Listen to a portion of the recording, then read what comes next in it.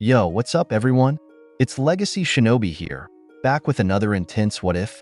Today, we're diving into what if Naruto was the reincarnation of Kokushibo. Picture Naruto, not just the Jinchuriki we know, but with the power, techniques, and eerie presence of the Upper Moon one from Demon Slayer. How would this dark and powerful legacy shape his journey? Would he become a savior or a force to fear? You already know this is gonna be epic. Before we jump in, don't forget to like, share, and subscribe if you're hyped for more. Alright, no more waiting. Let's get straight into the story. It was a regular day in the village hidden in the leaves. But deep inside, everyone hides dark secrets. October 10th. At an alley, we see a 5-year-old blonde kid with a ponytail and bangs around his side, wearing a white and black kimono tied to around his waist. Beaten, bruised, and to the point of unconsciousness. I hate it, said Naruto as he tries to get up but ultimately fails. I hate this feeling. I hate being powerless against those morons. I'll become strong, and when I do, I'll change this world, said Naruto before passing out. Naruto wakes up, seeing water beneath him, and in front of him was a large cage and a paper in the middle of the cage that read, "Seal." In front of him, he was about to touch when someone spoke. "You're my reincarnation. You're too weak to be my reincarnation." He turns around startled. When he does turn around, he sees a man wearing a white/black kimono, wearing a white belt, a black hakama, a sword with a scabbard covered with eyes, has 3 eyes and a distinctive mark around his head, and his hair black and some red hair color which was tied in a ponytail that reaches his back and has 2 bangs around the side of his face. Who are you?" replied Naruto, a little frightened seeing this man. The man stood there silent for a minute before replying, "As I told you before, I am your reincarnation. You may call me Kokushibo or Michikatsu Tsujikuni." "What are you?" said Naruto. "I'm a demon," said Kokushibo impassively. "Is that the reason why everyone calls me a demon?"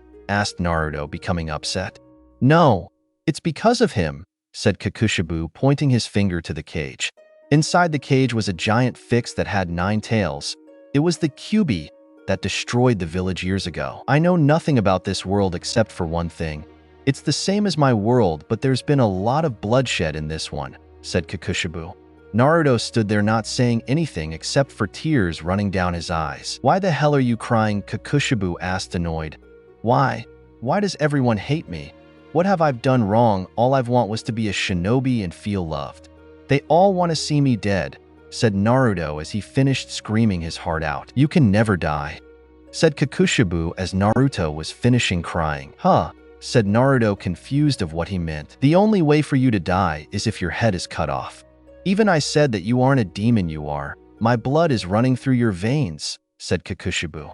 "You're strong, but you're too blind to see it." Naruto stood there patiently waiting for the man to continue. "They all want to see you dead, but it's better to see them dead instead of you. I will train you." Naruto perked up at the man with his eyes sparkling at him. "I will train you." "Oh really?" said Naruto as he looked at Kokushibo with hope.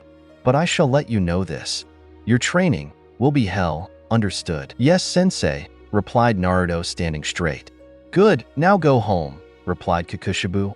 Then everything turned black. Hey kid, wake up." Naruto groaned as slightly after opening his eyes to see a man wearing a dog mask and gray hair. "Who are you?" asked Naruto.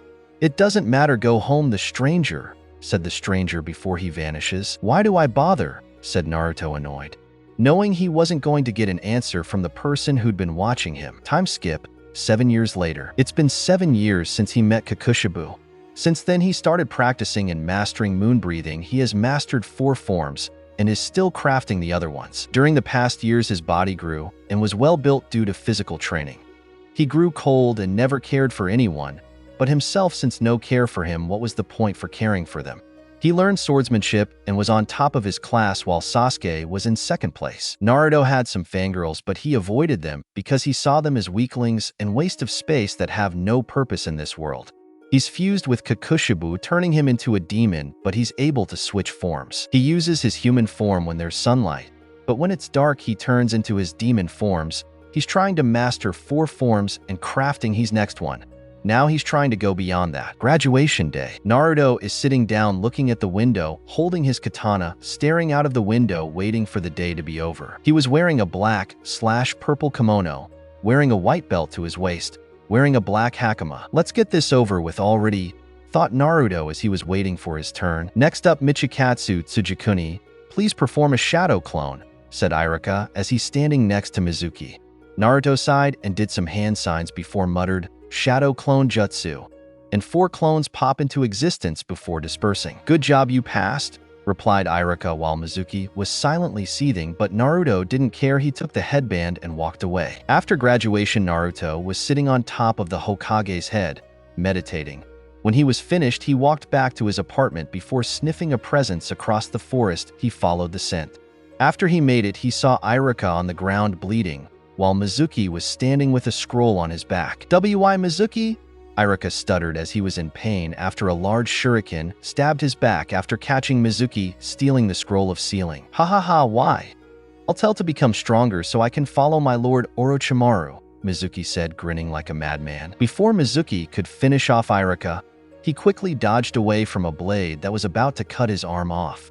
He looked at the person who tried to kill him, then he saw the demon. Well, if it isn't the demon. Mizuki spat in disgust while Naruto did not care, not even the slightest. "Your threat to this village and threats like you should be put down," said Naruto with no emotion on his face. "You want to know why everyone despises you?" screamed Mizuki, while Iruka's eyes widened in fear. "No, Mizuki, it's forbidden," screamed Iruka. "The reason why everyone hates you, because you're the prisoner of the 9-tailed fox, the one that destroyed our village years ago," said Mizuki, hoping to see the satisfaction of the demon brat losing all hope. "Are you done? Your voice is annoying," said Naruto. He clearly was bored and annoyed and wanted to finish this quickly. "You already know. Well, whatever. Die," screamed Mizuki, throwing the large shuriken at Naruto. Naruto dodged the shuriken and slashed Mizuki at the chest, killing him. Iruka looked at Naruto in shock because that was his first kill. "Are you alright, Naruto? That was your first kill," Iruka said, worried about Naruto. "I'm fine, sensei. All I did was kill a traitor, nothing else," said Naruto before blitzing away. The third Hokage saw the events through his crystal ball and sighed while puffing out some smoke. He knew Naruto grew stronger than the rest of the genins, but when he asked him to tell him how he became powerful, he refused to tell him. Eventually, he stopped associating with him and blocked out everyone in his life. "I must be wary if Naruto decides to betray the village. It will be disastrous for him and everyone else. I have to stop him myself if necessary," thought Hiruzen. Next day, teams. It was the day for teams to be chosen by their new senseis. Iruka started to say the people's name of the teams. He stopped paying and looked at the window. He heard his name and who his teammates were. The Uchiha Emo, the pink annoying Banshee, his sensei, Hatake Kakashi. This infuriated Naruto. He was paired with those two of all people. "Why am I paired with these weaklings? Can they even beat me in skills?" questioned Naruto. "They can't," replied a voice in his mindscape. "Kokushibo sensei," said Naruto respectfully to his teacher. "Maintain yourself and grow. Learn from them and study them. Use that to your advantage," said Kokushibo. "Yes, sensei." After 3 hours later, Kakashi walks into the room and looked toward to his genin team who weren't happy with him. "My first impression of you three. You're all boring," said Kakashi blandly as his student looked at him annoyed. "Meet me at the roof." Before Kakashi stops mid-sentence looking at the room, "Where is Naruto?" questioned Kakashi. Sasuke and Sakura turned around to see Naruto wasn't there. "When did he leave?" thought Sasuke. He saw Naruto standing there a moment ago. Now he vanished. How did he leave? That was way too fast for a normal genin. Thought Kakashi. He knew Naruto was fast, but never expected to be that fast. Sakura looked at the two in confusion. Why are they making such a big deal about it? Thought Sakura as she thought Naruto left early. "Okay, meet me at the rooftop," said Kakashi before body flickering. Sasuke and Sakura walked to the rooftop. They saw Kakashi standing next to a railing and saw Naruto sitting with his eyes closed. "Now then, everyone's here. Why don't you introduce yourselves?" said Kakashi. "I'm Sakura Haruno. I like a lot of things." Looks at Sasuke. "I hate Naruto and Inapik. I hate you as well," thought Naruto. "And for my dream for the future is..." Looks at Sasuke again, squeals. "Great, I have a fangirl," thought Kakashi in disappointment. "All right, your turn, Emo," pointing at Sasuke. Sasuke grunted at the nickname, but continued. "I'm Sasuke Uchiha. I don't really like anything in particular. I don't have anything to hate except a certain person. My dream is not an ambitious or goal. I'm going to make it a reality by killing a certain someone. Sakura looked at him admirably, Kakashi already knowing who it was, and Naruto didn't care one bit. And finally, it's your turn, pointing at Naruto. My name is not Naruto Uzumaki. That is a name I had abandoned with my so-called parents. My name is Michikatsu Tsujikuni, a name that I took from my ancestor or sensei. What I like is ramen, swordsmanship, coffee, and peace for myself. That's it. What I hate the most is this pathetic village and my teammates. I don't care for anyone but myself. And for my dream, well, my dream is to become powerful and make those who look down on me worship me and beg for mercy, said Naruto. Kakashi was shocked by Naruto's introduction. What has this village done to you, Naruto? Thought Kakashi in dismay. To think something like that and for him to abandon his real name. Minato-sensei, Kushina-senpai, I'm sorry. I'll try and make this right. The question is, will he work with his teammates?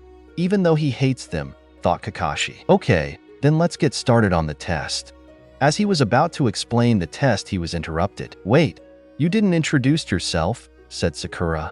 I don't care if he didn't introduce himself. We are done, said Naruto coldly as he walks to the railing and jumps off, leaving the three of them behind. He really is cold, thought Kakashi. I'm Kakashi Hatake. What I like, well, that's none of your concern. What is dislike is not your business. Dreams for the future? Never thought of one. Be at Training Ground 7 by tomorrow at 6:00. And by the way, don't eat breakfast or you'll throw up, said Kakashi before body flickering away. Sasuke got up and started to walk away, only for Sakura to follow him and start asking him if they can go on a date, while Sasuke was lost in his thoughts. Naruto or Michikatsu, it doesn't matter. He and I have the same goal, to get stronger, thought Sasuke. That's it, wait for the next one, and please share this story with your friends. Training Ground 7, Naruto, Sasuke, and Sakura were waiting for their sensei to arrive. Sasuke was standing still in his thoughts. Sakura was admiring Sasuke, thinking how cool he was, and Naruto was meditating. 3 more hours go by. Sakura couldn't take it anymore. Where the hell is this guy? Said a screeching Sakura. As she was fuming in rage and pulling her hair, Sasuke still stood there, but a close look to her, his right eye twitching in annoyance. Naruto was still standing there meditating, ignoring the two of them until smoke appears in front of them. Yo, sorry I'm late. A black cat came across me, so I had to walk to the other side of the village, said Kakashi while holding his hand to the back of his head with a sheepishly look. Liar, screamed Sakura while pointing her finger at him, while Naruto and Sasuke ignored her. Now then, let's get started, shall we? Said Kakashi while grabbing 2 bells. This is the test. The 3 of you will come at me with the intent to kill. If you manage to grab a bell before the timer runs out, you pass. If you don't receive the bell before the timer runs out, then you'll be tied to a log with no lunch, said Kakashi in a bored tone. Now, start, said Kakashi as he pressed the button, making the 3 of them hide into their hiding positions. Sasuke hid in the trees, Sakura hid inside some bushes, and Naruto was hiding somewhere in the forest. Kakashi sneezed the 2 of them, but couldn't sense where Naruto was. He was about to search for him when he sensed a person behind him. He turned around, only to dodge at the last second after seeing a sword coming down at him at a fast rate. He quickly dodged to the side, only to get stabbed in the stomach, only to disperse into smoke and turn into a log. Substitution jutsu, thought Naruto in annoyance while looking for Kakashi. He smelled the air looking for Kakashi's scent.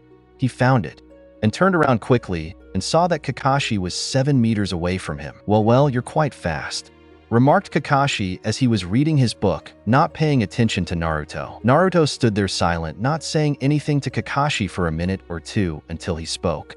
There's no talking when you're in battle, said Naruto as he narrowed his eyes at him and slowly grabbed the hilt of his sword. Quite cocky.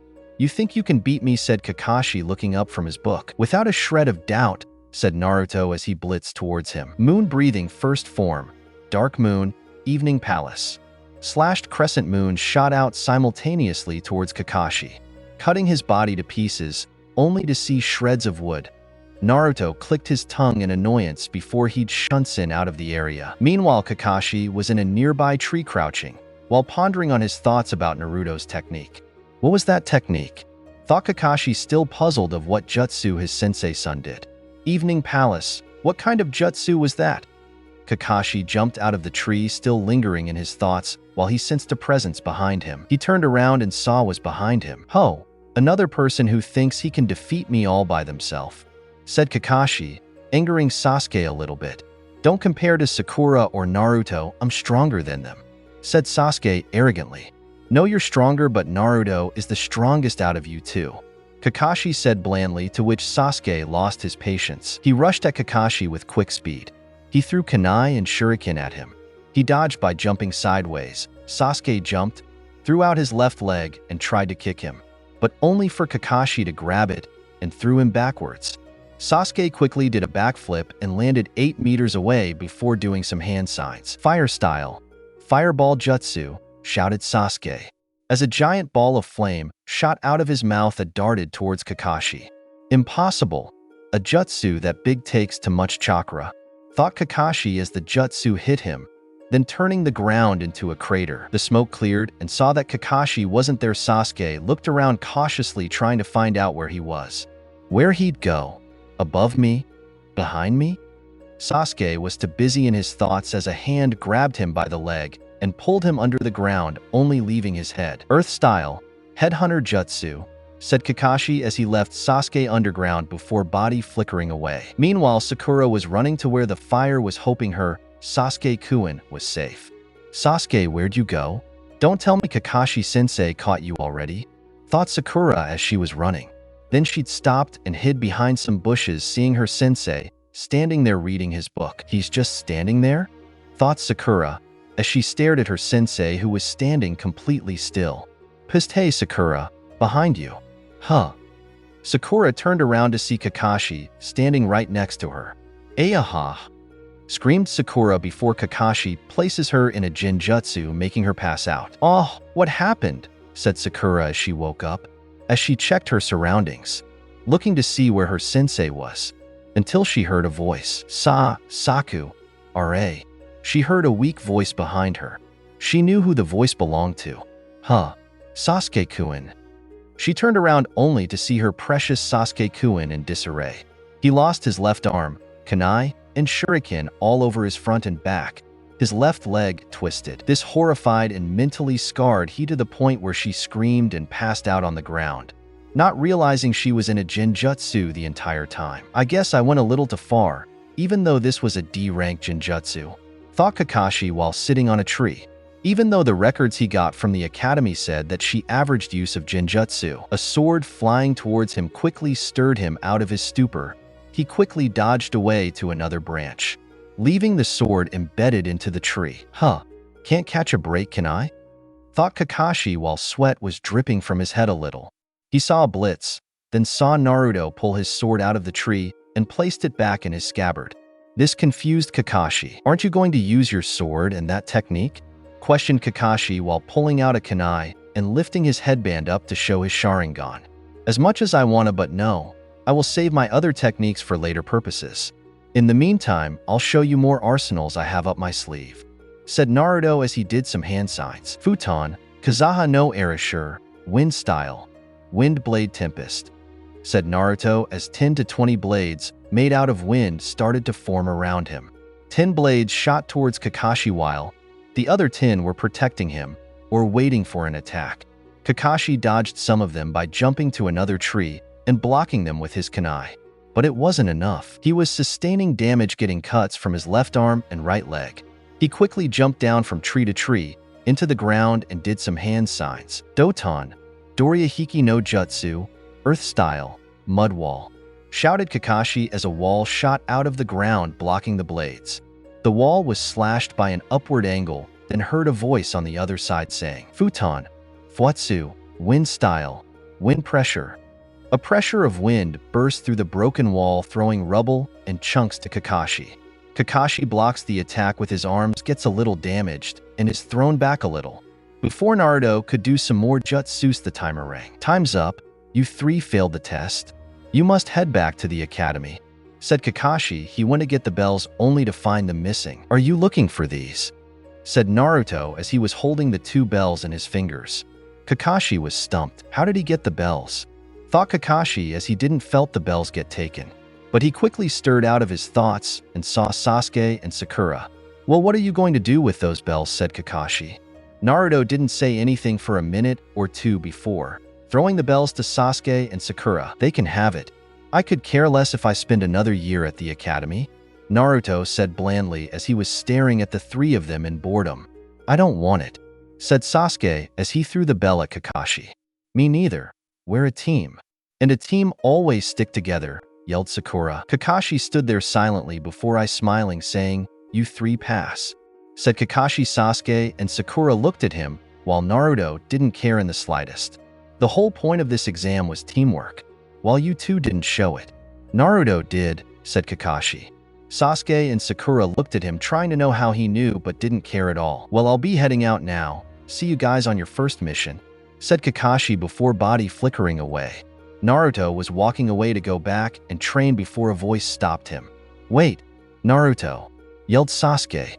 Naruto stopped and glared at Sasuke. The name is Michikatsu. Get it right, snarked Naruto, annoyed by what Sasuke called him. Sasuke ignored his remark, asked him about his technique. That technique you used, what was it? Naruto stared at him only for a minute before saying, It's my technique that I made 3 years ago. That's all I'm saying, said Naruto before body flickering away. Sasuke said nothing and walked away while Sakura followed him and kept asking to go out on a date with her. Hokage Tower. A bunch Jounin were standing next to their Hokage ready to tell him the results of the next generation teams. Hiruzen Sarutobi, also known as the Shinobi no Kami, was sitting in his chair smoking a pipe while waiting for a certain silver-hair ninja, so they can begin the results. Why can't we just start without that lazy bastard? Snarked an angry Jounin, who's been waiting an hour waiting for this guy. Some others agreed until a puff of smoke appeared in the middle of the room. It was Kakashi. Sorry I'm late. A cat was stuck in a tree, so I went to help it to find its owners, said Kakashi, smiling, while the other Jounin's eyes twitched and scoffed. The Hokage held his laughters as he coughed, getting the Jounin's attention. Report. Team 1 failed. Team 2 failed miserably. Team 3 failed pathetically. Team 4 failed, they shouldn't be in the academy. Team 5 failed, I recommend them being civilians. Irika slumped in his chair, depressed. Some of the students he trained for years just failed. He'd hoped some of his other students passed. Team 6 passed, barely. This caught the Jounin by surprise and Irika off guard, but gained a spark of hope for him, making Irika cries tears of joy, making other Jounin sweat drop from his antics. Who are the members of Team 6? Asked Hiruzen, ignoring Irika while puffing out smoke. Team 6 Sensei Kasumi Noriko is 5 feet 11 tall, thin build, D-cup chest, dark hair strapped into a ponytail leaving a bang of hair at her left side, wears a Jounin vest, sleeveless gloves, has a sword to her right side, combat pants, and blue sandals. Ami, Tahizo Kagurashi, and Momoko Kurosaki. Ami is a fangirl, but is good at stamina and able to detect and immobilize traps, and is an average fighter and average genjutsu specialist. Tahizo is hot-headed, rushes into battle without a plan first, but is excellent fighter and is a great at taijutsu and some jutsu. Lastly, Momoko comes from a shinobi family. He's highly skilled in jutsu and taijutsu. He's also a censor, but the only problem is working together. Overall, I think these three will become excellent in the future, said Kasumi proudly. Team 7 passed, said Kakashi. Everyone looked at for an explanation. Teamwork was the only thing that came out of his mouth, making them sweat drop. I will speak with you after the results are finished, said Hiruzen, looking at Kakashi annoyed. Kakashi nodded, and the last sensei began to share their result. Team 8 passed. Kiba, like all Inuzuka, thinks is top elite. Hinata is very powerful but is mostly shy and timid. And Shino is an excellent shinobi, but the only problem is social skills in the team. But I think they would go great as a tracking team, said Kurenai proudly. Team 9 is still a repeat of last year, said Hiruzen, motioning his hand for the next person to go forward. Team 10 passed. Ino is also a fangirl but is able to learn her clan's jutsu. Shimamaru is intelligent but also lazy. Choji is excellent for Battlefront but always eats. Furthermore, I'll try and make them the best team possible, said Asuma with determination. Hiruzen nodded. He ordered everyone to leave except Kakashi. After everyone left, Hiruzen puffed out some smoke and looked at Kakashi with a stern look. Tell me about your team, Kakashi, said Hiruzen sternly. Sakura is a fangirl and is currently lacking in everything. Sasuke is planning to kill Itachi by becoming powerful and arrogant. I believe him to be a flight risk. And Naruto? Naruto is different. He has created a technique called moon breathing and has a high affinity for wind. He has no love for the village and knows his heritage. I believe he is a greater flight risk than Sasuke, said Kakashi sternly. Hiruzen sighed deeply while rubbing his temples. He'd failed Minato and Kushina, failed to keep the promise he made to her. And instead of being the hero he was, they turned him into a monster. I see. Keep a close eye on Sasuke, especially Naruto. If anything happened to consider use immediate action, said Hiruzen stoically. Hi, Hokage-sama, said Kakashi before disappearing into a puff of smoke. 2 to 3 months later, Team 7 was not happy. In fact, they were infuriated. When their sensei said they would go on missions, they weren't expecting doing chores for low-life civilians who are too lazy to do it themselves. They were at the Hokage after finishing their last mission, which almost ended killing the cat named Tora. Their patience were wearing thin when the Hokage said to do another D-rank mission. Then Naruto spoke. Hokage-sama, we want to be assigned to a C-rank mission, sir, said Naruto passively, while trying to hide his annoyance. He's right, we'd like to have a C-rank mission, said Sasuke, while trying to hide his annoyance. Listen here, you can't just ask the Hokage a mission that's above your level, said Iruka while chastising them. But then Hokage spoke. Is your team prepared for a C-rank mission? Kakashi, said Hiruzen. They're excellent when it comes to their mission. Although, a little teamwork could be good in progress. Yes, I believe they're ready for a C-rank mission, said Kakashi. Hiruzen nodded and waved to one of his umbu to send the client. A few minutes later, the client arrived. He was wasted, carrying a bottle of alcohol in his hand. The smell disgusted Sakura. The smell irked Sasuke a bit. Naruto doesn't care. Meet Tazuna, your client, replied Hiruzen while motioning his arm to him. So Hick, these are the so-called ninja I paid for. Hick, you gotta be kidding, right? A girl that has pink hair, a kid who looks emo, and a weird kid with a mark, said Tazuna drunkly. This earned glares from Sakura and Sasuke, and an annoyed look from Naruto. I can assure you, Tazuna, that these three are the best as the rest of the other teams, Kakashi said, trying to reassure them. Wave country. They've walked on a straight road for 20 minutes. They were about to head into the misty air when Kakashi noticed a puddle beside to a tree. The 5 of them walked past the puddle. Then 2 people shot out of the puddle, grabbed Kakashi in chain, and ripped him apart. Kakashi-sensei, screamed Sakura as her body was paralyzed with fear. Sasuke was about to move, but he hesitated because he was scared to move. Gozu launched at Sasuke and was about to attack him, only to be stabbed in the shoulder by Naruto. Arg! Gozu shrieked in pain as the sword was lodged deeper in his shoulder. Gyouzu! Meizu shouted as he towards Naruto, only to be kicked 2 in the face by Kakashi. Meizu fell to the ground and Kakashi summoned a clone to hold Meizu to the ground. Naruto kicked Gozu to the tree behind him.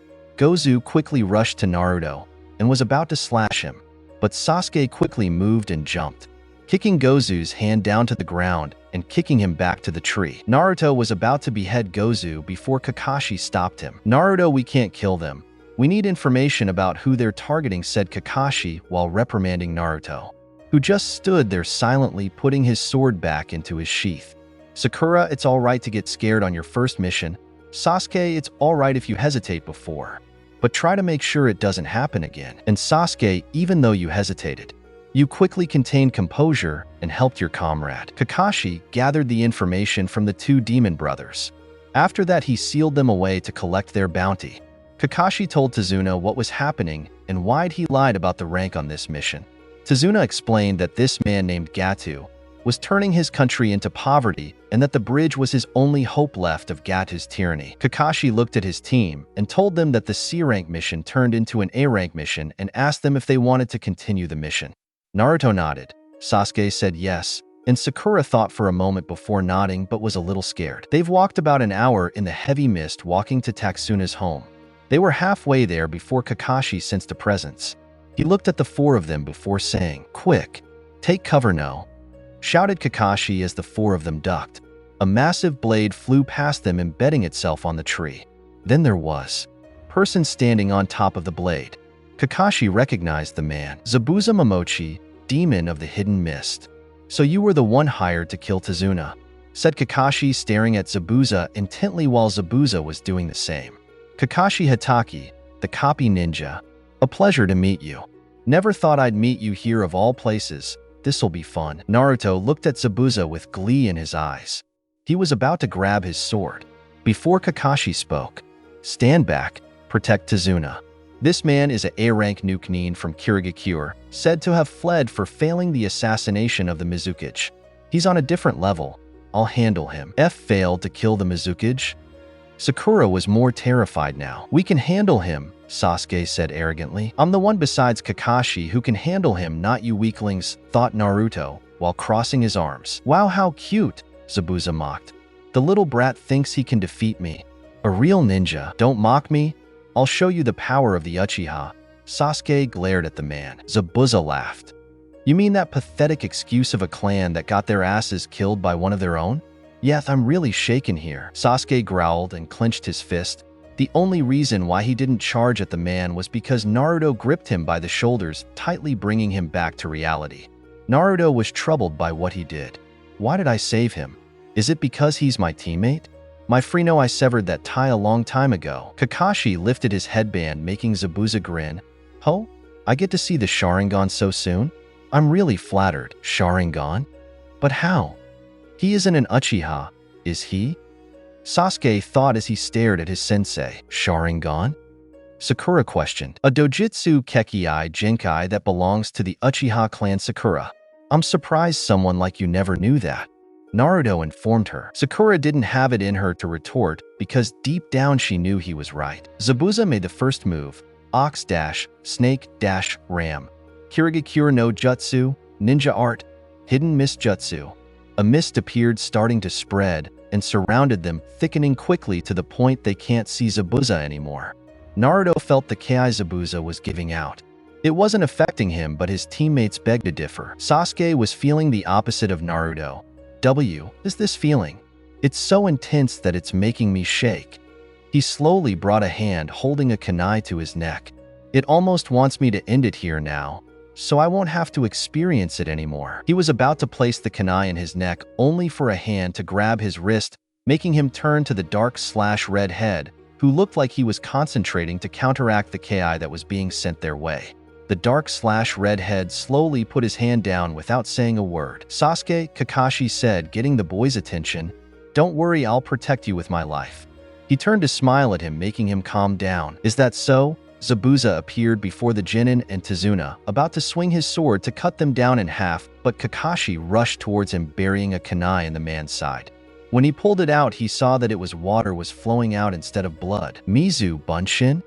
thought Naruto and Kakashi as he didn't hear the sound of water. "Sensei behind you," Sakura yelled. Before Kakashi could turn behind him, he was cut in half with Zabuza's blade. "You should never expect it to be that easy, Kakashi." His eyes widened when he realized it was a water clone, then felt a kunai at his throat. "You should have taken your own advice, Zabuza," Kakashi said. Sakura breathed a sigh of relief. "Thank God, Sensei's okay. This battle is just a ploy. The real battle will start," thought Naruto while his eyes were showing glee. Zabuza snorted at the remark. "So you managed to copy my Mizu Bunshin while you made that speech of yours in the mist? Huh. Not bad. It's over," Kakashi said, bringing the kunai closer to his neck. Zabuza laughed darkly, putting everyone on edge. "Do you honestly think I would be beaten to a copycat like you? Think again," another Zabuza said from behind. "Another clone?" Sakura yelled. "Her yelling is annoying as hell," thought Naruto while thinking about killing her and leaving the blame to Zabuza. Zabuza kicked Kakashi through the air, making him land into the lake. Naruto turned his head into that direction. "So they've moved to water now?" Kakashi struggled to get out of the water. "Why is this water so heavy?" "Unless dash." Zabuza was behind him in an instant. Snake dash, ram dash, horse dash, hare dash, ram dash, horse dash, hare, Suiro no Jutsu, water style, water prison jutsu. Sticking his hand out, a water prison appeared around Kakashi, trapping him inside. "There's no point in trying to escape. This water's stronger than steel because of how dense the jutsu makes it," Zabuza explained.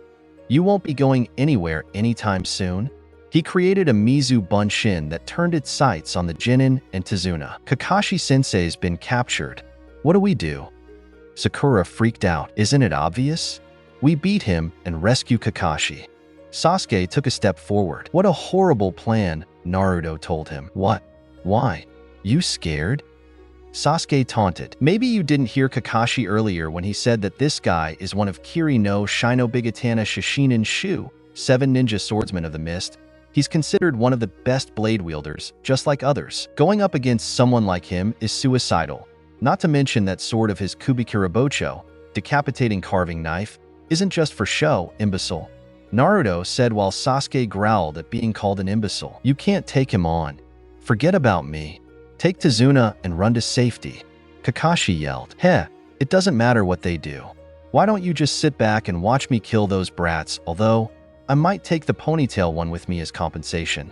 Zabuza grinned. Naruto looked at the man surprised. Huh, how interesting. One of the Kiri no Shinobigatana Shishinin Shu, 7 ninja swordsmen of the mist, has taken an interest in me. The water clone attacked. Heisenkin. Flying turn slash. It threw the sword at the Chunin and Tazuna, prompting Naruto to act. Doton. Dorihiki no Jutsu. Earth-style mud wall. Naruto shouted as 4 walls made of earth popped out of the ground and stopped the blade before disappearing into a puff of smoke. Tazuna looked at the walls made of earth in amazement. This is amazing. Sakura was inclined to agree, but didn't say it out loud. She was grateful that Naruto placed the wall when he did. Sasuke remembered this jutsu.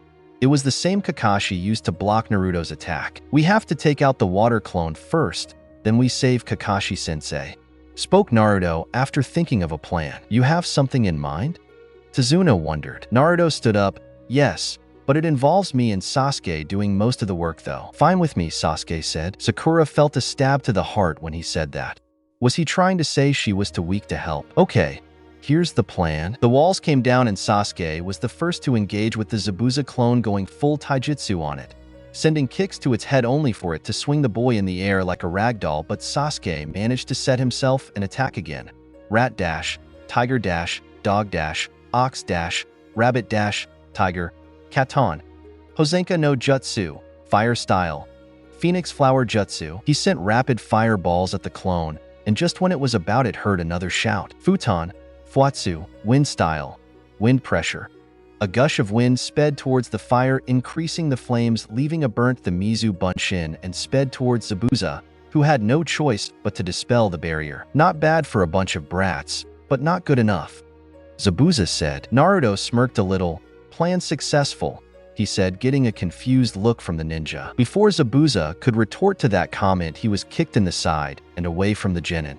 Getting his balance back on the water where he was standing, he saw Kakashi free and finally understood what the ponytail kid was talking about. Looks like you underestimate my Chunin, Kakashi said.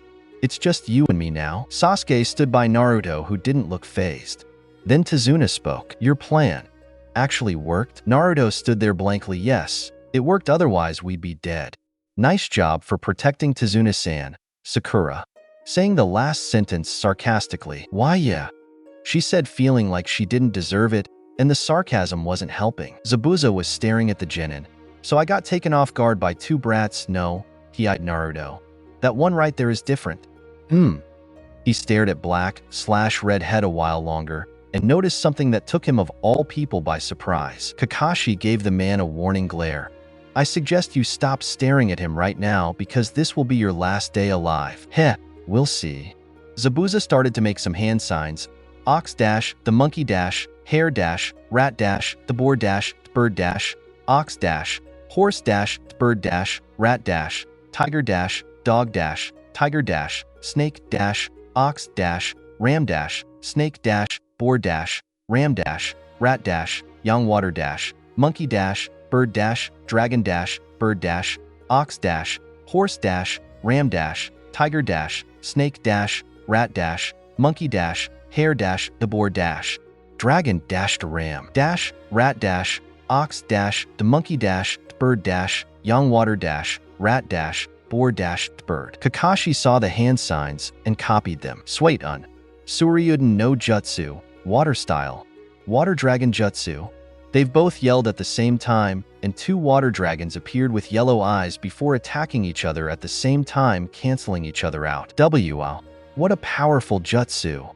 Sakura stared. Kakashi and Zabuza clashed with kunai and blade before Zabuza tried to use Kurigakure no Jutsu, ninja art, hidden must jutsu, again and saw Kakashi was following his every movement, making him stop. It's as if he knows what I'm going to do next. Kakashi cut him off, making Zabuza eyes widen. Is he reading my mind? He's looking right at me with that dash. His thoughts were cut off. Freaky look in his eyes. Kakashi cut him off again, almost as he was reading his mind. Zabuza wasted no time and tried to form some hand signs before he stopped, his blood running cold when he saw a shadow of himself behind the Jounin. Is that me? Is this a Jinjutsu? Kakashi saw the hesitation and quickly used that time to strike. Tiger dash, ox dash, monkey dash, rabbit dash, ram dash, boar dash, ox dash, horse dash, monkey dash, tiger dash, dog dash, tiger dash, snake dash, tiger dash, ox dash, monkey dash, rabbit dash, bird, swait un. Daibakafu no Jutsu, water style. Giant vortex jutsu. Water started to swirl around the ninja. What? How? Zabuza didn't have time to dwell on it long because he was swept by the giant vortex jutsu that thrashed him like a kin rag doll, tearing through the forest, tearing down any unfortunate trees that stood in its path. The Nukenin stood up slowly as his body was soaked to the bone. He stared at Kakashi. Can you see the future? Yes. Kakashi raised a kunai up, preparing to strike Zabuza down. And your future is death? Before he slit the man's throat, 2 sunbon needles struck the man in the neck, making his eyes widen before slumping over dead. Another person made himself known, stepping out into the clearing, making them known.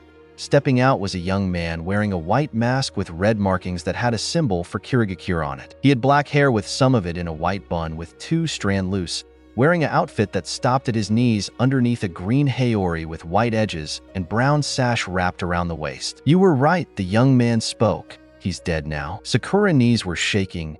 Who is that? A hunter ninja from Kurigakure no Sato. Kakashi explained, walking over to Zabuza, while at the same time keeping an eye on the young man. Pointing 2 fingers to the man's neck and felt no pulse. He's dead. I've been tracking down Zabuza Momochi for a long time now and found this to be a golden opportunity. And here I was starting to think I'd never be able to complete my assignment. The young man said as he picked up Zabuza's dead body, who had the blade strapped to his back. The young man bowed his head before disappearing. Naruto wasn't buying anything from the hunter ni. He sensed him watching them the entire time and did nothing.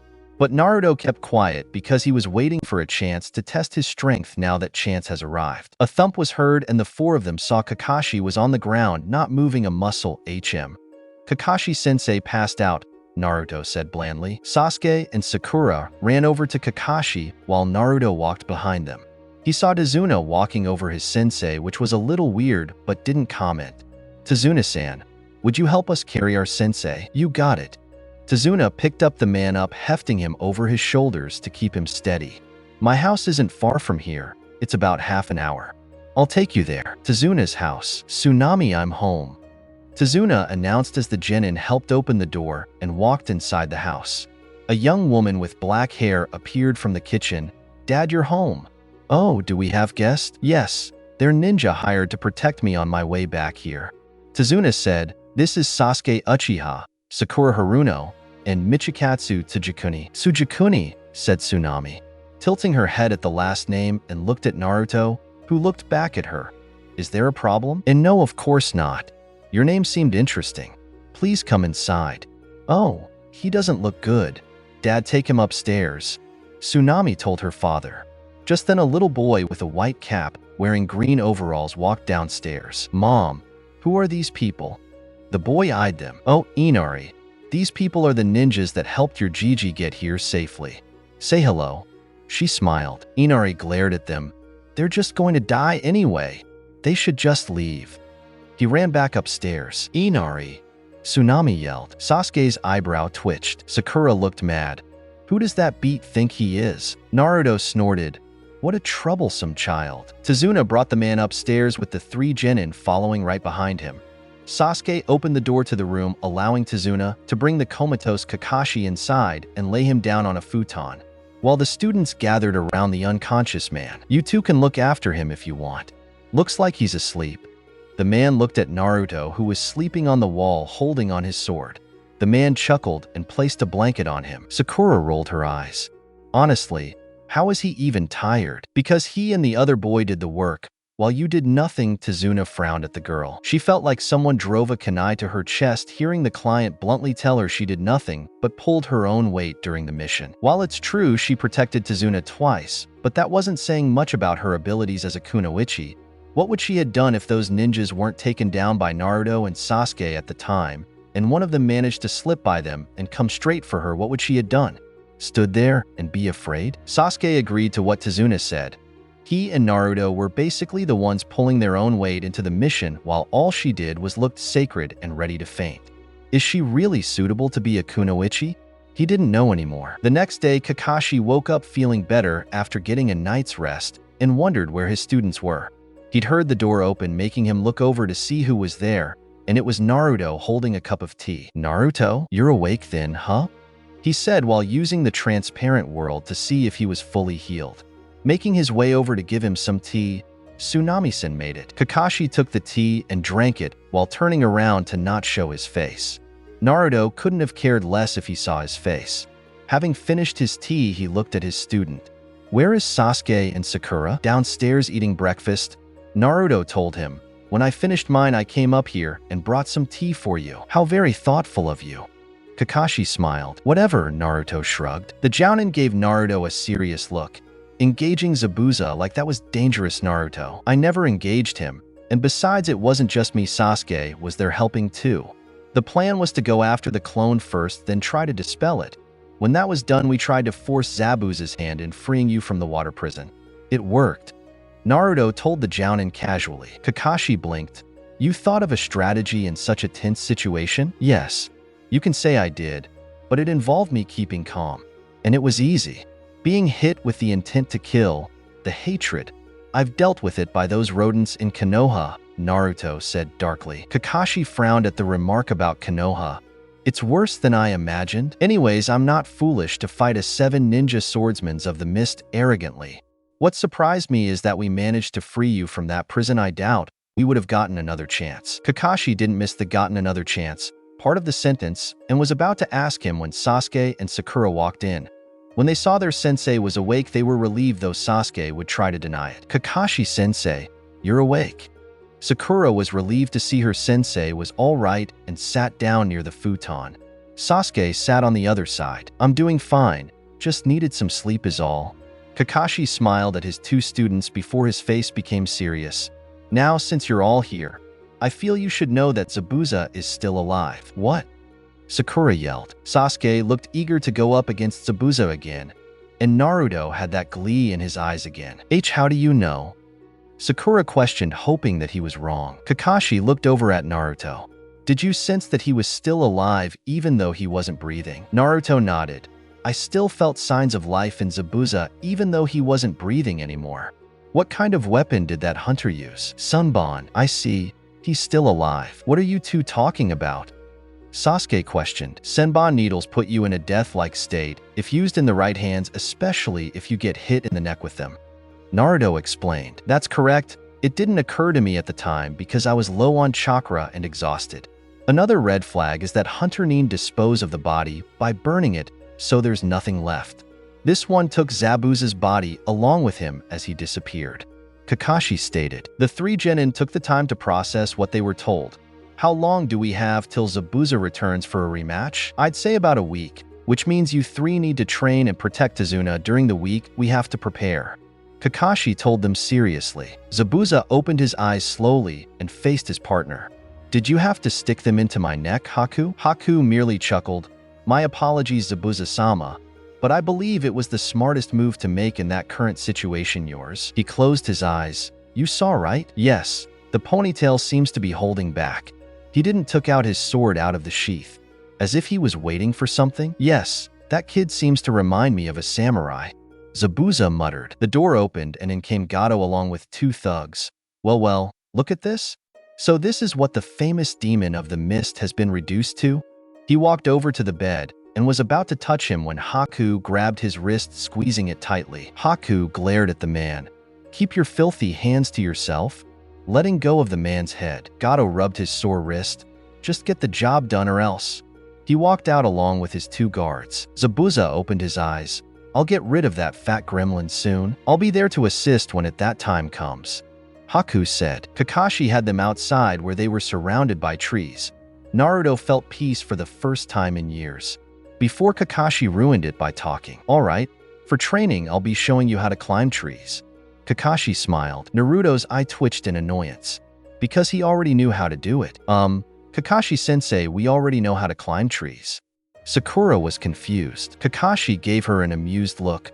I didn't mean with your hands. He demonstrated by going over a tree and walking up on it with just his feet man's hung upside down. I meant like this. Sasuke and Sakura couldn't believe it. They've never learned it at the academy. Kakashi jumped down. All right, your turn to try. The 3 of them got to work and started walking up the tree. Sakura and Naruto had no problem.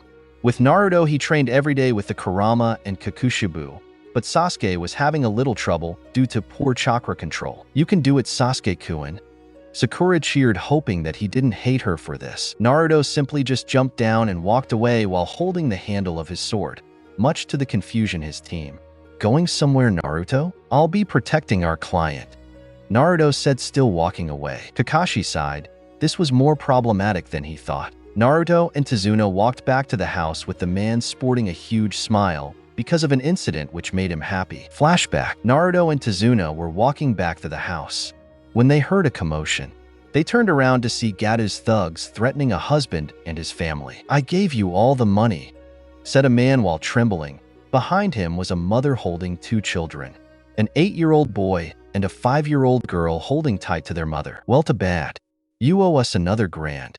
Gato's thugs said, smiling darkly. Then the little girl screamed, just leave us alone, you jerks. The little girl screamed, making the thugs frown. What you'd say, brat? The thug started walking towards the little girl, who was starting to hug her mom tighter. The thug was about to grab her until a hand grabbed his hand, was grabbed tightly, making him grunt in pain. While looking at the person who grabbed him, it was a teenager who was 5 feet 12 inches, who had black/red hair, wearing a black/purple kimono with a white belt around the waist, wearing a black hakama, sandal with socks, a sword to his left hip. I suggest you leave. This family would rather spend their time doing something else rather than waste time with pathetic animals like you. The man got out of his stupor and looked at Naruto. What the hell did you dash? The man didn't finish his sentence as he was grabbed by the neck. Hey, let him dash. The other thug didn't finish either as he was punched in the face hard, leaving him unconscious. I'm warning you, I'm not in good mood, said Naruto, and released Bloodlust and a little Ki to prove his point, making the family and Tsuno a little scared. Naruto dropped him and pointed his swords at him. This will be your only warning. Take your friend and leave, saying the last sentence darkly, making the thug quickly shake his head. He grabbed his partner and left quickly. The family thanked Naruto for saving them, but he explained he was someone to rescue this country, and that put a smile to the family and Tsuna's face. Flashback end. Kakashi, Sasuke, and Sakura were confused as to what happened. Naruto said that he went to guard Tsuna, and they've waited for 50 minutes. Kakashi thought that something must have happened. You took long. What happened out there? Kakashi questioned. Naruto didn't say anything at first, then spoke. Nothing happened, just an argument with one of Tsuna's co-workers. That's all. I see. Tsunami came into the kitchen and smiled. So how did your training go? Are you making any progress? Kakashi answered. Sakura has the technique down. Sasuke got it after a few tries. He looked over at Naruto. I'm surprised you got it that quickly, Naruto. That's because I already knew it. I've been doing them since I was 7 years old, Naruto told him. Sasuke clenched his teacup in anger. I see. Naruto got to eating to end this conversation. He could feel Sasuke's emotions and thought it was wise to not say anything else. He didn't flinch or stop eating when he hears someone slam their hands on the table. The troublesome brat, thought Naruto while still eating. Why do you all bother anyway? You're just gonna die. Gato's strong. There's no way you can beat him, Inari yelled. Sasuke's patience with this kid were wearing thin, and Sakura was frowning at him. Just what was this kid's problem? Kakashi brought his book out, ignoring the kid, wanting to see how his students would handle the situation. Inari turned his attention to Naruto, who finished eating, was glaring at him. And you, just looking at your face and that mark makes me sick. Why do you even bother trying when you're just going to die? You have no idea what we've suffered, so stop trying to be a hero already." Naruto lost his patience with this brat. He crushed the bowl in his hand and grabbed Inari by the throat, making everyone look at him in horror or gasp in shock. Naruto/Michikatsu. Everyone screamed at him, hoping this would make him stop. He ignored them while holding Inari in the air, glaring at him, making Inari look at him in fear. "Naruto." A voice in his mindscape, he knew who it was. "Kokushibo-sensei, you've let your emotions get the better of you," he chastised. "We'll work on that later." "Yes, sensei," said Naruto before returning to the real world, still holding Inari, before dropping him to the ground, still glaring at him. "Let that be a lesson, brat." Naruto snarled before pointing at Tsunami and Tazuna. "Your mother and grandfather are fighting against Gato by building the bridge to the mainland." He points at Inari. "You're weak, but your grandfather and mother are strong because they're tired over Gato's reign over this land and want to end this. That's why they're fighting back. They're tired of being afraid, but you're still afraid, and that's what makes you a coward." Inari didn't say anything, nor did anyone else, not wanting to make him more upset even more. "If you don't believe in here, that fine, I don't care. But don't try to sway other people's opinion just because you're scared. We're ninjas, meaning that we're not scared of some rat like Gato who hides behind strong people because he himself is pathetic and weak." Naruto states calmly, "Just because I look weird and have a mark doesn't mean I'm capable of doing basic things, like walking, cooking, sleeping, and eating. I can still function like a normal person, still fight like a ninja." He was right. They saw the way he fought and knew not to underestimate him. "And what you've suffered. Hate to break it, you brat, but ninja have it way worse than you do. We everything before we even start to grow as adults. Someone like you who wouldn't know the first thing about suffering has no right to compare himself to anyone else. Everyone suffers tragedy in their life. It isn't just you. Someone like you knows nothing about us at all. So quit acting like you know everything, because you don't. If you despise the outside world so much, then lock yourself in your room for all eternity and the rest of your pathetic life, and never come out, and let the brave people who aren't afraid to appreciate what they have in life or stand up for themselves because they've had enough to handle everything while you rot like a rodent until the day you die." Naruto opened the door and was about to leave before he stopped. "Oh, and one last thing." He glared at Inari. "Don't start babbling nonsense about suffering, because a brat like you doesn't a single thing anything about true suffering. So don't test me, brat." He growled before slamming the door. Everyone was quiet, not saying a word because of fear of angering him again. Inari had tears steaming down his face, but his grandfather Tazuna showed no sympathy for the boy because he was fed up with his behavior for a long time now. "He's right, Inari. Your father wasn't afraid to stand up to Gato and called him out on it. And even though that's what got him killed, he still proved that there are people who aren't afraid of Gato and won't let him have his way with this island anymore." Inari didn't say anything and simply ran upstairs crying. Tsunami looked at her father. "Do you think he'll take what you said to heart?" Tazuna shrugged. Excuse me, who are you two talking about?" Sakura questioned. Inari's father. He was the first person to stand up to Gato, calling him out. Gato didn't appreciate that and publicly executed him and made us all watch, including Inari. Tazuna explained. Sakura was disgusted that Gato could do such a thing. Ever since then, Inari has seen the world in black and white. But his father wouldn't want him to think that it's fine to give up and let people walk over you. "I'm glad Michikatsu said what I've been trying to say for a while now." Tazuna looked at Kakashi. "Now that I think about it, why did you call him Naruto instead of Michikatsu?" "Because Michikatsu Tsujikuni isn't his real name," said Kakashi while putting his book down. "His real name is Naruto Uzumaki. Why would he use a fake name?" questioned Tazuna. "I don't know. He said he got it from his sensei, but I have no idea who trained him or who he is," said Kakashi. Ever since then, he became cold to everyone around him, never cares for anyone but himself, never made friends, and wants to become stronger, Kakashi said while revealing some parts of Naruto's past. Everyone stopped talking about him because they didn't want to pester him even more. Haku was wandering through the forest looking for herbs, but instead saw the boy Zabuza was talking about sleeping upright on a tree, holding his sword in his hands. Haku walked over and stared at Naruto. "What do you want?" Naruto spoke, making Haku flinch. "My apologies. I didn't mean to wake you." Haku apologized. "It's all right." Naruto yawned as he opened his eyes. I woke up and sensed I was being watched, and I wanted to see what you'd do. If you don't mind me asking, why were you sleeping outside out here by yourself? Haku wondered. I like sleeping outside, Naruto answered. It doesn't happen often, but when it does, I feel peace. Why are you out here? Haku showed him a basket. I was looking for some herbs to help my friend. He's not feeling very well. I see, Naruto said. Haku smiled. I'm Haku. What's your name? Michikatsu Tsujikuni. It's nice to meet you. Haku smiled at him. By the way, Michikatsu-san, do you have someone precious to you? No, he said coldly. I don't need precious people. They're a waste of time. Haku frowned. Do you have a dream? Naruto blinked before answering. My dream is to destroy the elemental nations and recreate the other countries and small villages to peace, Naruto said without hesitation. Haku frowned even further after hearing his dream. Do you honestly think you could be powerful enough to destroy the nations? Haku asked, furrowing his eyebrows. No, I'm strong, but not yet.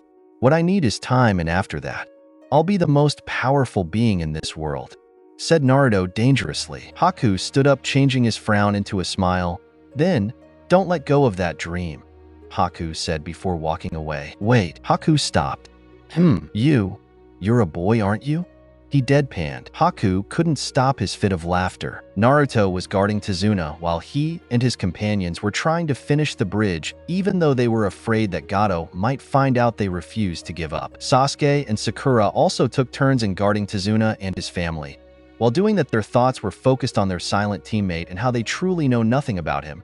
Sure, they were in the academy together, but he was distant, cold, and ruthless.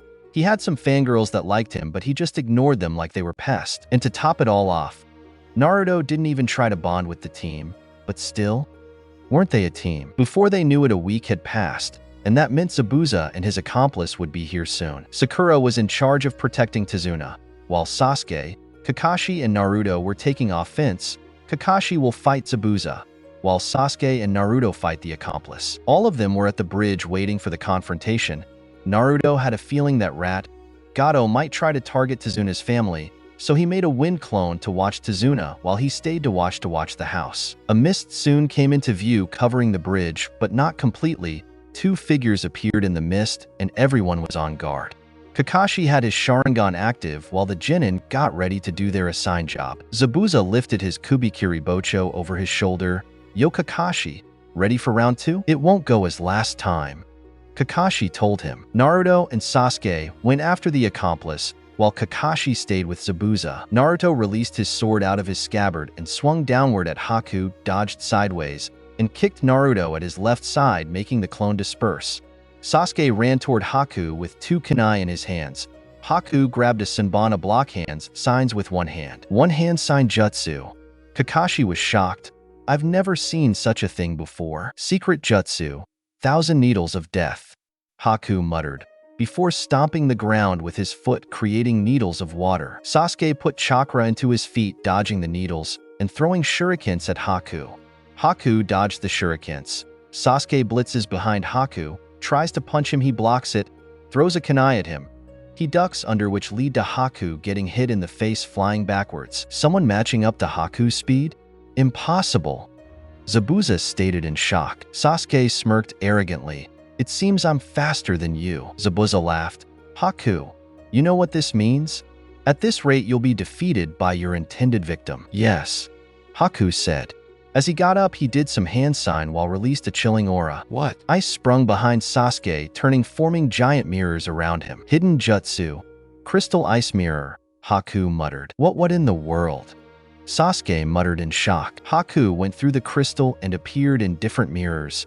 Now, I shall show you my true speed, Haku said. Sasuke was getting attacked by needles everywhere, making him scream in pain. Sasuke! Sakura screamed. She was about to rush, but stopped and quickly looked back at Tazuna. I'm sorry, but I must save him, she said to him, but he said that he understood, so she quickly grabbed a kunai and started running toward the crystals. Take this, she shouted, throwing the kunai to the crystals, only for Haku to grab it outside. He caught it, Sakura said in disbelief. Haku took the kunai and was about to go back into the crystal when a shuriken hit him, the mask making a fall. Everyone looked at the area where the shuriken was thrown.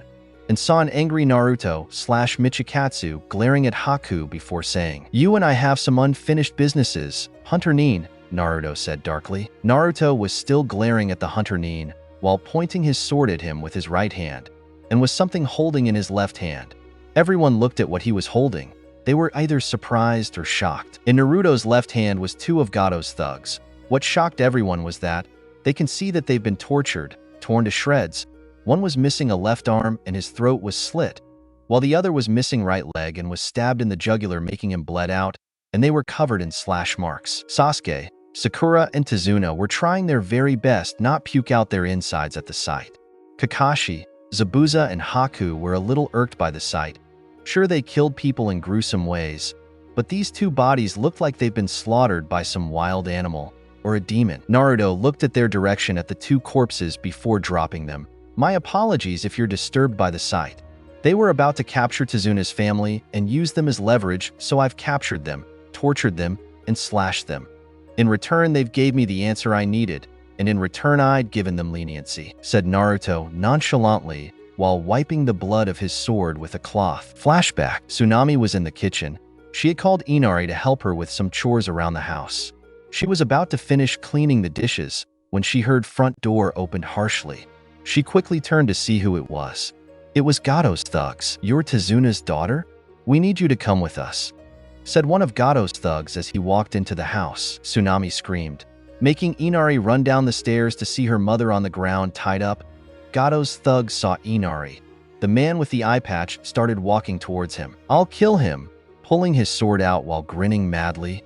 He walked towards Inari and was about to pull out his sword when Tsunami screamed, "I'll bite my tongue and kill myself? You're lucky, kid," the eye patch thug said as he was about to grab Tsunami, only for his hand to get chopped off, landing towards the ground. "Arg!" He screeched in pain while he pulled his arm back, looking at his left hand where there was nothing but a bleeding stump. He looked at the kid in front of him. He was holding out his sword while protecting Tsunami.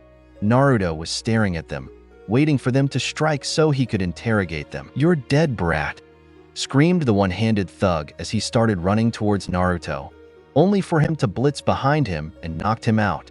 He looked at other thug with piercings, running towards Inari, grabbing him and holding his sword to his throat. "Come any closer and I'll slit his throat." He pulled the sword closer to Inari, who was silently crying profusely. Tsunami was screaming and begging the man to let his son go, while Naruto stabbed the sword in the ground, walking towards him, ignoring his warning. "Didn't you hear me? I said I'll dash." He didn't finish his sentence as Naruto stomped on his hand, shifting him to the right, grabbed his face, and pushed it to the ground. There were cracks on the wooden floors as the man was knocked out. Tsunami and Inari looked at Naruto in shock after what he did with the two thugs. Naruto grabbed the two thugs and was about to leave before Tsunami spoke. "Where are you taking them?" Confused of what he was going to do with them. Naruto turned around. "I'm interrogating these two. They'll give me the answers I need," Naruto said as he left the house. The two thugs woke up in a haze while trying to get their bearings. After they've finally gotten their bearing, they were wide-eyed to see themselves tied without their weapons and gagged. They were looking for the person responsible for this. They kept turning their heads trying to find him/she. Then they a branch break and turned around and saw Naruto walking towards them with a kunai. "You're awake. Good. You will provide me with information." He started to walk towards them, releasing an aura that made them quiver. After a few minutes of cuts, deep gashes, blood on the grass and trees, and a lot of screaming of pain and agony, then one of them finally spoke. "Stop. We'll talk. Just stop." Naruto stopped, but he enhanced some chakra to his kunai just to be sure before walking towards the eye patch thug, placing the kunai to his neck before speaking. "Talk now," he commanded, pushing the kunai his neck, causing it to bleed. The thug was scared shitless. He didn't respond, which costed his left arm by getting cut off. The thug screamed while the other shook in fear before screaming. "Gato is heading to the bridge with an army of thugs. Now please stop." Naruto slit the thug's throat, making him fall forwards, gagging in his own blood before walking to the other thug, grabbing his face and pointing his kunai to his jugular, glaring at him to make him talk. "Why else do you know?" Naruto stated calmly, ignoring the fact that he murdered someone and was staring deep into the thug's eyes, making him even more afraid. "Hey, that's all I know, dash." He didn't finish as his right leg was cut off. Liar. Naruto glared at the thug, getting annoyed with him, and was about to cut his other leg. The thug screamed in agony and in fear of losing his other leg. That ninja Zabuza and that guy with the mask will be there as well. I swear. That's all I know. Naruto stabbed him in the jugular, not saying a word to him as he slowly bleeds to death. After he falling towards the floor, Naruto picked up the two bodies and shunts into the bridge. End of flashback. Naruto rushed towards Haku, swinging his sword downward. Haku dodged the attack, but not before getting a cut on his left shoulder. Haku quickly did some hand signs, Hijitsu, Makio Hyosho, secret technique, demonic mirroring ice crystal. About 20 ice domes expanded around the two of them, making it inevitable for Naruto or Sasuke to escape. Naruto saw this jutsu and was impressed by it. Impressive. If I didn't know any better, I would say you're part of the Yuki clan that has a Kekai Jinkai called Hayaton. Ice release? He had read some other clans from what Konoha could find from the other nations in Konoha's library. You are correct, Tsujikuni-san. I am the last of our clan, just like the Uchiha. Sasuke snarked at the remark, while Naruto just ignored him. From this point on, I won't hold back. Haku exclaimed as he was getting ready to fight. Naruto and Sasuke got into a fighting stance waiting for their opponent to make his first move. Senbon needles were launched from behind Sasuke, striking him in the leg, making him feel pain in his leg. Naruto used the transparent world to find where Haku might striking next. After about 2 minutes, he opened his eyes as he heard Haku call out his next attack. Hijitsu, Sensatsu Sushio, secret technique, 1,000 flying water needles of death. 1,000 long needles appeared from each crystal mirror coming towards Sasuke and Naruto. Naruto quickly made some hand signs. Doton Kekai, Doro Domu, Earth Style, Earth Dome Prison. A dome made of earth protected the two of them from the needles as they attacked the dome instead of them. When the assault stopped, Haku saw that the needles were stuck in the dome but had little cracks in them. Seeing some needles broke through the dome. Naruto looked at his left arm in irritation. The jutsu he casted worked, but it wasn't enough to stop some of the needles that hit his arm. While Sasuke was looking at Naruto in awe and a little jealous, Naruto quickly removed the needles in his arm. The jutsu worked, but it wasn't enough. No kidding. Sasuke agreed. How did you know he was going to use a jutsu like that? I sensed his presence. He lied. He wasn't going to share his technique. Not now, at least. When the time was right. Naruto put the Earth of Dome down and Sasuke took the time to attack. Rat, tiger, dog, ox, rabbit, tiger, katon. Hozenka no Jutsu, fire style. Phoenix flower jutsu. Sasuke sent a trademark fireball at the ice pillars in front of him, hoping that it would at least melt or damage one of them, but it didn't. What? So they're resistant to fire techniques then? Huh. Naruto observed. Haku sent more Senbon needles at them, prompting them both to dodge out of the way. The Hunter Nin observed them. I see. You're both able to read and sense my movements. Naruto looked at Sasuke and saw it. The Uchiha had finally awakened his Sharingan. It looks like you've finally awakened, Sharingan. Sasuke smirked. Finally, his Sharingan had awakened. Now he can follow Haku's movements as well as copy any jutsu Naruto might use. Haku sent more Senbon needles at the two. Both dodged, barely getting out of the way. Sasuke was able to because of his Sharingan, and Naruto could sense the attacks coming. Sasuke was starting to get used to Haku's movements and made another fireball jutsu. Snake, ram, monkey, boar, horse, tiger. Gokakyu no Jutsu, fire style, fireball jutsu. Sasuke sent a giant fireball at the mirrors, hoping to end this fight then and there. The Uchiha watched as the flames dispersed, and to his surprise, the ice hadn't melted. What? Sasuke couldn't believe it was still there, and he used up all his chakra when he was using the fireball jutsu. I'm sorry, but I'm afraid you've lost, Haku said from behind the Uchiha air, making him freeze in place. Hijitsu, Sensatsu Sushio, secret technique, 1,000 flying water needles of death. Using the same technique as before, he sent 1,000 Senbon needles at the Uchiha air, the needles piercing his body as he cried out in pain and soon fell backwards unmoving. Haku stopped his jutsu and looked over at Naruto. I didn't wish to kill your friend, but he left me no choice. He isn't my friend besides. You didn't kill him anyways. You missed hitting vitals on purpose, didn't you?" Naruto said calmly. Haku's eyes widened from beneath the mask. Naruto unsheathing his sword and breathed before muttering, "Moon breathing first from Evening Palace." Naruto unleashes a series of horizontally crescent moons at Haku, who quickly dodged to one of his mirrors and saw that 3 of his mirrors were destroyed by that technique. Haku's eyes widened underneath the mask while grabbing his arm in pain. "What a powerful technique! He broke 3 of my mirrors and injured me. How strong are you, Tsujikuni-san?" Naruto smirked inwardly. His training with Kokushibo paid off and completed his form and was almost finished completing the other ones. His sensei would be proud. But he quickly removed the smile and hardened his face at Haku. "I need to end this now. Gado's army is coming to the bridge." Naruto thought, making hand signs: tiger, ox, dog, rabbit, snake, futon, daitapa, wind style, wind breakthrough.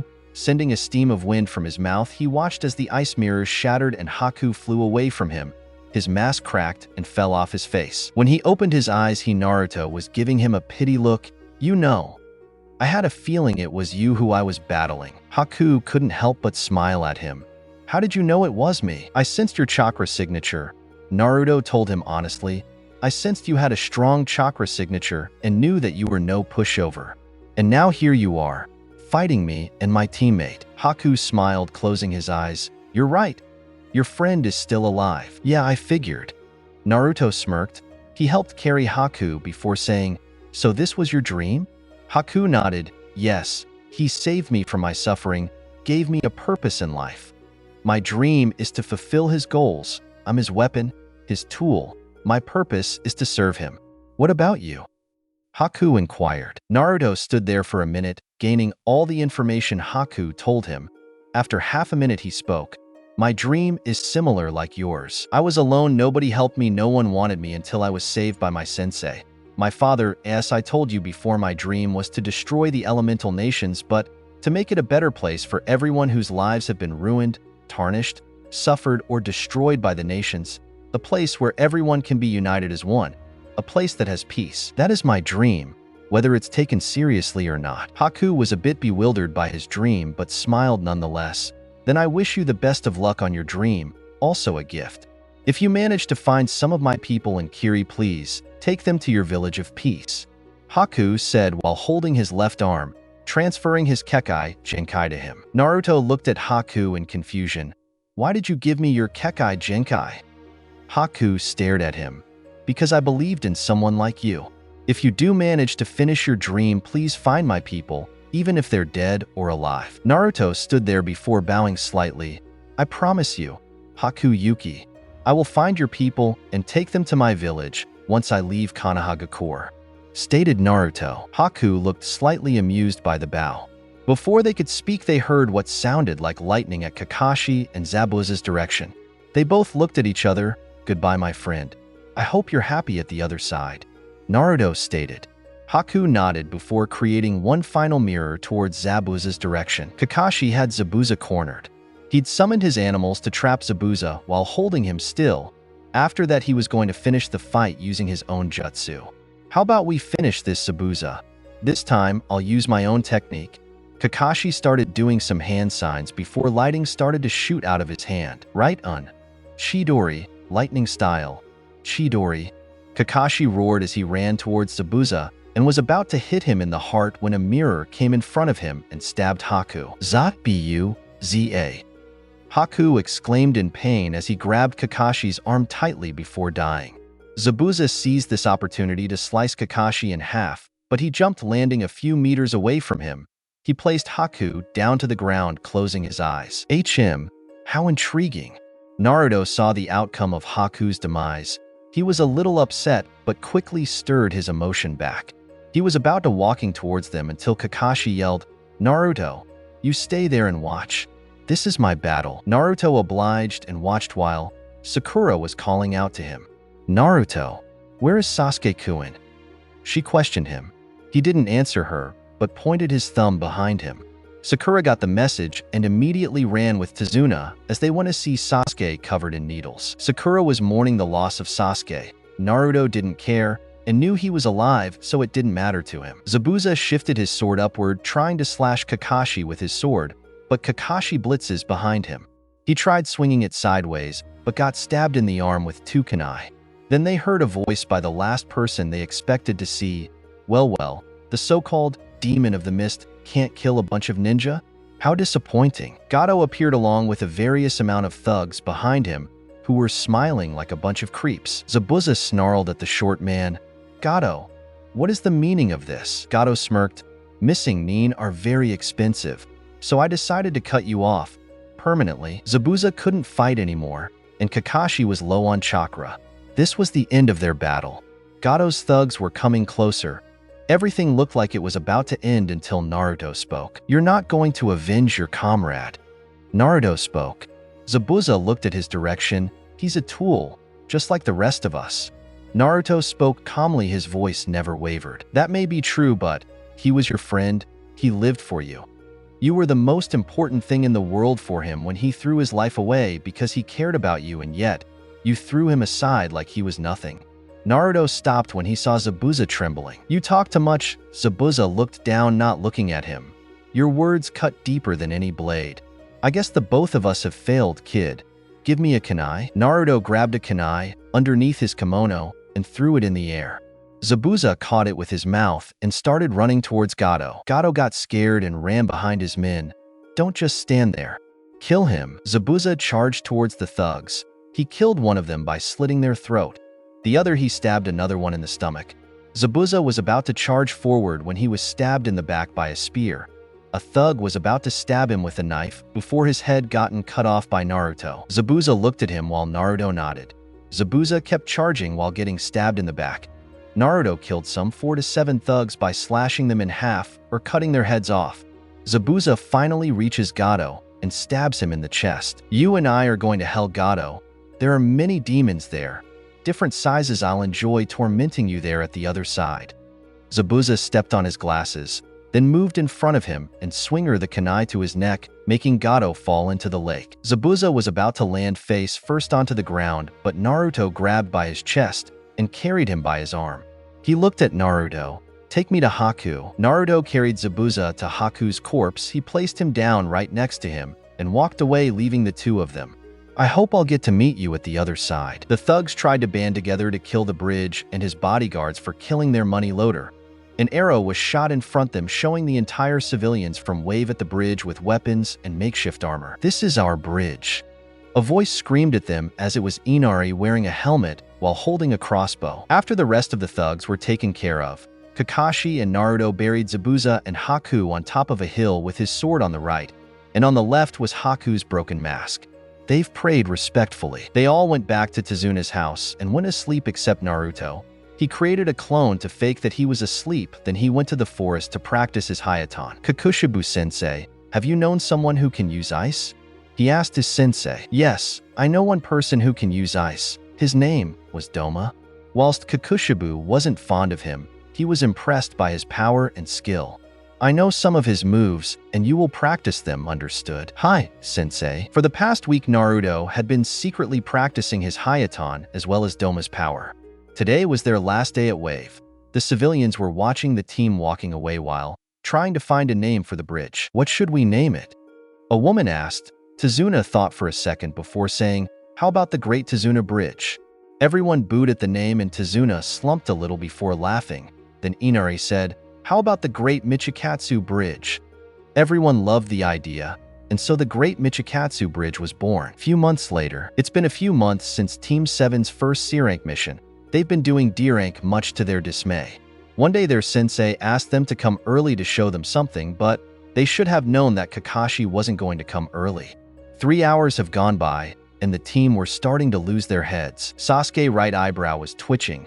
Naruto was meditating on the ground, but a look at his left eye, you can tell it's twitching by 2 meters, and Sakura infuriated. She was grabbing her locks before she lost it.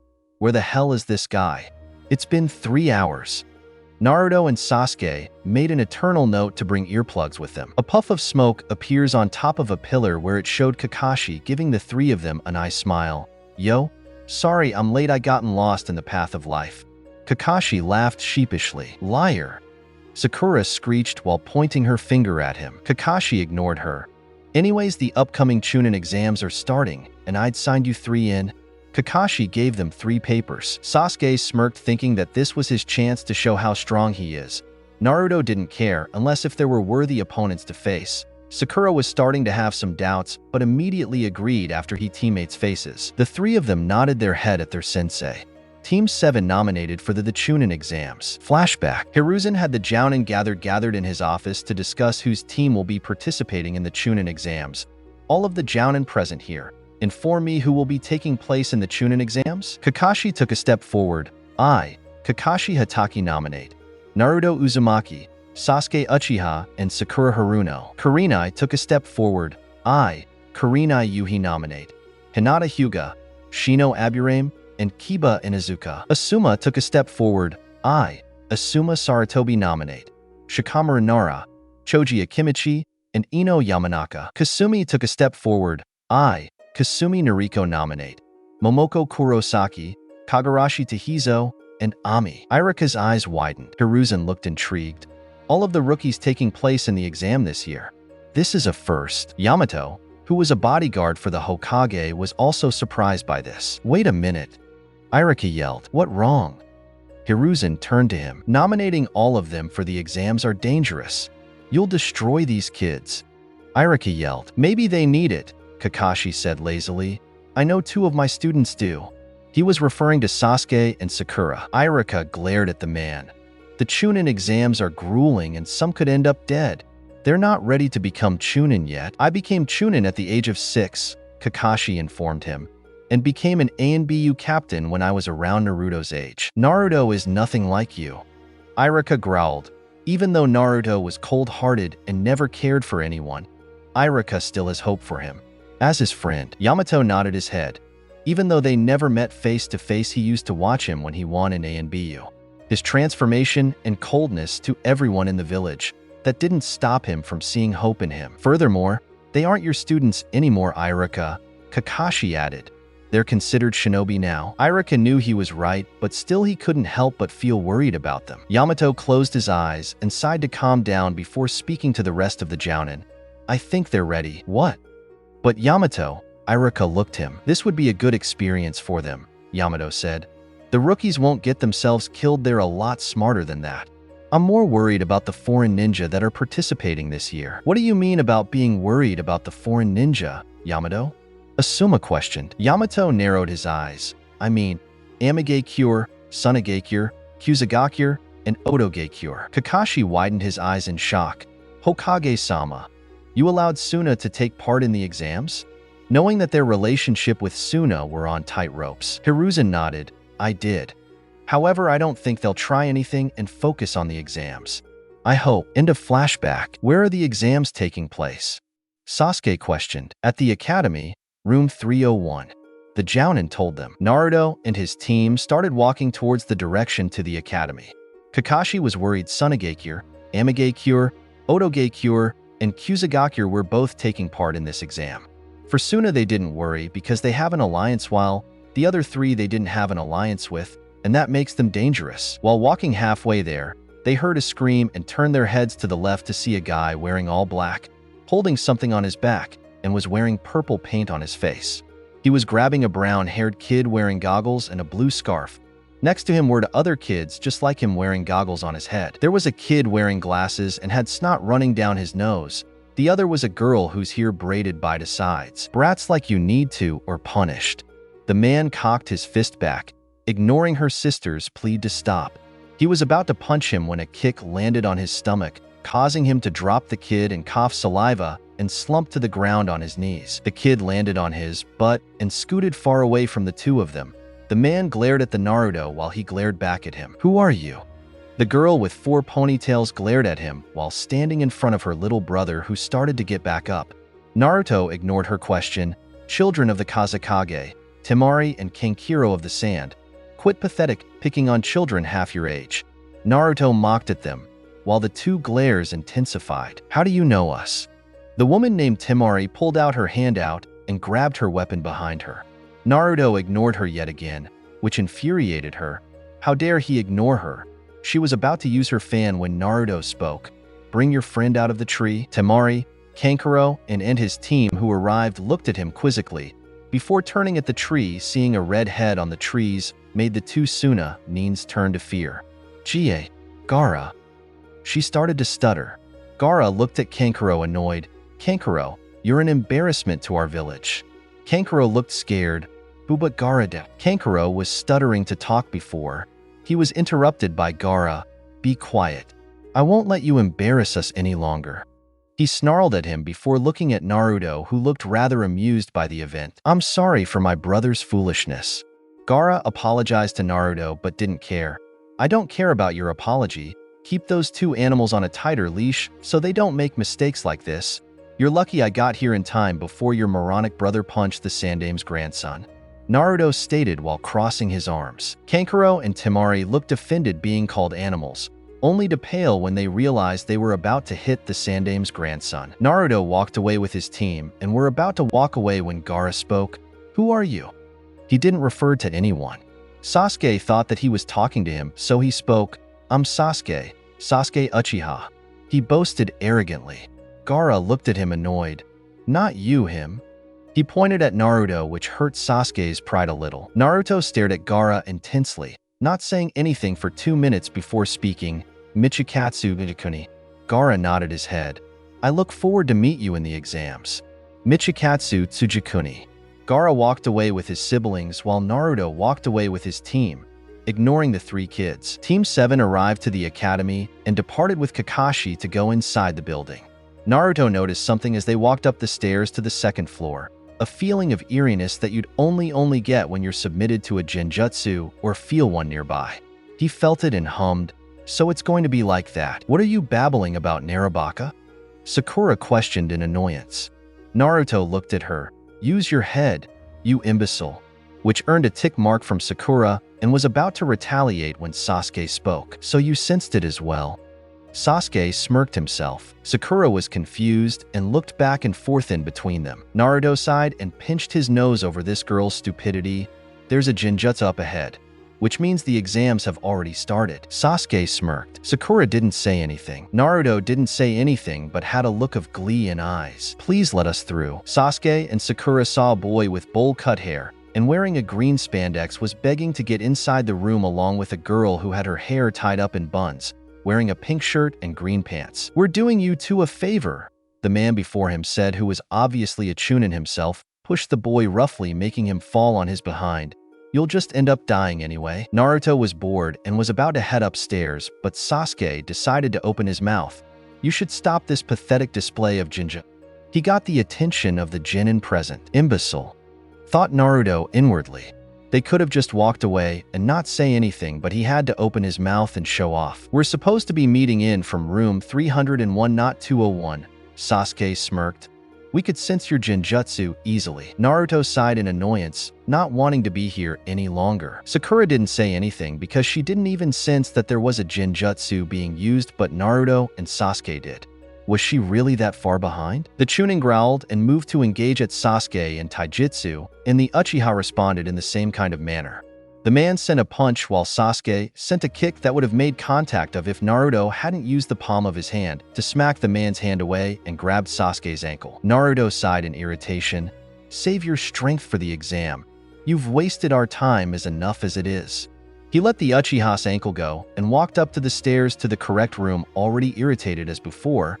He could hear footsteps, meaning his team was following him, but sensed Sasuke's negative emotions, but didn't care. They were about to make their way to the third floor when the same boy from before appeared before them.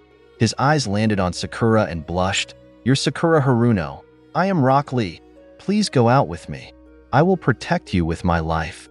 He winked at her. Naruto unknowingly smirked at this boy's boldness. Him and Sakura HM. What an interesting combination. Sakura shivered at the boy. "There's no way," she denied. Looking over at Sasuke, she saw that he didn't really care, made her heart sink. Lee looked hurt for a second, then got over it as his eyes landed on Naruto and smiled at him.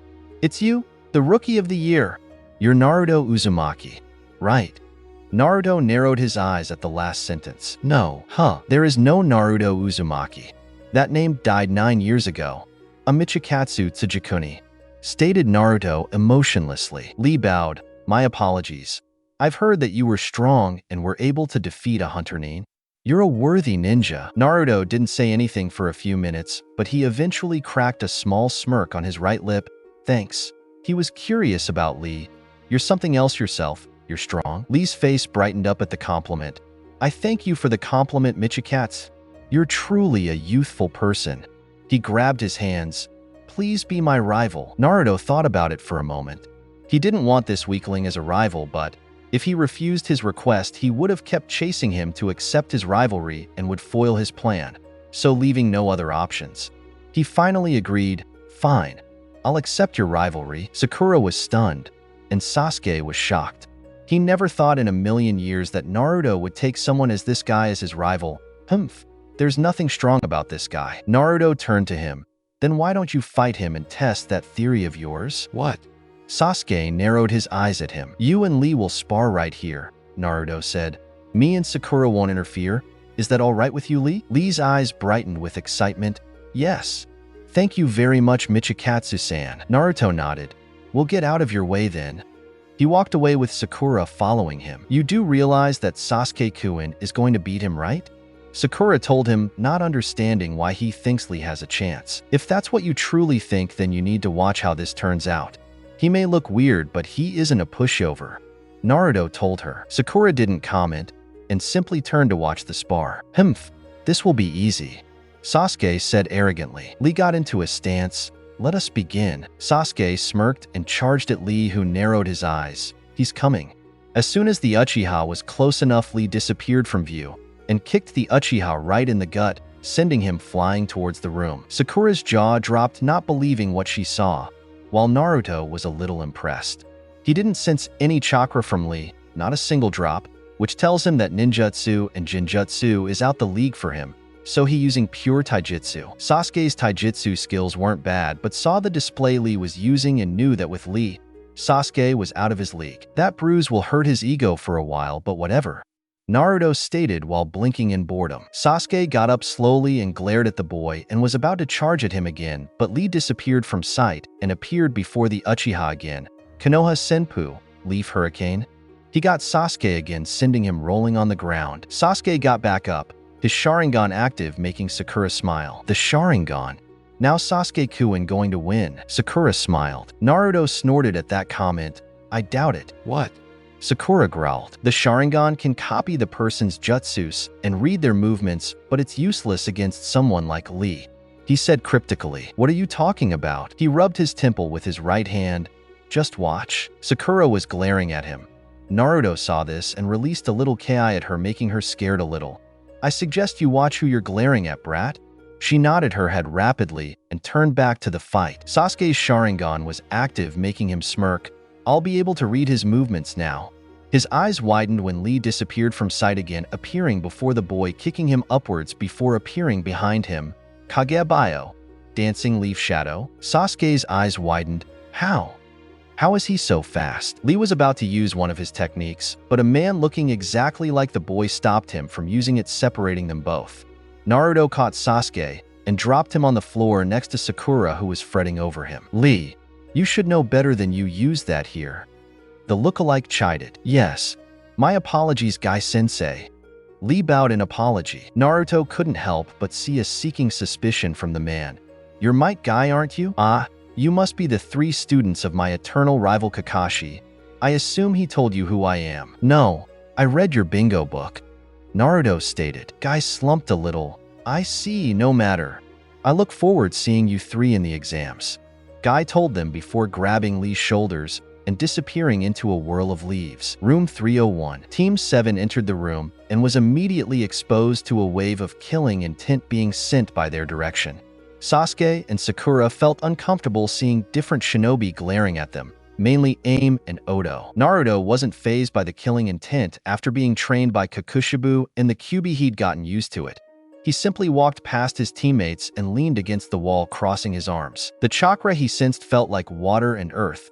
He knew Gaara was here because he could feel his bloodlust, and it was directed right at him, as were the ones coming from Amage Cure. which was strange for them to even be here since the bond between Konoha and AIM weren't mutual. This exam just went from exciting to troublesome. His eye twitched as he said that, "Great, now I sound like that, Nara. So you guys are here too? Troublesome."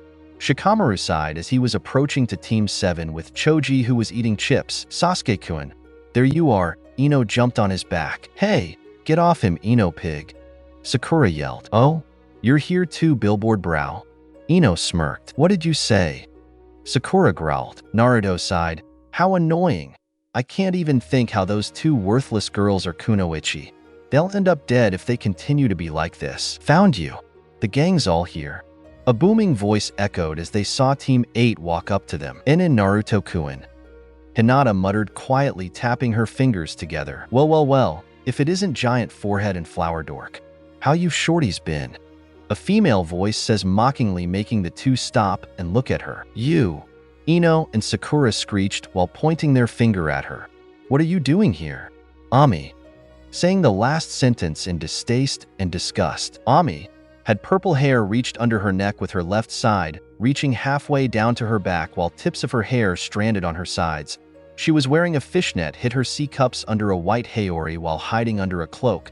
She was wearing green shorts, wearing black leggings with a kit next to her right leg, wearing blue sandals, had a sword strapped to her left side. She wore her headband on her forehead. "What? I can't see the two losers called kunoichi after years of not seeing each other?" Making the two clench their fist and growled at her. She started walking towards Ino's team. "So this is your team?" Pathetic. Leaving an irked Choji and Shikamaru. This your team, Sakura?"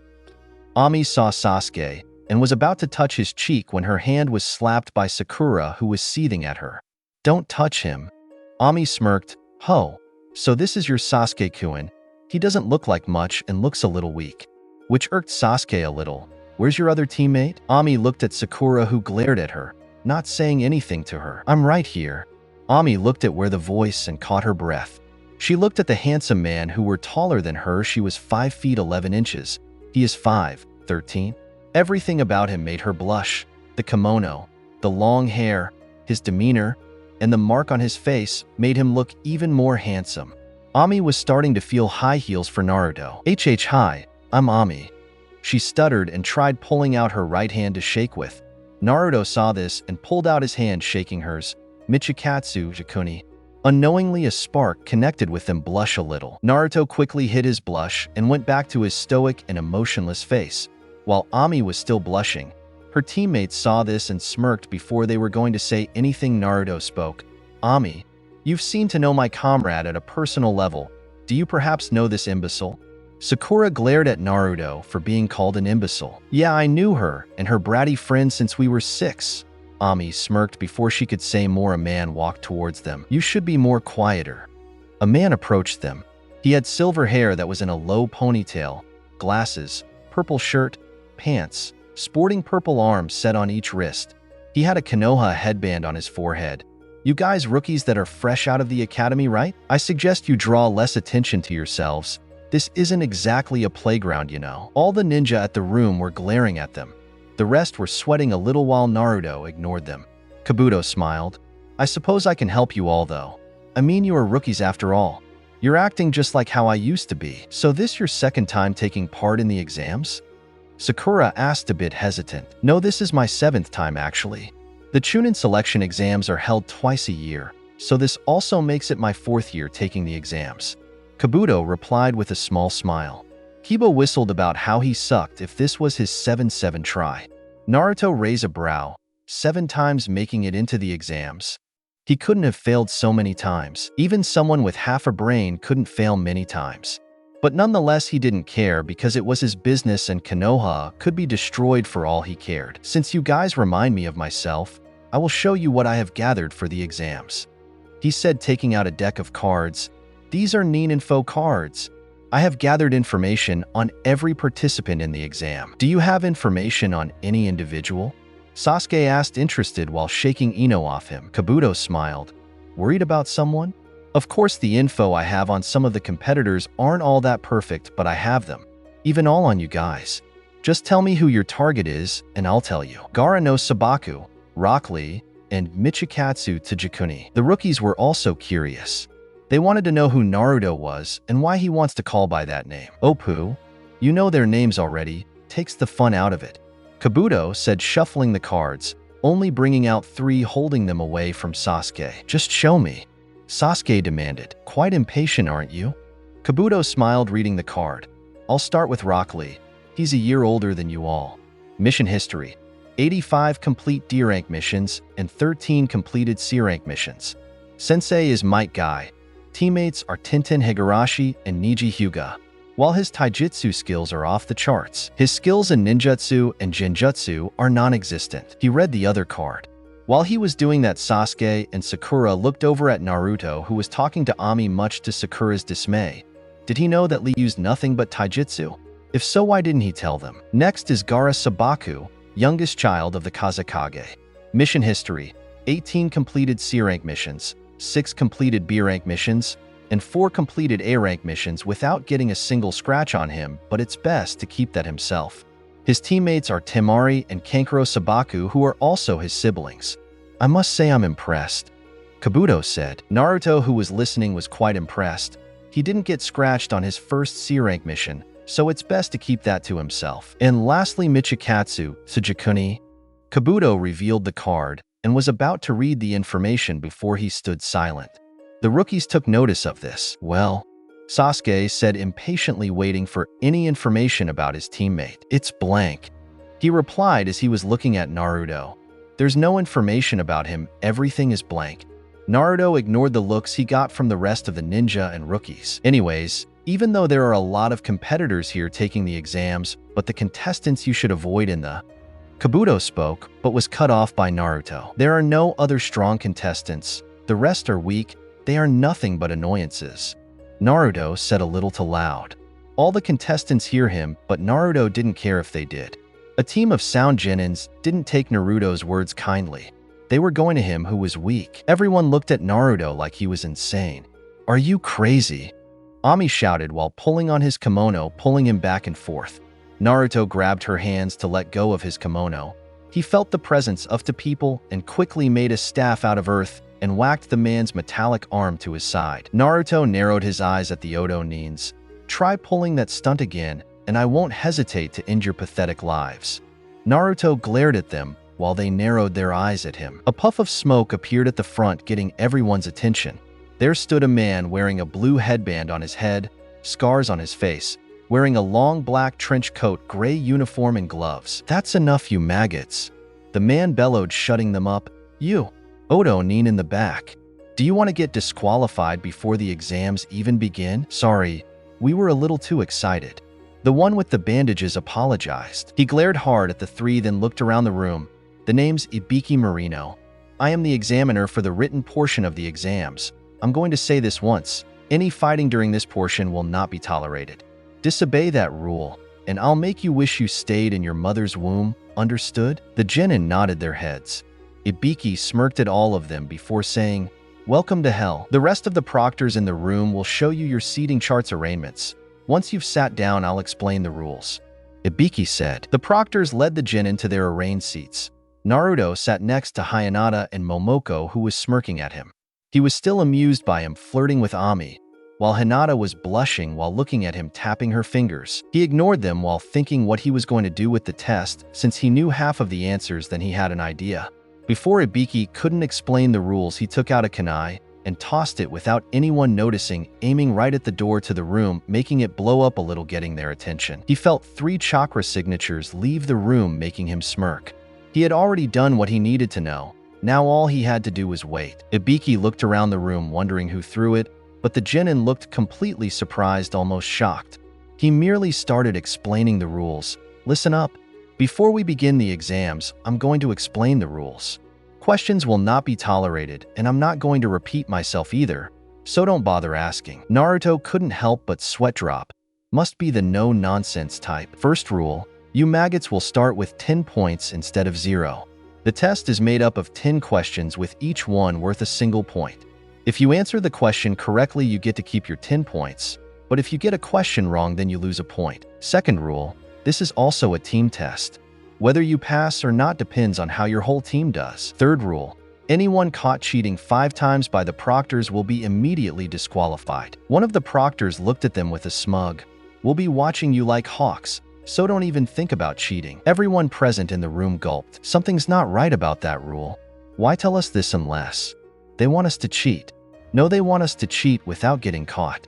Good thing I set everything up after causing that distraction earlier.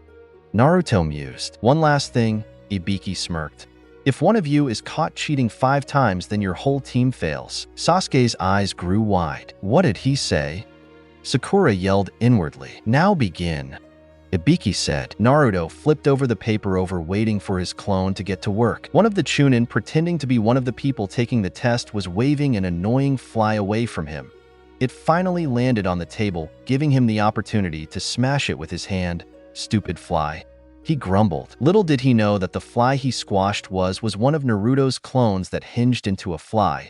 And as soon as he smashed it, the information it gathered was transferred to Naruto, who began writing down the answers going by the memory he received from the clone. Naruto thought for a moment before narrowing his eyes around the room. Sasuke had his Sharingan active, copying others' movements. He was doing quite well. He looked at the room and seemed like most are cheating. Information gathering, Naruto thought, looking at the genins who were cheating. He already concluded that they are accepting the genins to cheat without getting caught. It was a test to see if one had any information skills. Such skills were useful for missions. Naruto didn't have to worry about having to acquire such skills. He had someone do it for him. But that didn't mean he didn't learn a thing or two from him. He did learn a few things so that he could look for information whenever he wasn't available to do it for him. Because gathering information would involve breaking into offices, private buildings. One has to be discreet. The Hyugas had their Byakugan activated. The Byakugan was a useful tool for something such as gathering information because of its ability to see through solid objects. They did call it the all-seeing eye. Hinata looked to be checking him out. He figured the girl might have been looking to see if she could help him since he didn't answer a question yet. He sighed and began to answer the questions, ignoring the rookies who were also cheating. A few genins got caught cheating, which resulted in them being thrown out of the room. They were thrown out because they had been denying that they were cheating in the exams. If one's teammate got caught, it meant it was all over for the whole team. Something like this could make and break a team. The others could blame the one who got caught for their failure, which would have been true. Had he not been caught, they would never have failed the exam. But some would help each other, seeing that their teammates lack in information gathering skills. The 45 minutes were over and Ibiki stopped them from answering any more questions. Pencils down, Ibiki called out. Everyone put their pencils down. The door slid open and in came Kankuro, who had to use the restroom earlier. Welcome back. I hope your little trip was fun. He eyed the boy with a smirk. Kankuro panicked a little but took his seat. Damn. He knows. Now then, time for the final question. Ibiki announced. The last question is whether you decide to answer it or not. Should you choose not to, your score will be an automatic 0, meaning you and your team have failed. This shocked the genin present except for Naruto and Gaara, because there was another reason for this. Of course we'll answer the last question, Kiba yelled. Ibiki chuckled darkly. You say that now, but when I tell you the rest you'll be changing your tone. Should you decide to answer the question but fail to answer it correctly, then you will be forbidden to the Chunin exams ever again. What the hell kind of rule is that? Kiba yelled. There have been people who failed the exams before and came back to take them over again. He was referring to Kabuto. You guys are unlucky this year, Ibiki told them uncaring. I'm in charge of the first part of the exams this year, so that means I make the rules. If you feel like you can't take it, then leave by raising your hand. It was quiet for a minute before a genin raised his hand. I quit. I'm sorry guys, you fail, the proctor said as the genin and his team left. One by one more genin started quitting, leaving the room. Ibiki looked around at those who stayed. To the ones that are in this room, congratulations, you all pass. Silence. What? Screeched Sakura, making everyone cover their ears. Naruto moved, getting everyone's attention. They saw him take his earplugs out of his ear and hid them into his kimono, making some of the proctors snicker, as well as some genin present in the room who were trying to hold in their laughter. Even Ibiki snorted. This kid's a damn riot. He smirked. Sakura made a mental note to get Naruto back for that later. What about the 10th question? There was never a 10th question to begin with, he smirked. You could say that it was based on your decision whether to stay or leave. Wait a minute, Temari yelled. Then what was the point for us answering all those questions then? Was all of that pointless? No. The questions you answered served their purpose well, Ibiki told her. The purpose of this test was to test your information gathering skills, and I think it worked out well, he eyed Naruto. Some of you already figured it out and got it right even without getting caught. The entire purpose of this test was to make you cheat. Only you noticed that the two Chunin were hiding amongst you, but I'll keep that Jinin's name to myself. I'll explain the purpose of the written exam. In a mission, you will have to gather information to help your team succeed and complete the mission. You also need to know that getting the wrong information will cost you and your team's lives. He proved this by removing his headband. This is what happens when you get the wrong information. Not only will you suffer scars like these, but you'll be forced to spill the beans because the pain is too much to handle. The purpose of the 10th question was to see if you had the guts to stay, and it looks like you passed the test. Your resolve. The first part of the exam is over. Good luck on the next part. Ibiki smiled. Suddenly, the window exploded, and in came a woman with brown, pupil-less eyes and violent hair which is styled in a short, spiky, fanned ponytail. Wearing a tan overcoat with a purple inseam and a pocket on each side, a dark orange miniskirt, a dark blue belt, and pale gray shin guards. Her forehead protector was wrapped around her forehead. There was a banner behind her. There's no time to relax, you maggots.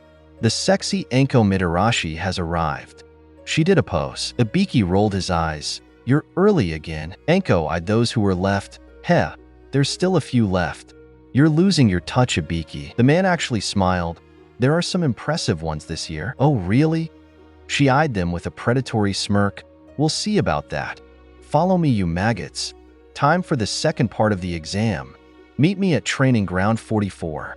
She jumped out the window. Everyone looked at each other unsure of whether to follow her or not. They heard someone get up and saw it was Naruto, but instead of heading out to the door, he opened the window and sped off, making their eyes widen, especially the rookies. That idiot.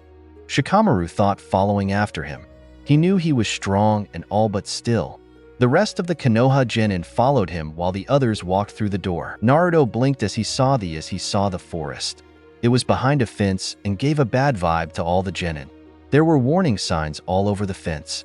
Anko had a sweet smile upon seeing the forest, as if she was familiar with it. Naruto knew that the woman was fond of with the forest while playing with her snakes. It was disturbing. Sakura shivered while looking at the forest.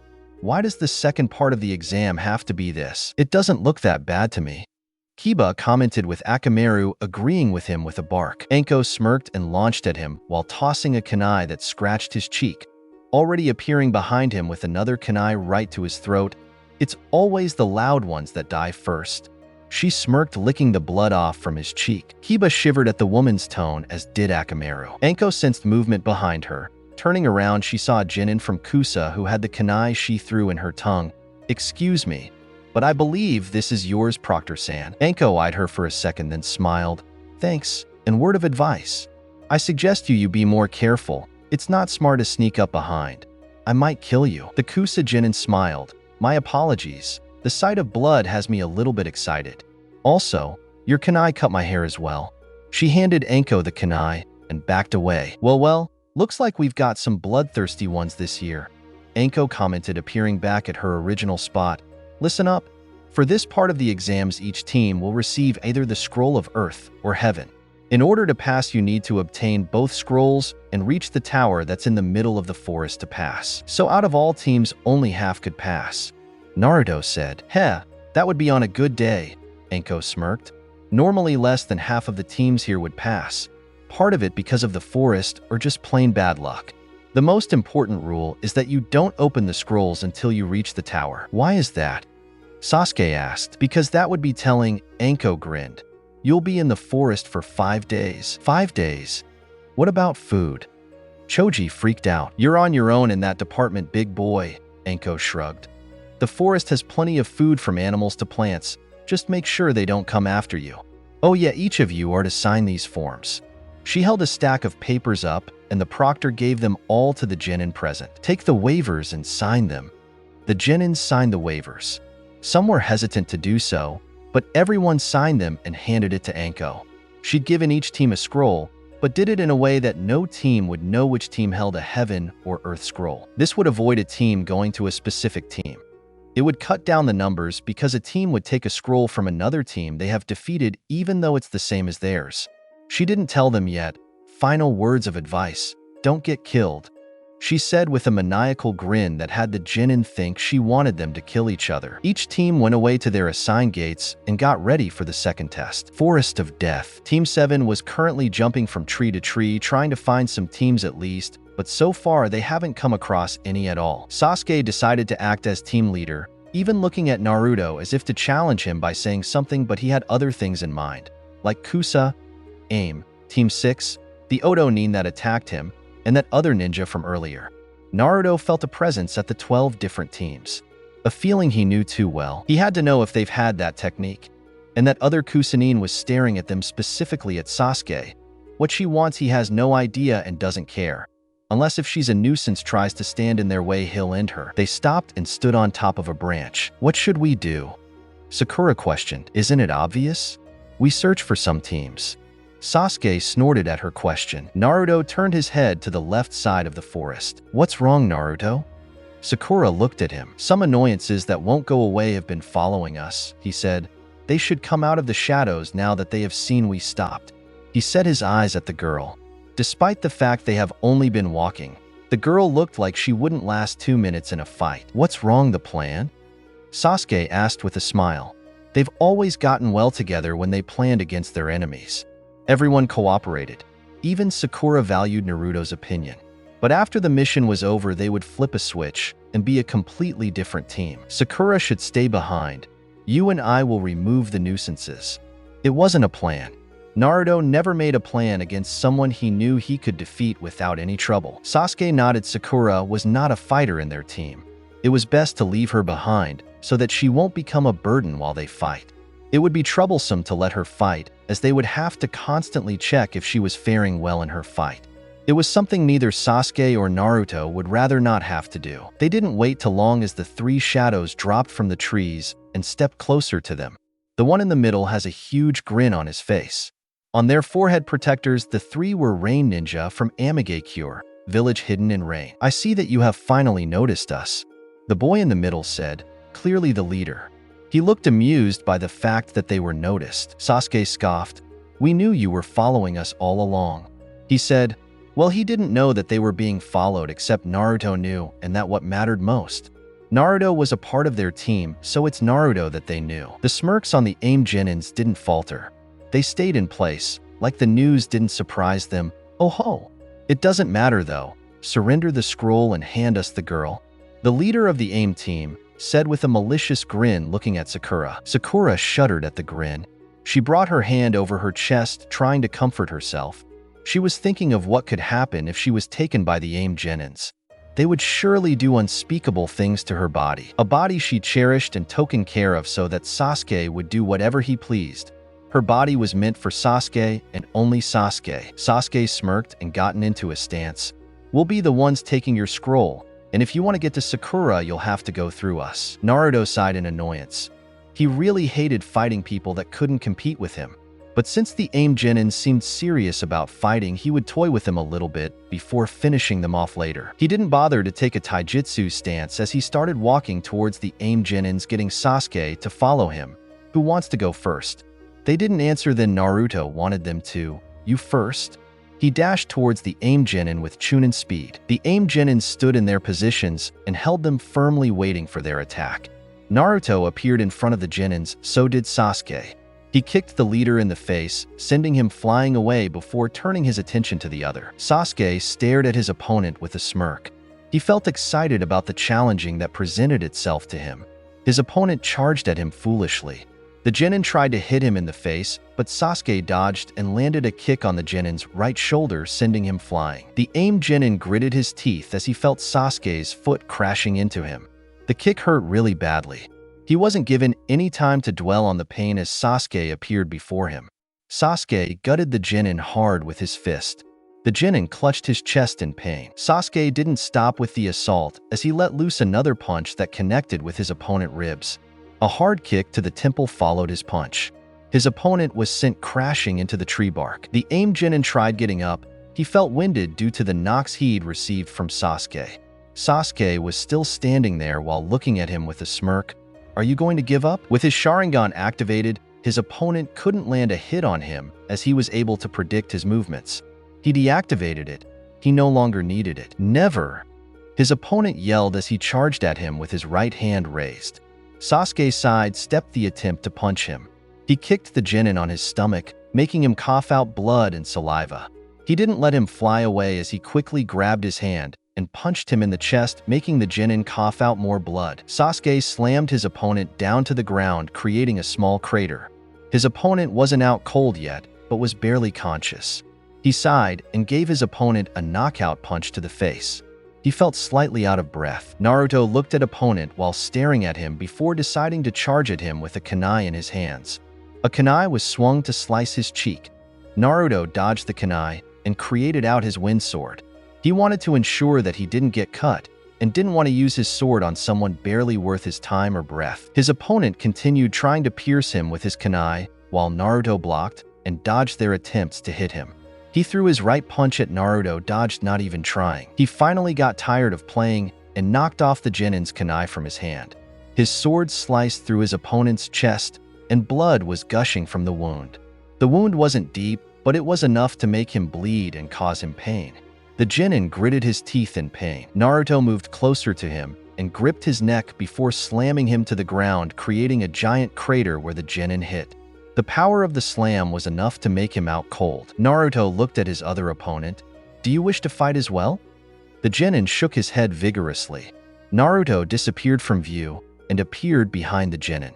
He hit the Chunin at the back of his head, making him fly landed face first on the ground. He slowly got up looking at Naruto while trying to regain his bearings. Naruto lifted his hand to show the scroll in his hands. The aim Chunin was shocked because he never felt the scroll being removed from him. Before he could answer, he was pushed back into a tree, while a sword stabbed a few inches from his head frightened him. Take your partners and leave. This is your only warning, Naruto threatened. The aim Chunin nodded his head while grabbing his two teammates before jumping away. What they didn't know was that Naruto made a wind clone to follow them to finish them off, so he wouldn't have to bother dealing with them again. He dispelled his sword. He would only use his real sword to battle strong or worthy opponents in his mind and his prey. Sakura joined him looking relieved. She didn't get to fight, and both her teammates had defeated their enemies without any difficulty. That pleased her mind. She would have hated if one of her teammates had gotten hurt. She may not like Naruto, but at times she thanked Kami, God, that he was on their team. Without his help at times they would have never gotten this far. He'd also saved her life more than once. She was thankful for it, even though she'd never told him thank you. She also knows that Naruto didn't care for her, and if they hadn't been teammates he would have left her to die whenever her life was in danger. Naruto showed the scroll to Sasuke and grunted.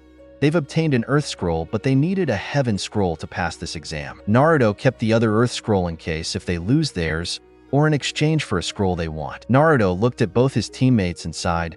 We should camp here for tonight. We'll move out tomorrow morning, he said. They couldn't really travel at night. Whenever it was night, the forest becomes more darker and a twin of darkness even when there was a full moon. It was better to camp here for the night. Sakura looked at him. Where are we going to sleep? We have no water to bathe in and no food to eat, she said in a loud voice. She couldn't that Naruto would suggest that they would sleep in the middle of nowhere without shelter. They hadn't eaten anything since they've entered the forest, and she was a girl. She couldn't go to sleep without taking a bath. Naruto looked at incredulous. How can she about bathing while we're stuck in a forest? Naruto thought. He looked away from the girl. He had no problem staying up all night or for a week without sleep. As long as they were able to reach the tower tomorrow, he had no problems with starving since he fused with Kokushibo. But his teammates were a different story. There weren't him that he understood. He had to think of a better way to get his teammates food, or he would have to carry them to the tower. Stay here. I'll be back in 30 minutes or less with food. He spoke after a long pause. Weren't you the one that said we shouldn't separate? Sakura asked. Naruto ignored her and blurred out of his teammates' view. If they didn't separate, he would have been forced to carry them tomorrow because they would have been hungry and tired. He had zero intentions of doing something like that. Getting them food so they could walk themselves was the best thing he could do for them. Sasuke could probably walk even if he was starving, but wouldn't be able to fight in that condition. It wasn't that much of a problem for him to fight a team of genins. Where do you think he went? Sakura asked, looking at her precious Uchiha. Sasuke shrugged and walked away from Sakura. He walked towards a prompting tree as Sakura followed him. She'd never thought that one day she would be stuck in a forest with her crush. Never in her wildest dreams she thought this random occurrence would be happening. If Sasuke-kun wasn't so shy, who knows what we would have been doing, she thought while eyeing Sasuke with her cheeks red. Hey Sasuke-kun, do you want to go on a date after we finish the exam? Sakura asked. She had always been the one to take the initiative and ask Sasuke out. No. Sasuke replied coldly. This girl annoyed him to no end. He had no intentions of dating someone weak as her. Not now, not ever. He was too busy training to become stronger to defeat him. That was his only interest right now. Sakura felt her heart shatter into a million pieces. Sasuke had always rejected her attempts to get to him to go on a date with her. He'd always shut the door on her face. Her mind couldn't say why Sasuke finds her annoying. To Sasuke's eyes, he seemed to have something that overshadowed her beauty from him. She frowned and looked down at her feet, before swinging her head back up with a look of determination in her eyes. She isn't going to give up and is going to win Sasuke's affection for her. The three AIM genin were standing on top of a large branch. Two of them were still unconscious after their battle, while the other was on guard. He was scanning the area before he heard movement from another branch. He quickly turned around and saw him. It was Naruto. You? He pointed his finger at him. Before he could have said anything else, he pulled out his sword blitzing and appeared in front of him, being 5 meters from him before muttering. Moon breathing first form. Dark moon, evening palace. A series of crescent moons started to descend rapidly at the genin. He didn't have time to dodge or do any hand signs before he'd been torn to pieces. Naruto sheathed his sword before walking to the unconscious corpses. He did some hand signs before whispering, Katan, Jigaku no Hano, fire style, hell flame. Fire erupted from his hands, creating an orb before throwing it to the unconscious genins, burning them to a crisp. The clone dispersed, leaving 2 burning corpses and 1 body in pieces. Naruto returned 28 minutes later, walking towards to his teammates carrying a small bag. He went over to them and sat down. He opened the bag and withdrew 2 scrolls. He threw one to Sasuke, who caught it. What is it? Sasuke questioned. It's a storage seal. You know how to use one, right? Sasuke felt offended by Naruto's question. How could he, an Uchiha, not know how to use a simple storage seal? Luckily, Sakura spoke for him. Of course he knows how to use one. Naruto ignored her and continued looking at Sasuke. Sasuke opened the scroll and a seal appeared on it. He channeled chakra into the seal. A puff of smoke appeared, revealing 2 tints. He smiled along with Sakura. She was quick to point out something. There's only 2 tints. The logical solution would be that Sasuke would have to share a tint with Naruto since they were both boys. But Sakura wouldn't mind having to share a tint with Sasuke. In fact, she wasn't shy to say it. She would have suggested it. You two will use the tints. I will keep watch while you sleep, Naruto said. Sakura had no complaints of what Naruto said, but Sasuke did. Naruto, why don't you sleep in the tent? I will take the first watch and wake you up after some time, he suggested, not wanting to sleep near Sakura. Naruto shrugged. If Sasuke wanted to keep watch, he could watch. But that didn't mean that he was going to sleep in the tent. He opened his scroll. It was the same as Sasuke's. He channeled chakra into the seal, and puff of smoke gave birth to 3 food containers and 3 bottles of water. Sakura's stomach growled as her eyes looked at the food. She hadn't eaten anything in the morning. She didn't wait for Naruto to give her the food. She crawled over to the container and took it. She retreated to her spot and began to eat the fish and bread Naruto brought. She ate with manners. Despite her hunger, she refused to eat like a pig in front of her beloved Sasuke. Sasuke took his container and ate his food peacefully. Naruto did the same. He was glad that he had him to count on. They stayed in silence as night reigned over them. Sakura was the first one to sleep. With all the walking on a whole day made her tired and needed sleep to replenish her stamina. Naruto stayed up with Sasuke. It was before midnight that Sasuke became sleepy. He tried to resist, but sleep deprivation was taking over. Sasuke looked at Naruto. Wake me up in 3 hours so I can take watch while you sleep, he said before crawling into the tent. A clone Naruto was jumping from tree to branch, searching for more prey to kill. He used his nose to scent a trace. He found 3 traces 2 miles from the north and followed it. A few minutes he found the trace. After landing on a branch, hiding his presence, he saw 3 Kusa-nin tied next to a tree with 3 people that belonged to the hidden steam village. He couldn't help but feel reminiscent about those 3 Kusa-nin. He knew something about these 3 that they didn't know themselves. Why? Let's kill these 2, but leave the girl. We could have some fun with her. He smirked. The 2 men glared at him, while the girl's expression darkened looking at him. Before the man could touch her, his hand was cut off. He grabbed his wound in pain before looking at the man cutting his arm in seething rage. You brat! I'll kill Dash. He didn't finish his sentence as his head went flying off his shoulders. The 2 steam ninja eyes widened and stepped back a little. The 3 Kusa-genin's eyes widened. They were shaking, looking at him in fear before they realized something. Their bondages were loose. How? How did he cut the rope without looking back? Naruto grabbed a scroll and threw it behind him. The scroll was open before a puff of smoke existed, showing 2 swords that were 15 inches and 6 centimeters and that had a black handle. They landed next to the green-haired woman and black-haired man. The final weapon was unique. It was an axe that was connected to a spike flail with chains. It landed to the brown-haired boy, who looks at the weapon in awe. The 3 genin looked at him, confusion on why he gave them these weapons. My apologies for calling you weak. I haven't saw the potential you had within you and made the mistake by calling you annoyances. You have my most sincerest apologies. He spoke without looking back at them. His words surprised them because they thought of this man being arrogant and wouldn't apologize. The weapons I have given you will unlock that potential inside of you. Good luck. He disappears, leaving the 3 genin with the 2 steam ninjas. The steam nins quickly got out of their stupor and charged at them with kunai in their hands. The 3 Kusa genins quickly grabbed their new weapons and blocked their attackers while the brown hair man throwed his axe at them, making them dodge. The 2 ninja got irritated and made some hand signs, creating 5 clones made out of steam. They separated them by 2s, leaving the 2 with swords with the clones and the 1 with the axe with the originals. Naruto's clone was sitting on a branch watching the battle. He had to know if those 3 had those techniques.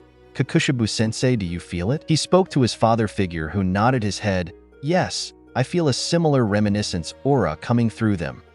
The 3 Kusa genins were losing the fight. They were about to give up when they heard voices in their head. Focus, push forward.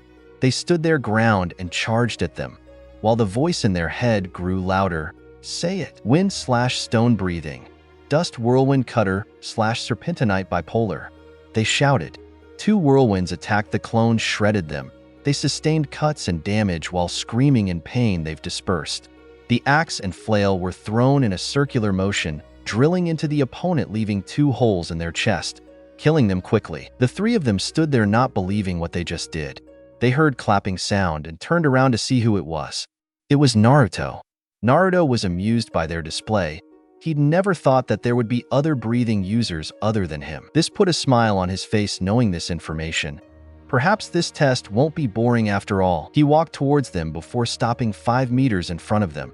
They held their guard up. What do you want? The green-haired spoke. Nothing. I just want to apologize for calling you an annoyance earlier. He slightly bowed before regaining his composure.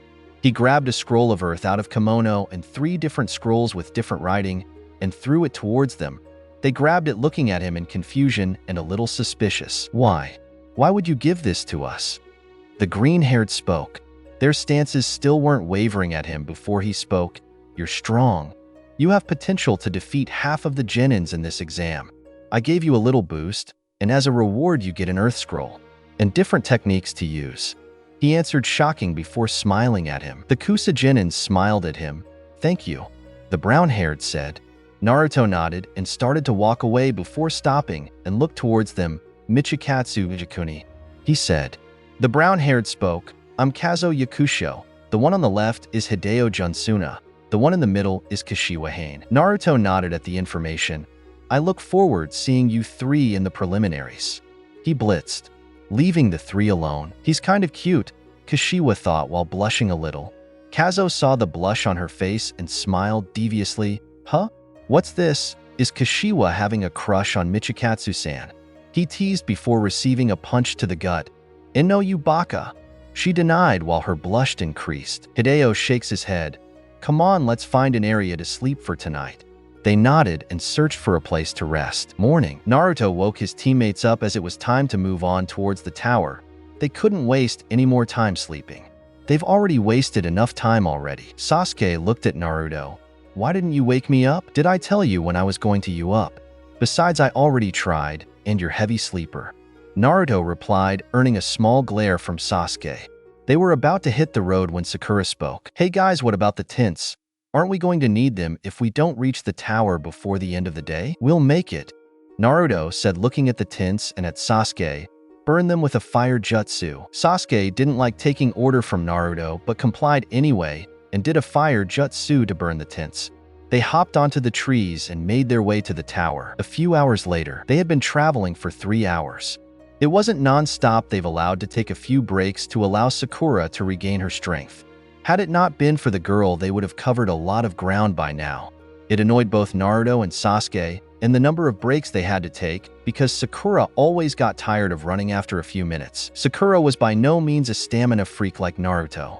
Naruto had more stamina than Kakashi, so she couldn't compare herself with him. She had only seen him slightly winded once. But even when he was winded, he still pushed forward like he wasn't tired. She didn't always understand where he got his energy from. He always seems to have more energy than anyone. Even before the academy, he always seemed so energetic. Naruto stopped suddenly, causing his teammates to do the same. "Someone strong is following us." After those words left his mouth, gust of wind hit the Genins, sending them flying. Even Naruto was caught. He hadn't been fast enough to react after sensing the chakra build up. The gust of wind was strong, but other than sending Team 7 flying towards trees, there were no other injuries. A nin wearing a Kusagakure forehead protector appeared in front of the Genin. The Kusanin was a woman. She unleashed her murderous killing intent. She enjoyed the looks on the Genin's faces. Seeing the fear and disparity made her unleash the intensity more. The Genins froze at their place. The killing intent had put them under an illusion. They watched themselves be killed in different ways. It was terrifying to watch your own death. None was more affected than Sakura. The girl was on her knees, shuddering with her eyes wide. The experience she was having was far more worse than what she experienced at Wave when Zabuza unleashed his killing intent. It was unbearable. She wished nothing more than death to make it stop. Sasuke had thought it was a genjutsu at first when he was seeing his death, but he had came to a realization that it wasn't an illusion. It was only the affects of killing intent by the Kusanin. His body failed to obey any commands to his mind. His mind was screaming for his legs to carry him and run away, but all that got was silence from his feet. The pressure of the killing intent was too much that it forced his knees to stay onto the ground. But he wasn't shuddering like Sakura. This time he couldn't blame her for shuddering in fear. Even he was trying his best from trying to keep his fluids from leaving his body. Naruto had experienced such level of killing intent. He had been exposed by Kokushibo and Kyuubi's intent so much that he'd been resilient to the horror of strong killing intent. He could tell by whoever this person was is strong, so strong that he knew that he couldn't defeat.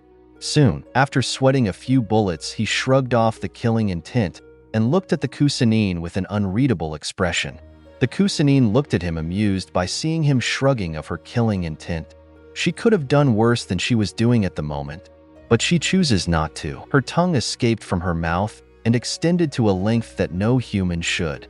The tongue kissed the frame of her lips as she got ready to play with her praise. The Kusanin dashed forwards at Sasuke, who was still suffering from the pressure of killing intent. To him, he felt like a ton of boulders hefted on his shoulders.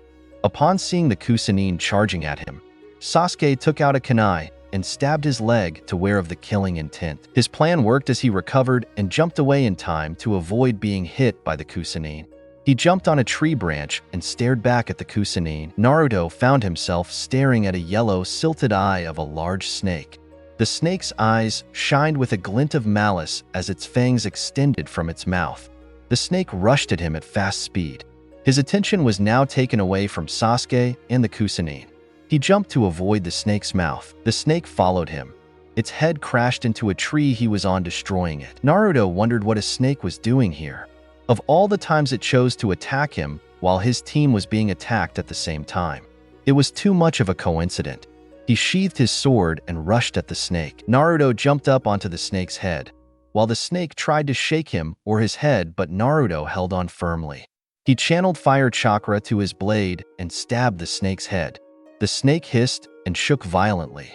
Naruto jumped off the snake and landed on the ground. He really shouldn't be dragged into a fight with a snake. The snake rushed at him at a fast pace. Naruto rushed at it too. He threw his fire-enchanted blade straight into the snake's right eye, piercing it. The snake hissed in pain.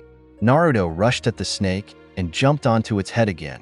He withdrew his blade from the snake's eye. He punched the snake on its head, but his attempt didn't take too much damage to the snake. He jumped away from the snake. The snake opened its mouth and rushed at Naruto. Its fangs attracted to his flesh as the fangs got closer to him. Naruto looked at the mouth and jumped away from the snake. The snake missed him and landed face first into the ground. Naruto stretched out his senses, finding the Chunin was still fighting Sasuke, and there was no other person than Sakura near the place. Naruto decided to stop toying with the snake and finish him off. He quickly did some hand signs. Katan, Jigaku no Hano, Fire Style, Hell Flame, he muttered before creating an arrow and shooting at it towards the snake.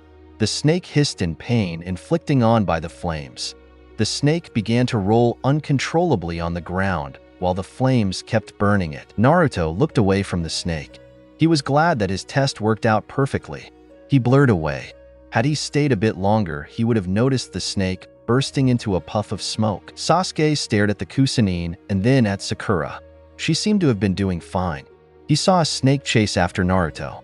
He didn't have to worry about him since he knew he would take care of himself. Right now he needed to worry about himself. His opponent was strong, he could feel that. The Chunin chuckled, looking at his prey. Sasuke could see the Chunin's eyes were the eyes of a predator. He was the prey, and she was the predator. She was staring at him with all its glory. "Come at me with all you got, Sasuke-kun." The Chunin spoke with a grin. Sasuke didn't want to be told twice. He charged at the Chunin.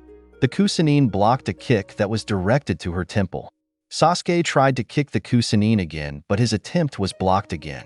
Sasuke jumped back from the predator and activated his Sharingan. The Chunin seemed to enjoy seeing the Sharingan being activated. "Yes, that's it, Sasuke-kun, show me what you can do," she thought as she continued to chuckle mirthlessly, unnerving Sasuke. He dashed forwards at her and attempted to punch her face. But the Chunin leaned back, and to avoid his attack, Sasuke leaned forward and tried another punch at the gut, but the Chunin jumped, avoided being hit. Sasuke dashed forward, not leaving his opponent a chance. He jumped up into the air and attempted to punch the Chunin while the earth pulled him down. The Chunin brought out her hands and blocked Sasuke's attempts. She tried to punch Sasuke on the chest, but Sasuke was able to see the attack thanks to his Sharingan. He jumped back to avoid being hit. The Chunin rushed at him and tried to kick him, but Sasuke blocked the kick with his knee. Sasuke's right fist flew into the Chunin's face, but she blended down to avoid the attack. Sasuke saw an opening and got down and attempted a leg sweep. But the Chunin jumped, returning the favor by trying to kick to his face. He was able to see the kick coming but wasn't able to dodge or block the attack. He felt like he was being hit twice. Sasuke hit a tree with a grunt that followed him after the impact. "Is that all you can do, Sasuke-kun? Even with your Sharingan?" the Chunin said while chuckling, earning a glare from Sasuke. He was trying to understand who this person was. He couldn't land a hit on this person. The Chunin didn't give Sasuke a chance to clear his thoughts. He dashed towards the Uchiha. Sasuke was forced to dodge a power punch that shattered the branch he was standing on. Then the Chunin charged at Sasuke again. They engaged in a taijutsu fight. Sasuke smirked as he landed a hit on the Chunin's face. He didn't stop there as he added a kick to the chest, sending the Chunin flying. He continued smirking, thinking that it wasn't hopeless after all as he at first thought. Naruto returned a few moments earlier and was watching the fight with interest. The Chunin seemed to have his eyes on Sasuke only as he suspected. Sasuke still had yet to make a move. Sakura, who was watching the fight with worry written all over her face. Sasuke did some hand seals for his favorite jutsu, Katan. "Gokaku no Jutsu, Fire Style, Great Fireball," he muttered as the fireball sped at the Chunin. His smirk grew when he saw his jutsu hit the Chunin. He ended his jutsu and saw the Chunin standing there with his devilish grin plastered in his face as if nothing had happened. His eyes widened in disbelief.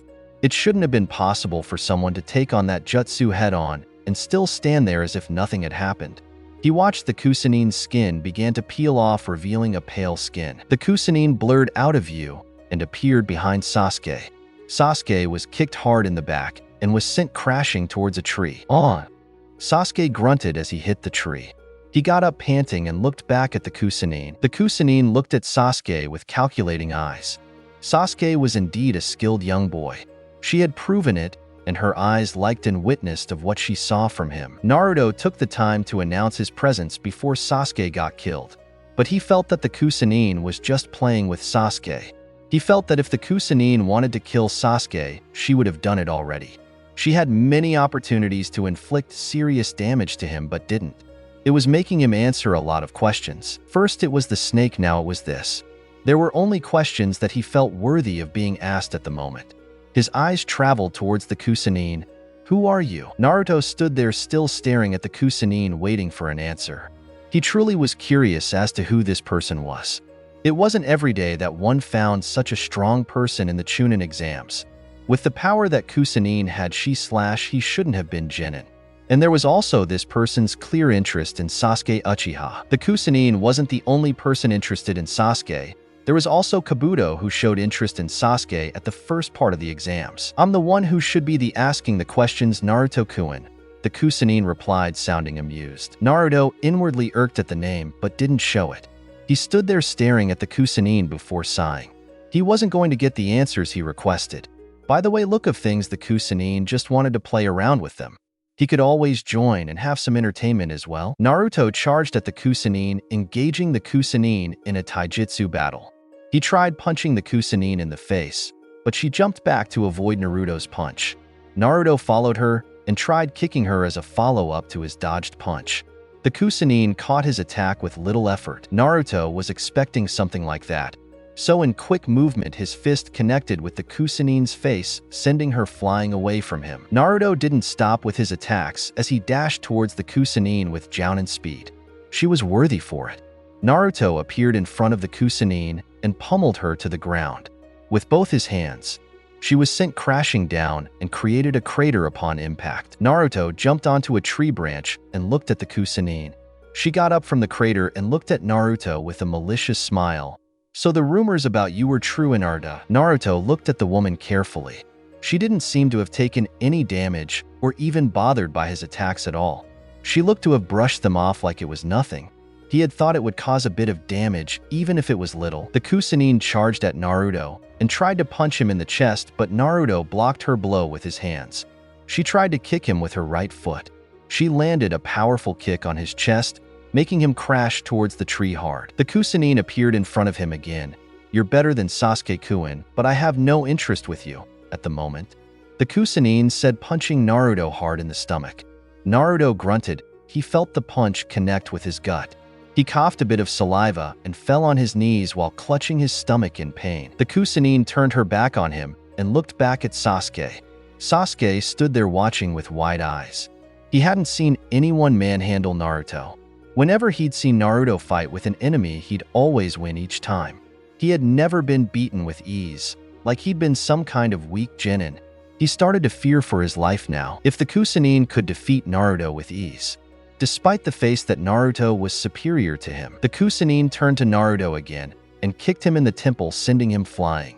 She looked back at Sasuke again. "Now, Sasuke-kun, shall we continue where we were?" the Kusanin said, looking at Sasuke with a wide grin that sent chills up his spine. Sasuke didn't know what to do at the moment. He was overwhelmed with fear. His legs failed to respond to the commands he gave to it. The Kusanin rushed at him, slamming her foot into his gut. Sasuke was sent flying. He held his stomach while panting. The Kusanin was in front of him again. Sasuke reacted quicker by pulling out a kunai from his pouch and stabbed the Kusanin's neck. But the Kusanin crumbled into dust, making Sasuke's eyes widen. He didn't even realize he hit a clone even with his Sharingan. His time to be shocked was cut short as soon as the Kusanin appeared behind him and kicked him, sending him flying. Sasuke hit a tree and fell down to the ground. He got up panting and tried to look for the Kusanin. "Are you looking for me, Sasuke-kun?" the Kusanin called out in mirth.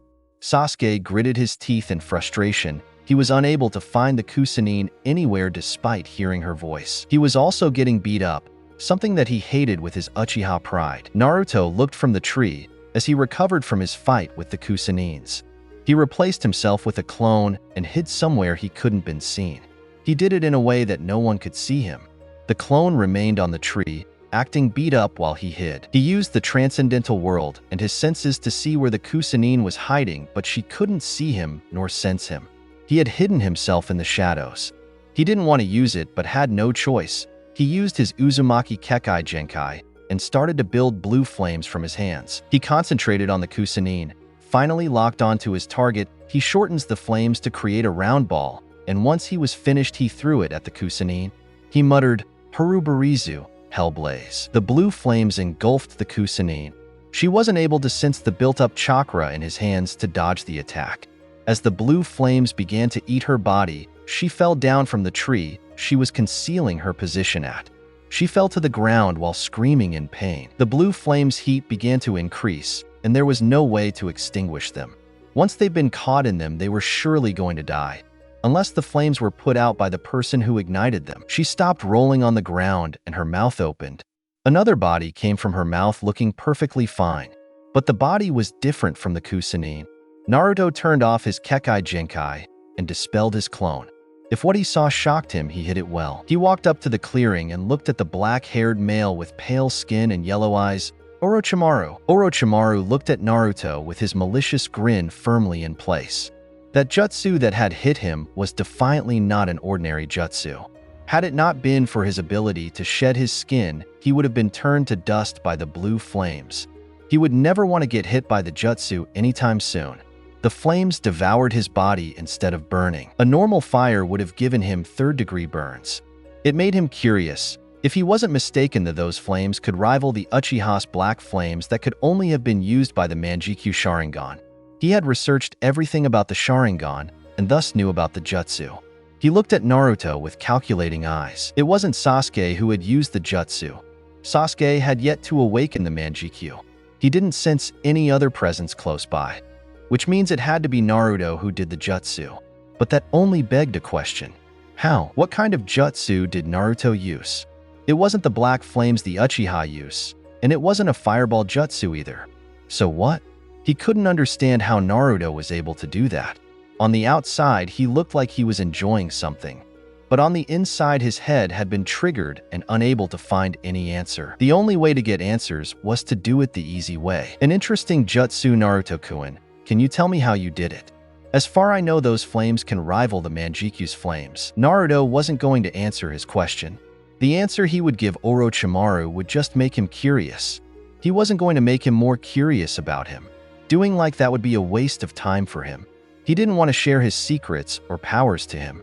But then again, toying with Orochimaru a little bit would be entertaining. I should have noticed sooner that it was you.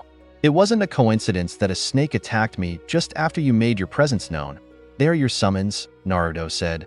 What's an S-rank criminal doing in the Chunin exams?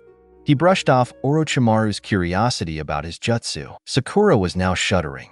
She heard Naruto say Orochimaru but didn't recognize the name at first, but when she heard S-rank criminal, she recognized him. He was one of the 3 legendary ninjas. There was no way they were going to make it out alive with their enemy being a Sannin. She'd abandoned hope with the thought of her enemy being a Sannin. She didn't even feel safe knowing that Sasuke and Naruto were there. If Naruto didn't stand a chance against a Sannin, there was no way Sasuke could. Naruto saw Orochimaru's grin faltered for a second before it appeared again. Orochimaru was dissatisfied with his response. He'd thought the Naruto would be kind enough to answer his question, but it didn't seem that his questions weren't going to be answered. But the fact that Naruto avoided his answering his question made him more curious. You are proving to be an interesting genin, Naruto-kun. But as I said before, you are not what I'm interested in. Orochimaru said with a dark chuckle while he eyed Sasuke with calculating eyes. Naruto never took his eyes off Orochimaru. Uchiha Sasuke. Naruto said aloud what Orochimaru was interested in. What could you as Sannin could possibly want with Sasuke? His hatred, Sharingan, skills. What is it that you find interesting in Sasuke? Naruto asked, trying to find out why Orochimaru would risk coming to Konoha because of Sasuke. Orochimaru seemed amused by Naruto's questions. He didn't respond for a moment though. He narrowed his eyes at Sasuke and looked back at Naruto. He chuckled darkly. He rushed at Naruto in great speed. Naruto saw the Sannin coming and jumped onto a tree branch. Naruto knew he couldn't defeat Orochimaru even with power. Fighting a Sannin was out of his league. He could fight a few Jounins, but a Sannin was too much for him at his current level of strength. It just meant he had too much training until he surpassed all the Sannins. Given that he couldn't defeat Orochimaru, he wasn't even afraid of dying. He knew that Orochimaru didn't want them dead. He wanted them to live. If he wanted them dead, he would have already killed Sakura by now, or even Sasuke. Orochimaru followed Naruto onto the trees, but this time a little faster than before. He appeared in front of Naruto and tried to level him with an uppercut. Naruto jumped back to avoid being hit. He was fast enough to react. Had he not been able to dodge the punch, it would have done him no good. The wind breezes his face, which made him realize that Orochimaru had put a lot of power behind that punch. He sensed that Orochimaru was still holding back his speed, but the power of the punch was strong enough to knock out any genin. While Naruto was still jumping away from him, Orochimaru appeared in front of Naruto. Had it not been for Sasuke, I would certainly have been interested in you. Don't worry, I'll never forget this encounter. Orochimaru whispered to Naruto. Naruto quickly jumped back, but Orochimaru was on his tail. Naruto's path was blocked by the tree behind him. Orochimaru built up chakra to his fist and punched Naruto, making him hit a tree. Smoke covered around him. Orochimaru was about to return to Sasuke when he heard a crack next to him. The three looked at the noise. To Team 7, they were shocked, while Orochimaru looked at him surprised. Naruto's entire body was covered in ice, and it seemed that the half of the right side was broken, which indicated where Orochimaru punched him. Hayatan, Karini Yoroi, Ice Release, Ice Armor. Naruto punched Orochimaru in the face with his left hand, sending him flying towards the bark of the tree. He charged at him using his Hayatan. He created a weapon to strike him with. Hayatan, Korinatsurugi, Ice Release, Ice Sword. Orochimaru dodged the attack and charged at him. He tried to kick Naruto's waist, but Naruto lifted up his knee and blocked the kick. Orochimaru brought out his left leg and tried to kick Naruto, but Naruto blocked the blow, again with his knee. Naruto wanted his hand free so that he would deal with Orochimaru. He brought his right fist and tried to punch Naruto in the face, but Naruto blocked the attack. Orochimaru wasn't surprised as he anticipated Naruto blocking the attack. He moved quickly and kneed Naruto on his gut. Naruto hissed while clutching his stomach. Orochimaru kicked him harder than he'd anticipated. Orochimaru punched Naruto in the face and spun around for a roundhouse high kick. He kicked Naruto in the temples, sending him crashing into the trees. He grinned. He had put a lot of power behind the kick. He wanted to get out of the forest before Anbu sensed him within the forest. It would get quite messy if Anbu were to come to the forest. Orochimaru wasn't given time to recover from his one-sided battle with Naruto as Sasuke came flying towards him. He sensed the boy charging at him and spun around to face the boy. Sasuke tried punching the Sannin to the face, but Orochimaru caught Sasuke's hand. He held it tightly and began to squeeze it, making Sasuke grunt. Orochimaru looked at Sasuke's eyes with a malicious grin, earning a slight shiver from Sasuke. Orochimaru kneed Sasuke on the gut while holding his arm. It was more than just pain to Sasuke, and he was starting to think that there was nothing he could do about it. Orochimaru gripped Sasuke's face and sent him crashing towards the trees. He charged at the Uchiha with Jounin speed, but was stopped on his tracks by a kick to the face that sent him flying backwards. The only reason he was hit was because he had thought Naruto wouldn't be able to wake up anytime soon after the beating he gave to him. Naruto charged at Orochimaru again in great speed. He was welcomed to a punch by the gut. "You did good, Naruto-kun, catching me off guard like that," Orochimaru said with a low chuckle. He grabbed Naruto's face and smashed him down to the ground. The impact formed a crater on the ground. Orochimaru crashed his foot onto Naruto's chest. Orochimaru heard a cracking sound coming from Naruto, only to see a clone made of ice. Orochimaru looked at the clone in surprise before blocking a punch from Naruto to his left side. He uppercut Naruto's face and grabbed his neck. Naruto was having a hard time breathing because his body was beginning to wear out and Orochimaru's hand was on his neck, making it difficult for him to breathe. He struggled to get out of Orochimaru's grip, but to no avail. Orochimaru slammed him to the ground. "You're quite interesting, Naruto-kun, but please stay down. Sasuke-kun is waiting for me. It's hopeless. I'm going to die." Sasuke thought to himself with wide eyes. He had seen how Naruto was defeated like he was nothing. He had seen Naruto had been defeated easily, and there was no way he would have zero chance against the enemy. The man was a Sannin after all. There was no hope for a Genin like him going against a Sannin. Orochimaru enjoyed seeing the terrified face of Sasuke. He loved seeing his prey cower on fear. "Stay back. Don't come any closer." Sasuke stuttered out, seeing Orochimaru coming to his way. Orochimaru didn't stop. He slowly made his way over to him with calculating eyes. "Don't you want power, Sasuke-kun?" Orochimaru asked with a wide grin. Sasuke lost his fear and took a confused look on his face. He wanted power. What confused him was why Orochimaru would ask him that kind of question. Orochimaru stopped in front of Sasuke and spoke again. "I know you want power to kill Itachi, Sasuke-kun, and I can give you that power." Sasuke's eyes burned with hatred the moment Itachi's name was registered into his mind. He hated him more than anything. Orochimaru's smile widened after seeing the hatred in Sasuke's eyes. His neck extended in lengths that no human should extend. Two large fangs grew from his mouth as his head traveled towards Sasuke's neck. Sasuke just froze, not knowing what to do. Orochimaru's fangs bit Sasuke's neck before retreating his head back to his neck. Sasuke screamed in pain before falling down. "Sasuke-kun!" Sakura screamed while rushing to Sasuke. She heard him bellow in pain. It wasn't healthy. She needed to see if she was okay. Orochimaru looked at Sakura with a wide grin. He chuckled more darkly. He'd received what he had came for and more. It was only a matter of time before Sasuke came to him looking for power. Orochimaru was amused by this girl's bravery. "I gave him a gift that will help him avenge his clan." Orochimaru replied as he was about to sink with the earth before seeing Naruto pulling out his sword, muttering, "Moon-breathing first form, dark moon, evening palace." Crescents of moons descended on Orochimaru. He quickly changed bodies, leaving the other one to deal with the attack. The body was shredded in half. Orochimaru looked at Naruto, who looked hazed. He chuckled while looking amused. Naruto was making him more curious as before. He emerged in the earth without leaving a trace. With Naruto sheathed his sword and brought his hands to his face. He stared at them for a moment. Today he had been embarrassed. Nobody had beaten him like Orochimaru had done. A Sannin was truly strong, but to be thrown like a ragged doll was too damning to his pride. Orochimaru had toyed with him. He'd showed him the difference of their power. It made him feel weak. He hated feeling weak. To think that I would get beaten like this despite all the training I did. Naruto thought aloud. Even though he was still hiding some of his power, it didn't change the fact that he was beaten. Taijutsu had been what he practiced the most while training with his father figure. "I wonder what would Kokushibo-sensei say seeing me like this?" He thought aloud again. Kokushibo certainly wouldn't have been pleased with his performance despite not going all out. It wouldn't made much of a difference.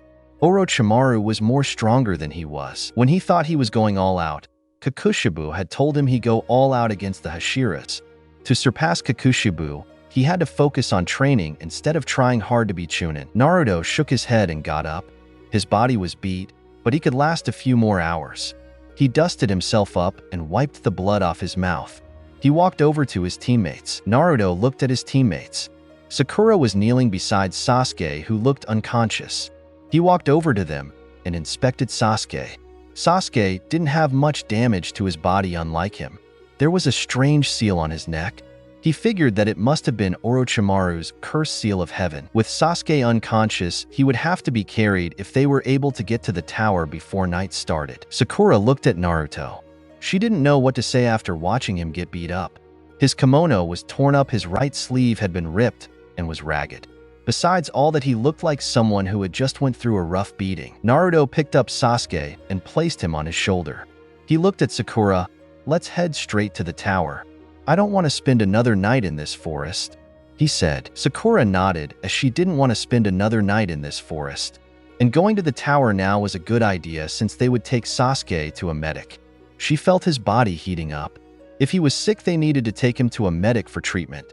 They also didn't know what Orochimaru had done to Sasuke. So getting to the tower, they would surely have met somebody who could tell them what's wrong with Sasuke. A few hours later, it was already past noon. Naruto and Sakura had been running at fast speeds. It was most surprising that Sakura was able to keep up with Naruto without complaining about being tired. Sakura understood that it wasn't the time to be lazy, but a time for her to endure everything and keep going until they reached the tower. They had only taken 2 breaks since they continued on their journey to the tower after their encounter with Orochimaru. Nothing interesting had happened in their way. They had just been traveling in comfortable silence. No one said a word to the other. Naruto had a lot on his mind and would rather be quiet than having to deal with Sakura. Sakura, on the other hand, was worried about Sasuke and didn't know how to start a conversation with Naruto without Sasuke being active. So she decided to stay silent as much as she could. While they were running, she kept glancing at Naruto. She'd never seen him this worn out before since the formation of Team 7, but she was glad nonetheless that he was carrying Sasuke to the tower. They had yet to meet another team while on their way to the tower. It was becoming a troubling fact to Sakura since they would fail if they didn't get the scroll they needed. But at the moment, while looking at Sasuke, whose temperature seemed to be rising up, she thought the most important thing was getting Sasuke to safety. Naruto suddenly fell down on his knees while he was running. Sasuke was still on his shoulder. His body was in pain. He didn't understand what was causing this pain. During the encounter with Orochimaru, he didn't receive any blows that would cause his body to experience the pain he was currently feeling. Sakura was alarmed when she saw Naruto fall to his knees. She hurried close to him. "Naruto, are you all right?" she asked, sounding concerned. With the look on her face, it was obvious her question didn't betray what she truly felt. Naruto looked at the girl for a second. She would asked him with that kind of question before. He thought it was because he'd never been in pain in her presence before. He gathered up his strength and got up while still carrying Sasuke. "I'm fine," he said. "We'll take a break not far from here. There should be a stream up ahead." Sakura nodded. She was getting hungry. She hadn't eaten anything since morning, and all the traveling had made her hungry. At the stream, she would freshen up a bit and get some fish to eat. An hour later, Team 7 had reached the stream. Naruto had placed Sasuke under a tree, allowing Sakura to tend his wounds. He had yet to wake up after his encounter with Orochimaru. His heat was still rising. Naruto couldn't tell what was wrong with Sasuke's body, but he was certain that his body was heating because of the curse mark Orochimaru had placed on him. He didn't understand what the curse seal did to a person's body because he had no depth of knowledge about the seal. Naruto and Sakura were currently eating some fish they had caught. They both ate in silence, courage to do so. Finally, she had courage. "Naruto, what's that mark on Sasuke-kun's neck?" Naruto responded without even looking at the girl. "It's a cursed seal." Sakura looked confused. She had never heard anything about a cursed seal. "What is a cursed seal?" Naruto looked at her and replied, "It's a seal created by Orochimaru that gives the wielder power." The look Naruto gave to Sakura was a one to a girl to ask no more questions. Naruto got up and turned to the stream. "Change of plans. You'll stay here until Sasuke wakes up. I will find some teams to search for a heaven scroll," he said, making his way to the trees. Sakura looked at Naruto worriedly. "Are you sure? You're injured," she remarked. Naruto sighed at the girl's question. "I'll be all right." He disappears after that. Sakura looked at Sasuke while removing the wet towel from his forehead. Naruto continued jumping on the trees until his nose caught a scent. The scent was coming from his direction, maybe 3 or 4 miles. He quickened his pace to follow it. After about 5 minutes, he finally reached his destination and saw something intriguing. He saw the other AIM ninja. They were battling ninja from the land of waterfall. He'd seen cuts, scrapes, and sweat dripping from the AIM ninja, indicating that they'd been fighting with them for a few minutes.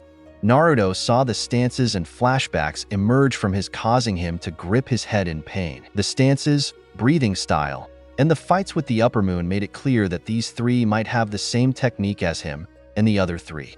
If that was the case, Naruto's face smiled with joy and glee. This exam started to wane his interest more and more. He needed to do what he did before. Give them a push.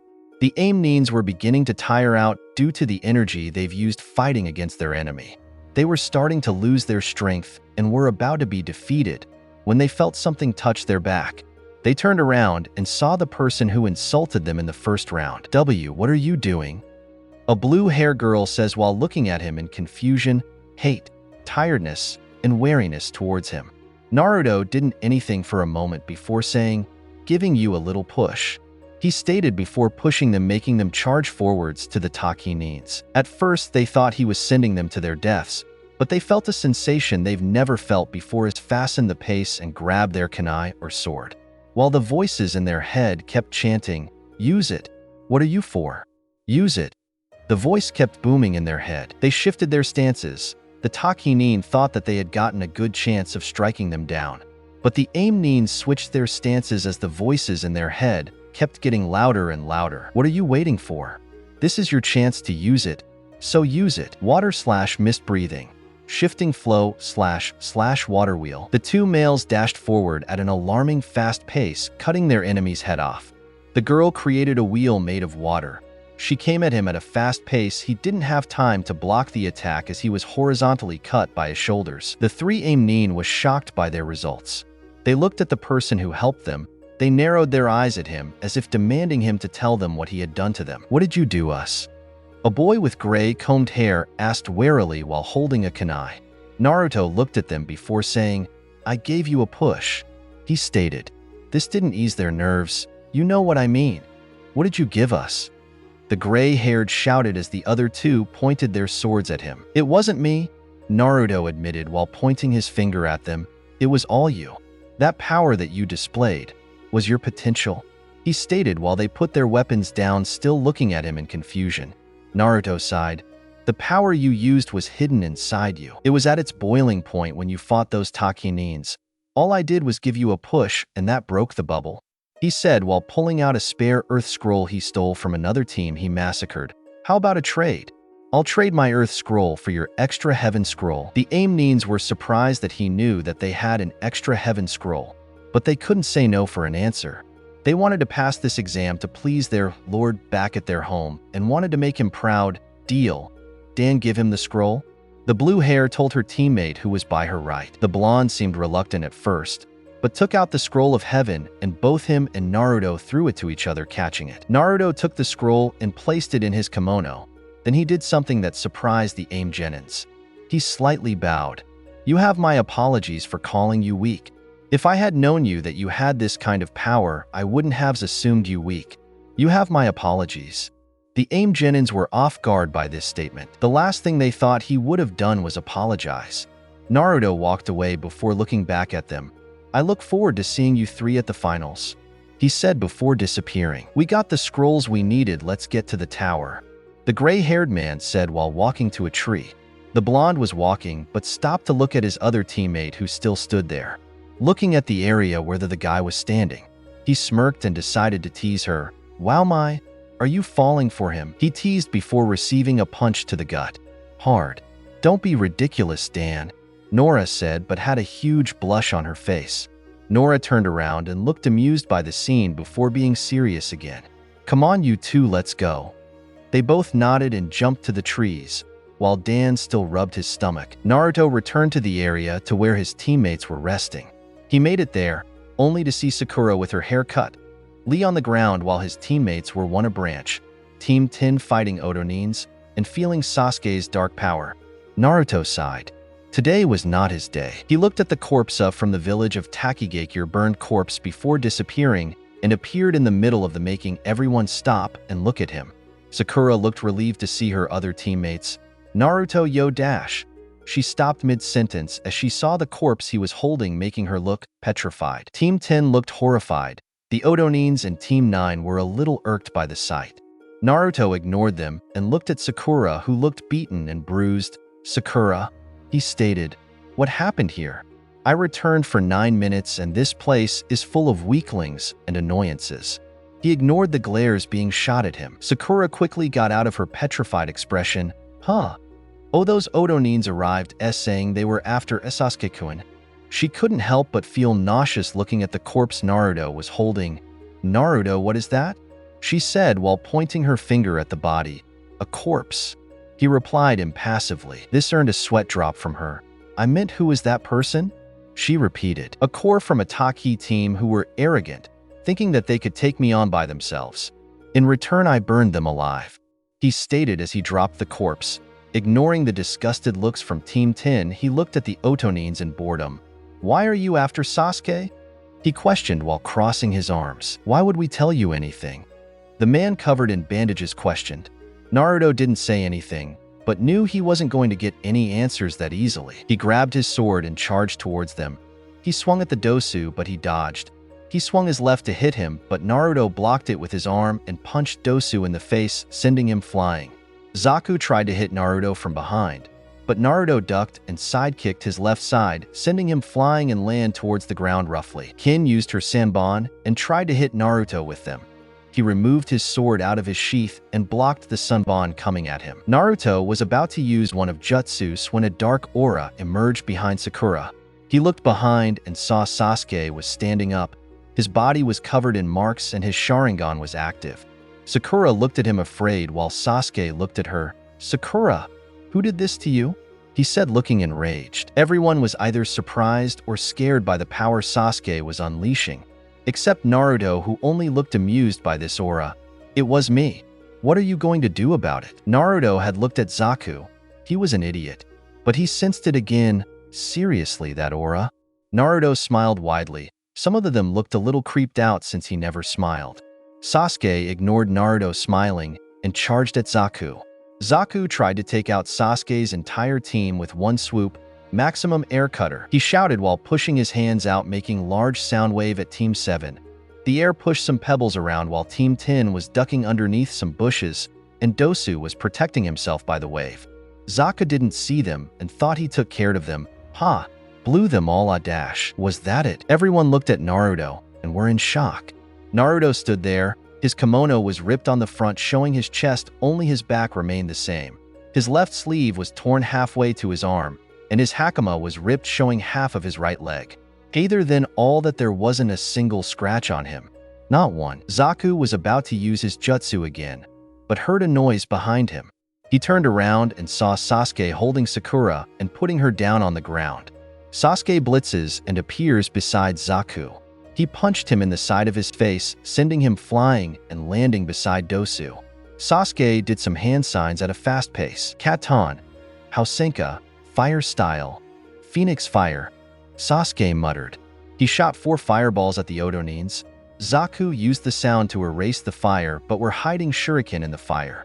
Zaku got hit with them and didn't notice Sasuke under him before he grabbed his arms. "You seem really attached to these arms. Ashamed if something would have happened, not them," Sasuke said as he started to pull Zaku's arms. Zaku begged him to stop, but Sasuke didn't listen. He kept pulling on them and were about to break when he heard someone saying his name. "Uchiha." Sasuke looked at Naruto, who was staring at him. "That's enough. You've already showed him how tough you are. Quit wasting enough time as it is," Naruto stated impassively. Sasuke glared at Naruto. Naruto didn't want to fight him and always ignored him like he was a nuisance. He let go of Zaku's arms and started to walking towards Naruto. "Nar, no, Michikatsu. Fight me," he demanded. Naruto walked away and was about to walk over to Sakura when Sasuke launched a jutsu at him. "Katon, Gokaku no Jutsu, Fire Style, Fireball Jutsu." Sasuke shouted as the fireball was directed towards Naruto, used a single hand to perform some hand signs before putting his hand on the ground, muttering, "Hayaton, Hyohiki, Ice Release, Ice Wall."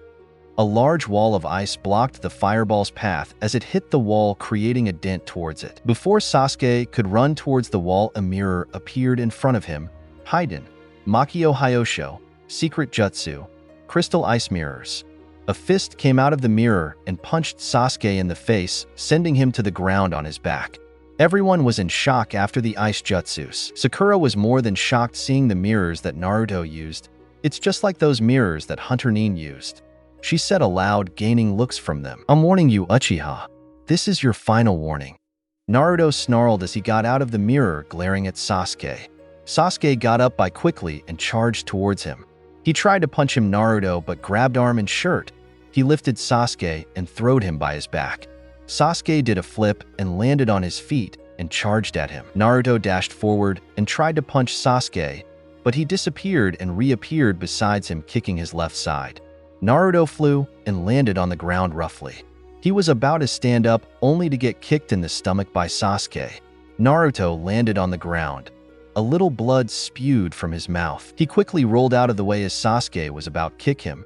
He quickly got up, doing a flip, and punched Sasuke in the chest, sending him flying a few meters away from him. Naruto got up only to feel pain around his body. He landed on one knee and vomited blood on his hand, and was coughing a large amount of blood profusely. Something was wrong with him.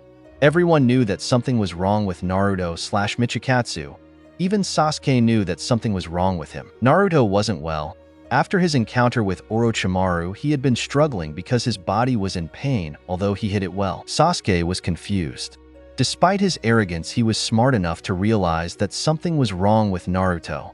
The amount of blood Naruto had coughed and vomited was unhealthy and couldn't have been caused by his attack.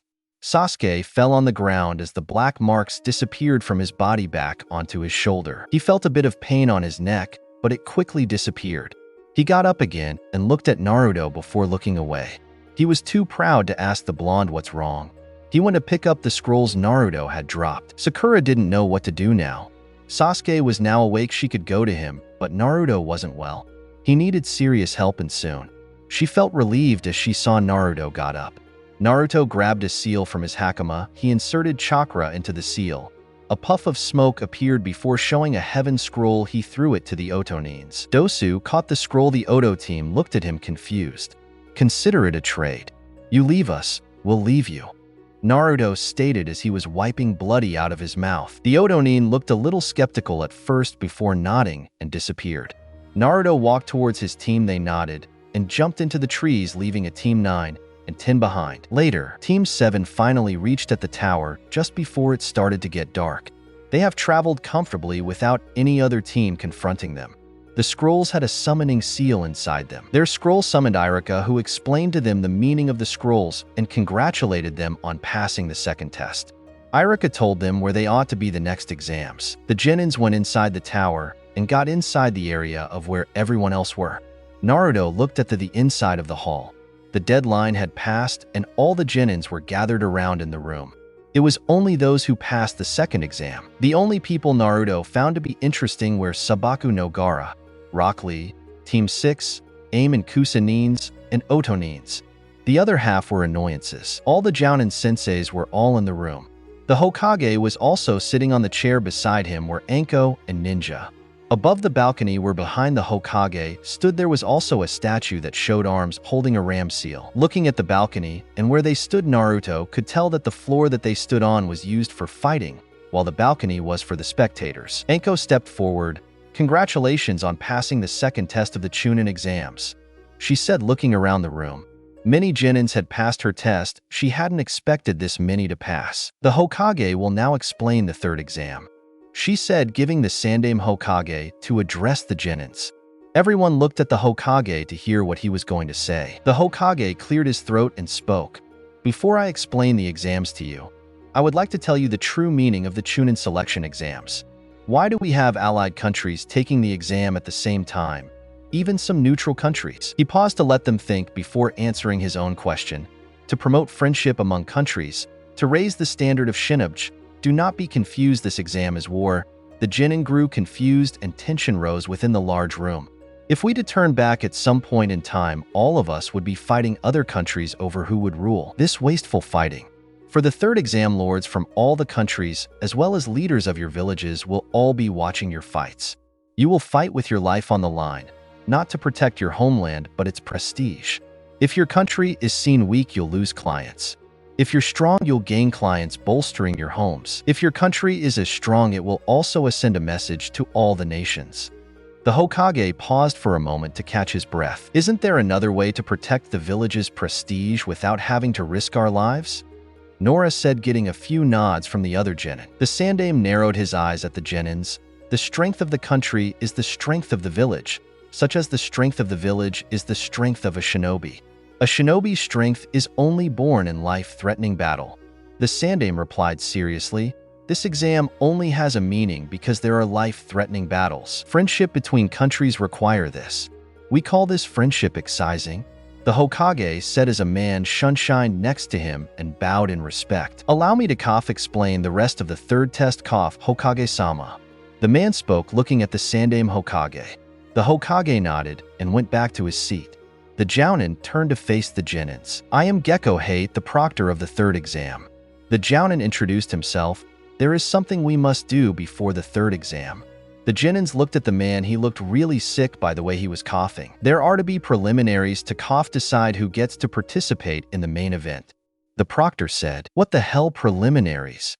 A bored-looking Nara asked the question. We have too many participants for the third test, thus we had to thin out the numbers under the Chunin exam rules.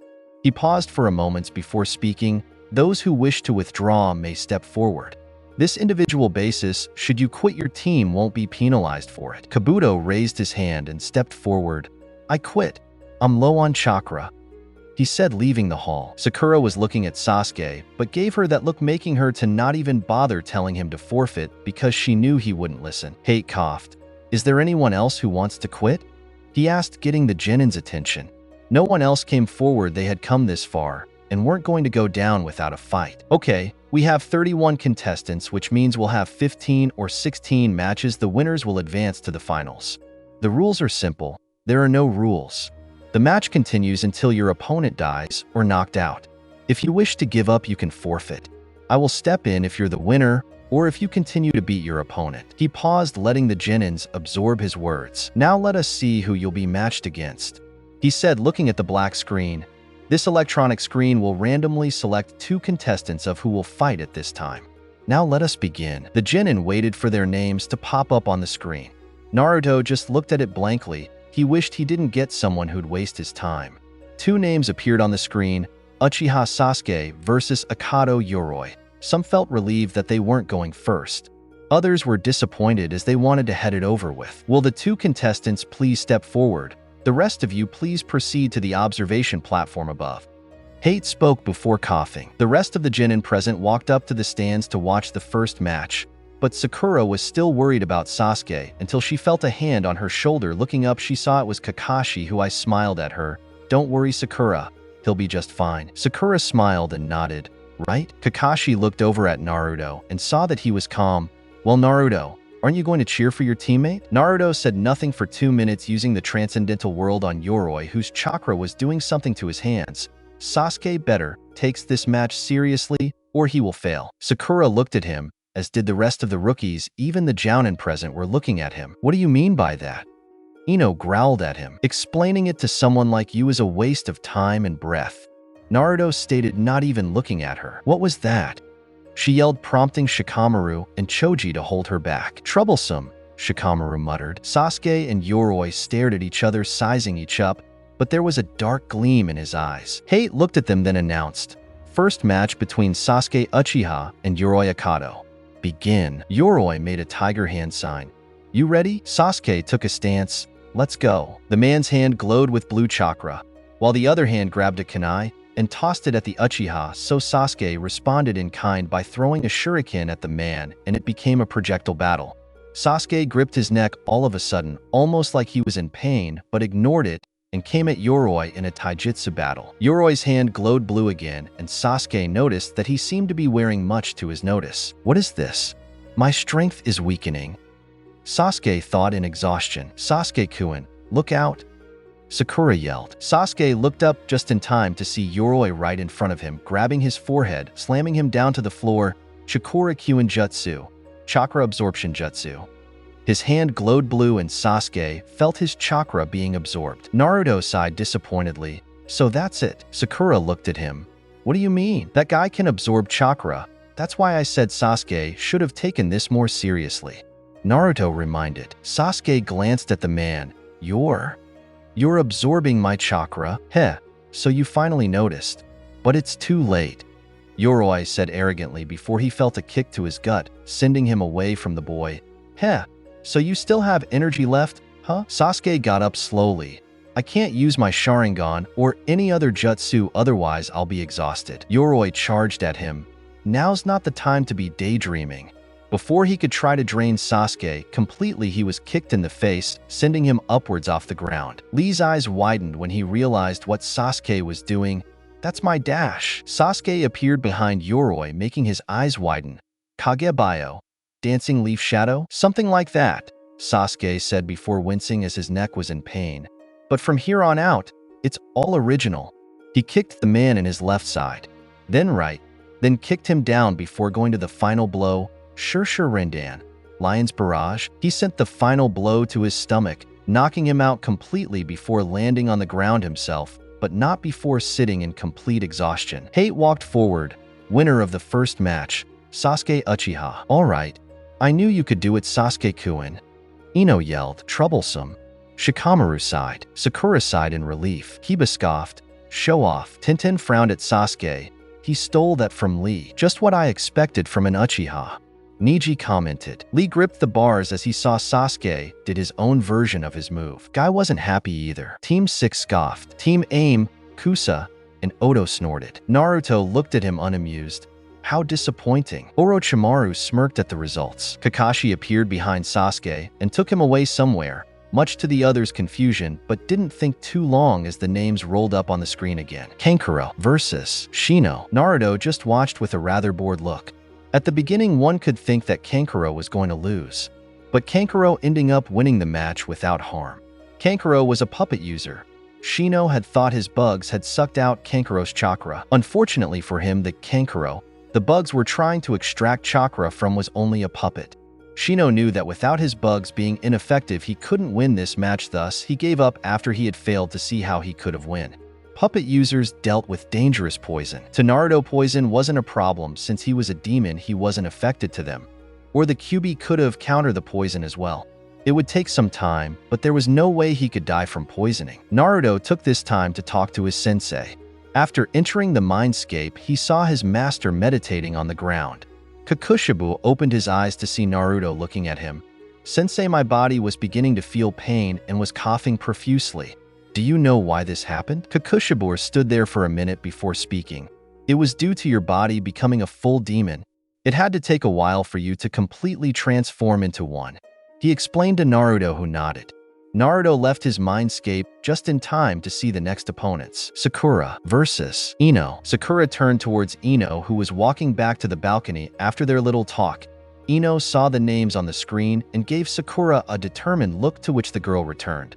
Both girls made it down to the arena and faced each other. Hate raised his hand. Begin. Both kunoichi came each other and Sakura sent a kick. Ino's only way was to dodge. Ino tried punching Sakura, but she blocked it and tried to trip her, but Ino jumped and backed away from her. Sakura improvised and sent 3 kunai at her. Ino calmly grabbed a kunai and tossed it, deflecting both the kunais that were sent at her. Ami snorted at their fight. Those two didn't approve at all. What a pathetic display of battle, especially for a clan heir.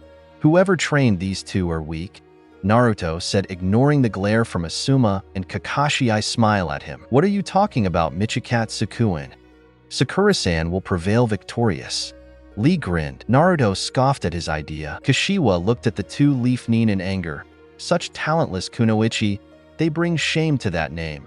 She started releasing a dark aura of anger, which made her other teammates scoot back a little from her, including her sensei. Mai looked at them in disgust. Such pathetic kunoichi, how dare those weaklings bring shame to that name? She said while releasing a dark aura, making her teammates scared of her, including her sensei a little, who stayed in his spot. Temari scoffed at them. Kin looked at the two in rage and disdain.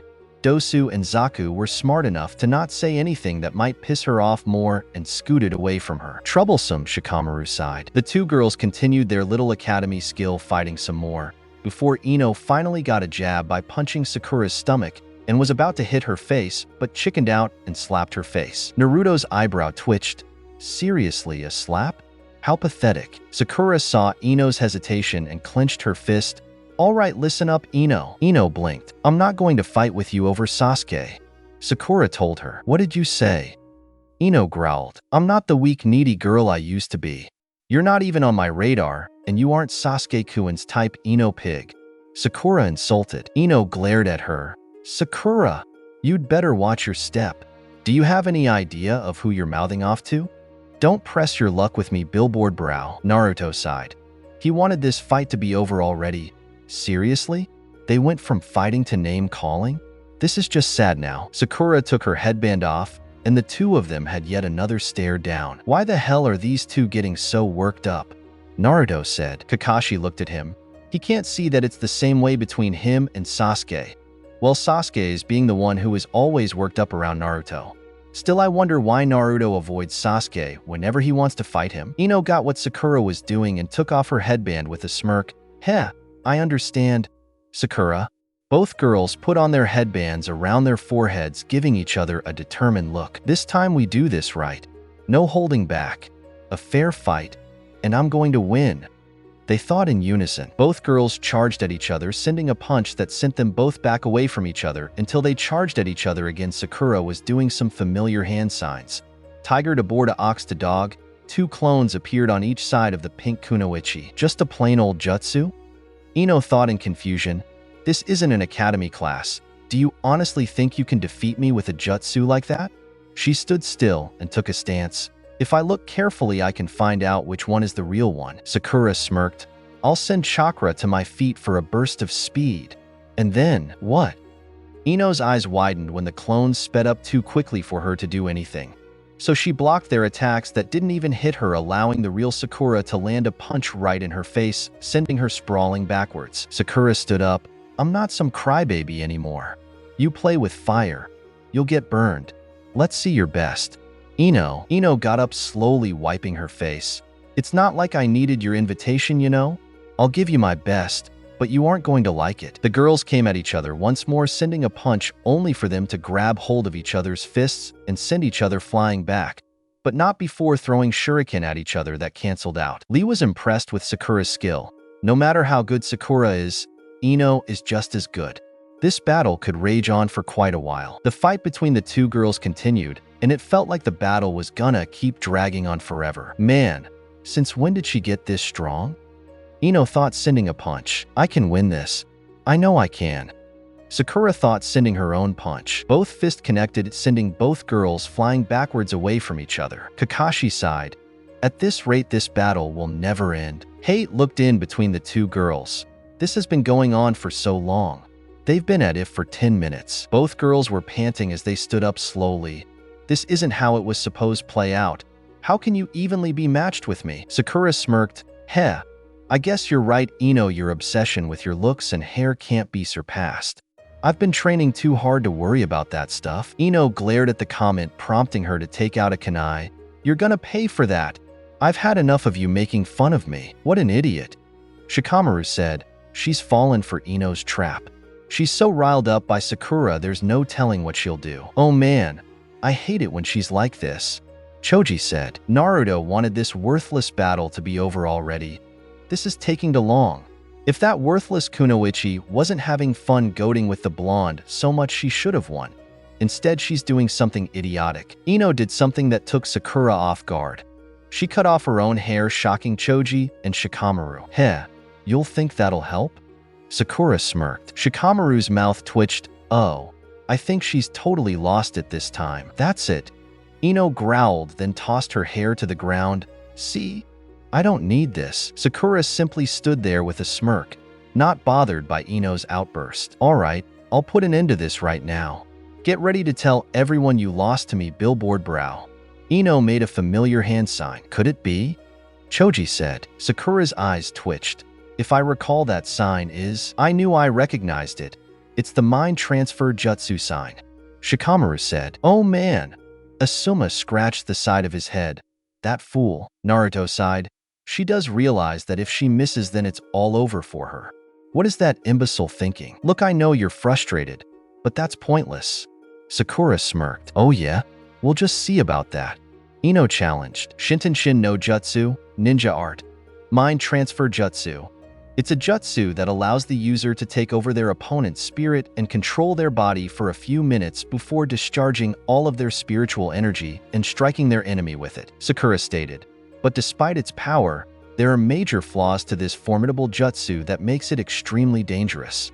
First, the users discharged all of their spiritual energy can only fly straight, and it moves at a slow speed. Second, even if it misses the opponent, the spiritual energy can't return to the user's body for several minutes, and this, in battle, are most often measured in seconds. I should add, while the spiritual energy is gone, your body, Ino, won't move at all. It'll be like a doll with no strings attached. The Shintenshin no Jutsu, ninja art. Mind Transfer Jutsu. It's a jutsu that's only used for spying. It's not a battle jutsu. Ino, using that jutsu here will be a fatal mistake. Asuma thought, it's a powerful jutsu, but as long as Sakura can able to dodge it, it won't be a threat. Plus, if she can avoid it, she can attack Ino without resistance. If that happens, Hate will be forced to bring the match to an end. Kakashi thought, so what? I don't care, I won't know unless I try. Ino yelled. Sakura got ready to dodge. If you miss me, it's all over for you. Shikamaru gripped the railing, leaning down. She's only supposed to use that with me, so I can immobilize the enemy first with my shadow possession jutsu. If she uses it this way, it'll never work. There's no way she'll hit Sakura.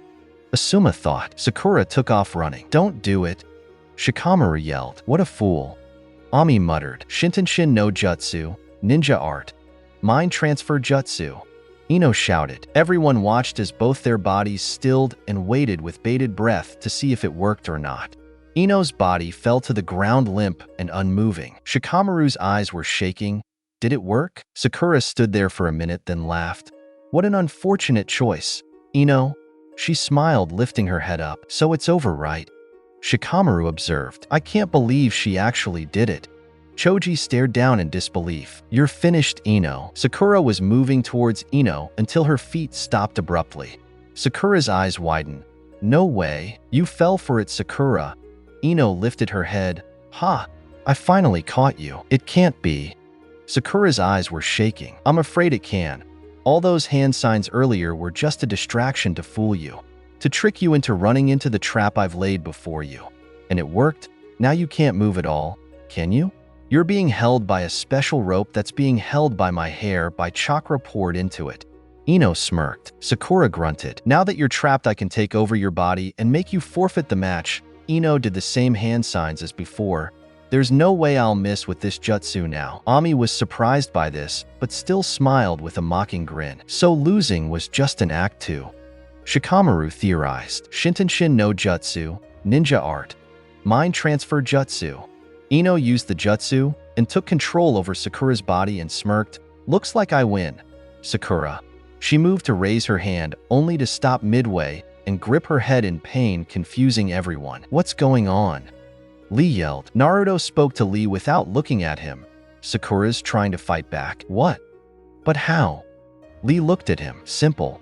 Naruto shrugged. She refuses to let Ino have her way and is determined to prove she isn't going down without a fight. It's all about willpower. Ino was losing control on Sakura. No, I can't hold onto her. Release. She released the jutsu, sending her spirit back to her own body. No way. She actually shattered Ino's jutsu. Shikamaru stared in pure disbelief. She must have used too much chakra to use the jutsu to use it on her opponent, so the jutsu barely worked. Asuma thought, how can you have 2 spirits within you? Just what are you anyway? Ino questioned. Someone who is just as strong as she's beautiful, Sakura smirked. I mean, a girl's gotta be tough to survive something like this. Both girls stood up and slowly charged at each other one final time. This ends right now. Both girls sent each other flying as they hit each other backwards, and this time, both were too tired to get back up. Hate called it, since neither combatant is able to continue. By double knockout, nobody gets through the 4th battle of the preliminary. The match is over. Naruto looked at the 2 of them. Pathetic, he said aloud. Everyone nodded in agreement with his words. Kakashi and Asuma had the decency to look ashamed of their students. Those weren't ninja fighting. It was academy schoolgirls fighting over a crush. Had it been the finals, Konoha would surely had lose customers. If the Kunoichis fought the way Ino and Sakura fought, they would have been killed each time on a mission. If both girls were going to be serious about their careers, they need to understand what it means to be a ninja, or they would die soon and young. Naruto looked at the screen to see who was going next. Gaara's sister is going next then. HM? Naruto thought. Tenten versus Temari. Tenten appeared down at the arena with a smile. I'm so ready.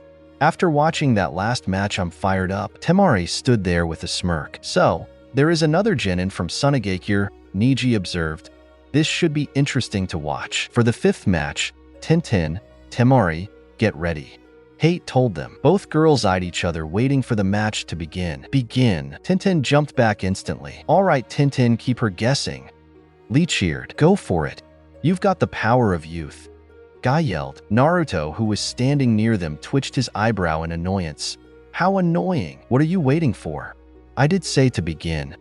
Hate eyed them both. Guess you're waiting for me to make a move. Big mistake, cause the first move I make will be your last one. Temari smirked, taking a step forward, making Tintin step back. Come on, I don't want this match over too quickly, so why don't you go first? Temari made a mocking gesture. Come on, little girl, show me what you can do. All right, if you insist. Remember, you've asked for this. Tintin jumped in the air, sending 3 shuriken at her. Temari still stood there with a smirk, and all of a sudden the 3 shuriken were on the ground. I missed her. There's no way. Tintin said in disbelief. What was that, a warm-up exercise? Or maybe you're just a little nervous and it's affected your aim. Is that it? Temari mocked. Tintin grunted. Rats, and I was hoping to work up a sweat. But forget that idea, this is the best you've got. Temari smirked. Tintin glared at her. What's going on? How could she have miss? Lee looked in disbelief. It's impossible. Tintin, aim is perfect. She always hit her mark. Guy said, not this time. Niji stated, she never misses. Guy insisted. There must have been something that made her miss. Huh. Lee said in confusion. You know, you can always count on Temari to put on a good show. Kankuro commented. Big deal. Gaara said uncaring. Okay, stay calm. Don't let her get to you. Tintin thought, 1, 2, 3. She must have dodged them somehow, but if I try a different approach, look at her measuring her distance. Here comes her big move. Temari grabbed her fan behind her back. So that's her secret, that fan she carries. Okay. Tintin then ran at Temari, taking out a scroll. All right, try this for size. Tintin said, jumping up in the air, twirling the scroll around, sending a barrage of weapons at the girl, only for Temari to deflect them quickly without anyone noticing, rendering them useless and on the ground. Tintin landed back down to the arena. No way. She stopped everything I've threw. What has she got in that fan of hers? Temari smirked. Take a look. This is the first moon. There are 2 more. Tintin glared at her. When you see all 3 moons, you'll know. You've lost the match. Temari stated. Tintin, don't let her play you. Maintain focus. Lee yelled. I know, Lee, I know. Well, I was planning on saving this for the finals, not wasted on a preliminary round. But it may be now or never. Tintin smiled, taking out 2 scrolls. She's using that already? Guy questioned. Niji said nothing and simply observed. It won't work whatever it is. Temari stated. Tintin ignored her and got to work. Bending down, she performed some hand signs. Tiger to dragon to monkey to hare to snake to cross arms. Sashoryu. Rising twin dragons. There was a burst of light as clouds gathered, blinding everyone, and soon 2 scrolls danced in the air as Tintin propelled herself upward, sending a barrage of weapons at Temari. I got her now. Temari giggled and sent her flying along with her weapons, making her skid to the floor. When she sat up, she saw the fan was open. Moon number 3. Temari grinned, then disappeared using her fan. Tintin's eyes widened. Where did she go? She's gone. Over here. Tintin looked behind her and saw Temari gliding on her fan, smirking up at her before landed before her. Now it's my turn. Kamaitachi no Jutsu. Ninja art. Wind Scythe Jutsu. Temari saved her fan and sent a wind cyclone at Tintin, engulfing her and sending her high in the air. Tintin. Lee yelled. Tintin's arms were cut up as were her clothes, as she was completely defenseless in the air. Niji looked up. Temari's chakra is controlling the vortex. Lee looked at him confused. She fought well, but she'll never escape from that whirlwind. It's over. Niji said. Tintin came out of the whirlwind and landed right on Temari's fan on her back, making her cough up blood. Geez, talk about ruthless. Kiba gulped. How boring. Naruto crossed his arms. Tintin. Lee looked down. Wasn't much of a match, kind of boring. Temari stated, while looking at Tintin with disappointment. To be able to stop every single one of Tintin's attack like that. Guy commented. I still can't believe it. Lee said. Another win for Suna. Great. Kazo said sarcastically, but the Suna team ignored him. Well, we're guaranteed a sweep in this round. Kankuro commented. Humph. Gaara grunted. These guys aren't messing around, Momoko thought. The winner of the 5th match, Temari. Hate announced. Temari smirked. Lee, I suggest you grab your teammate, Naruto said, earning a confused look from Lee. Lee was confused at first, but he saw the Suna girl's demeanor and quickly jumped down from the balcony. Temari threw Tintin off her fan towards the sharp weapons on hit he ground, but Lee caught her just in time. Temari smiled. Hey, nice catch. What's wrong with you? She may have lost this match, but that's no way to treat an opponent who tried her best, Lee yelled. Temari slammed her fan down. Oh, beat it, and take that sack of garbage with you. Lee charged at her. No, Lee. Lee, Niji yelled. Lee was about to use Konoha Senpu until he felt someone grabbing his back. Huh? He turned around and saw it was Naruto that grabbed his back. Michikatsu-san, stand down, Naruto told him. When it's your turn to fight, you can go wild as much as you want. Leave this Suna dog to her musings. Lee nodded and went over to pick up Tintin. Temari glared at Naruto for calling her a dog, but he ignored her and jumped back to his area while Lee picked up Tintin gently as the medics came to get her. Temari walked back to her area and stand next to her brother. Did any of you see him move? She said while narrowing her eyes at him. I didn't. He's got some moves, Kankuro replied while looking at him. Gaara was staring at Naruto intently. Those guys from Suna are strong, Sakura said, appearing next to him. Welcome back, Sakura, Kakashi commented. Welcome back, Sakura-san, Lee said while doing some gestures towards her. Sakura smiled. A puff of smoke appeared. It was an ANBU, and next to him was Sasuke. He still wore the same clothes as before, but he looked well. Sasuke, you're back, Sakura said. She was happy to see her crush was alright. Ino was ecstatic as well, but Sasuke ignored the two and stood beside Naruto. Kakashi smiled at the ANBU before the ANBU whispered something into his ear. Kakashi nodded. Before the ANBU disappeared, Kakashi turned at Sasuke. You sure you're feeling alright? Sasuke nodded before staring at the board. The names on the board shuffled again on 2 names. Naruto looked at the names on the board. He hated what he saw. Naruto Uzumaki versus Kiba Inuzuka. For the 6th match, will Naruto Uzumaki and Kiba Inuzuka step forward? Naruto looked at the name with hatred. Veins were showing from his head. Everyone saw this and wondered why he hated the name so much. Sasuke knew he didn't like to be called Naruto. But why? What was he so upset over that name? Sakura knew Naruto never liked that name. She didn't ask him why either, because either it was personal or was afraid of seeing his angry face, which she never saw before. Kakashi was about to talk to him before he jumped from the balcony and walked to the arena. Let's get this over with, he muttered. Kiba was grinning.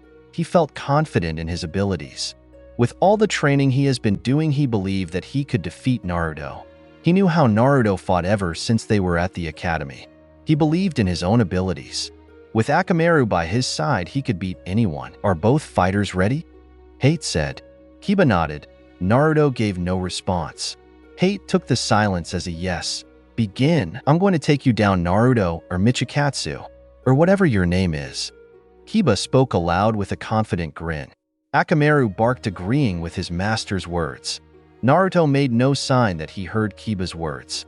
Hey, did you hear me? Again, Not didn't respond. Hey, I'm talking to you, bastard. Kiba yelled out, a bit of anger at being ignored. Will you attack me already and stop being annoying? Naruto finally spoke. Kiba grinned. Let's do this, Akamaru, he said to his dog partner. Akamaru barked in acknowledgement of Kiba's words. Spectators. Kakashi looked at Naruto as if he was studying him. Naruto was acting differently. He wasn't told in detail of what happened to them during their encounter with Orochimaru. He was only interested in that they were alive, and the cursed mark Orochimaru had given to Sasuke. He had sealed the curse mark Orochimaru had given him, but wasn't sure if it would hold.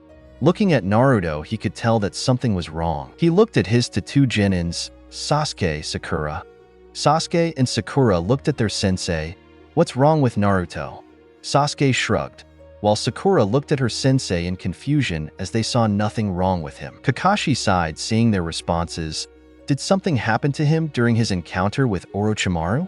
He asked another question. Sasuke and Sakura were quiet for a moment. They looked at each other for a minute before turning to their sensei.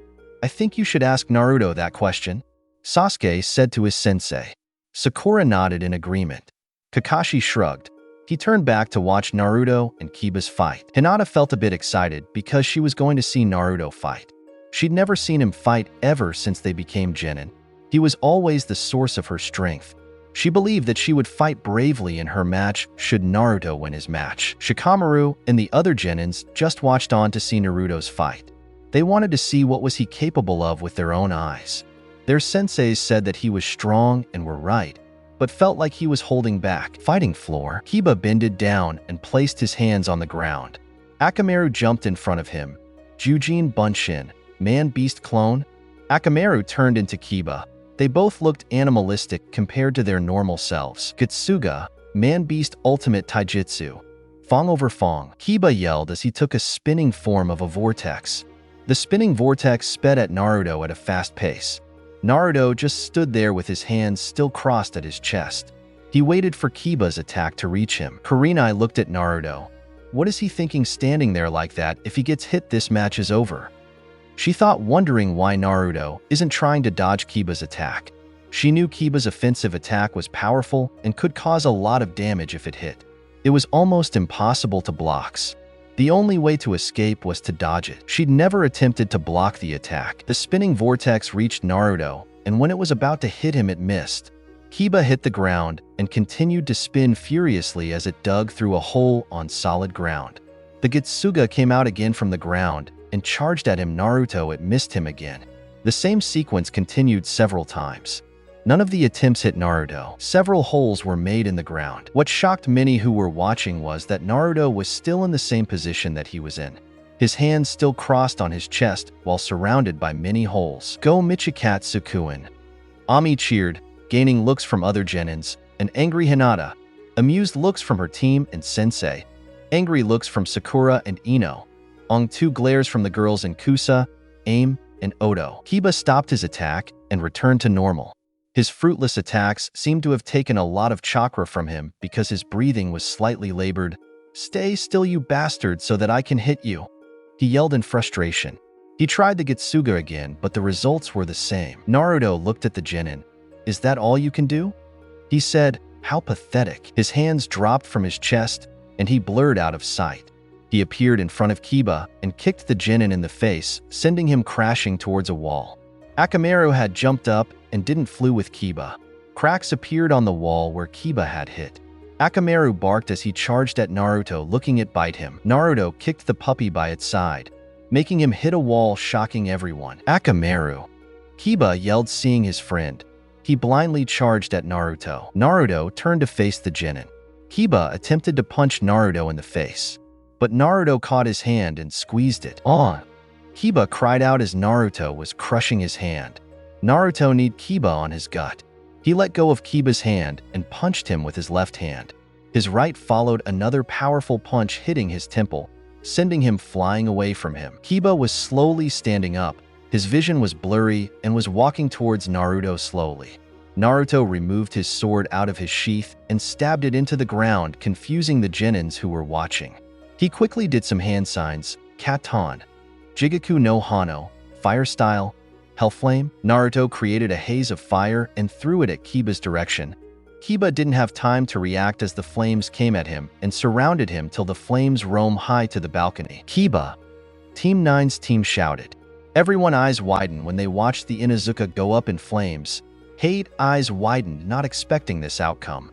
The Hokage was surprised, but hidden behind it was shocked, seeing the brutality Naruto showed, meaning that he doesn't care for anyone in the leaf. The Odo, Kusa, and AIM teams looked at him in shock. They knew that he was brutal, but this was on a whole other level. Team 6 was shocked by the brutality. Even their sensei was surprised. Except Ami, who looked like she was in love with Naruto even more. So hot. Ami drooled a little. The flames died down. Kiba was on the ground, motionless, his back on the floor, his clothes burned. He was unconscious. Naruto opened his right hand as lightning sparked from his fingers. He zapped Kiba, who stood up and was coughing and breathing hastily. Naruto grabbed him by the collar with his left hand. He lifted him up and punched him in the face with his right hand, making him walk backwards next to his sword. Naruto disappeared and reappeared behind Kiba. Then he grabbed the back of his head and pushed at the back of the sword. Hard. Kiba was dizzy, He couldn't walk straight as he felt the world was spinning around him. Naruto kicked him in the back of his leg, making him fall to his knees. He grabbed the back of his head again and pushed it to the ground. He pulled and pushed his head about 3 times before walking away, leaving a burned, bruised, and bloody Kiba. How brutal, some of the Genins thought watching the fight. The only person who smiled was Gaara. Naruto stood still waiting for Hate to call the match. Hate stepped forward. Kiba is unable to fight. The winner is Na Dash. He was cut off by Naruto. Michikatsu Takuni. Naruto stated before walking back to the balcony. Michikatsu Takuni. Hate finished as medical Nin came to get Kiba. When Naruto arrived at the balcony, he found Yuhi Kurenai waiting for him. Kurenai stared at Naruto with a bit of anger in her eyes. She was angry that Naruto for what he did to her student. She believed there could have been other ways to end the match. Naruto walked past her without sparing a glance. Kurenai grabbed his hand and held it firmly. Naruto narrowed his eyes at her. "I suggest you let go of my hand before I chop your arm off." He threatened her. Kurenai ignored his threat. Was it necessary to beat my student like that? Yes, because he was pathetic. Kurenai gritted her teeth and held Naruto's hand tighter. Besides, it's your fault that he was weak in the first place. Kurenai's glare darkened. "Excuse me?" She demanded him. "You're too soft. That's the reason why I did that to him. He was weak. Weakness disgusts me. You're a pathetic excuse of a sensei. Your 2 Genins have been defeated easily. It's only a matter of time until the last one is either dead or unconscious. You're a failure of a sensei, failure of Team 9, and a failure for Yakumo." Kurenai's red eyes were burning with hatred. Not only had he insulted her, he insulted her students and her status as a Jounin. When she heard Yakumo's name, she finally snapped. "How do you know Yakumo?" She shouted at him, demanding for an answer. He didn't reply. This infuriated Kurenai. She was about to put him in a genjutsu when she felt a hand on her shoulder and saw that it was Kakashi who was smiling at her. "Let it go, Kurenai," he said with a smile. "You're causing a scene." Kurenai looked around the room and saw that everyone was looking at them. Naruto harshly pulled his hand away from Kurenai, hurting her a little as he walked back to his team. Kurenai glared at Naruto before returning to Hinata's side. Kakashi smiled at Naruto. "You should take it on your fellow Genins, Naruto." Naruto looked back at him. "No, I despise weak people. Weakness disgusts me." He turned away from him. Giving them Genin's confidence will only continue the battle. With confidence, it will only drag the battle on more. He didn't enjoy dragging on fights he found annoying. It's why he chooses to end them quickly and brutally. The screen on the board showed the name on the contestants of the next battle. Ami versus Nora Ugi. Thanks so much for watching. I hope you enjoyed exploring this what if with me. If you did, please consider leaving a like and subscribing for more videos like this. Your support truly makes a difference, and I'd love to hear your thoughts in the comments. Let me know what you'd like to see next. Until next time, take care and stay tuned for more.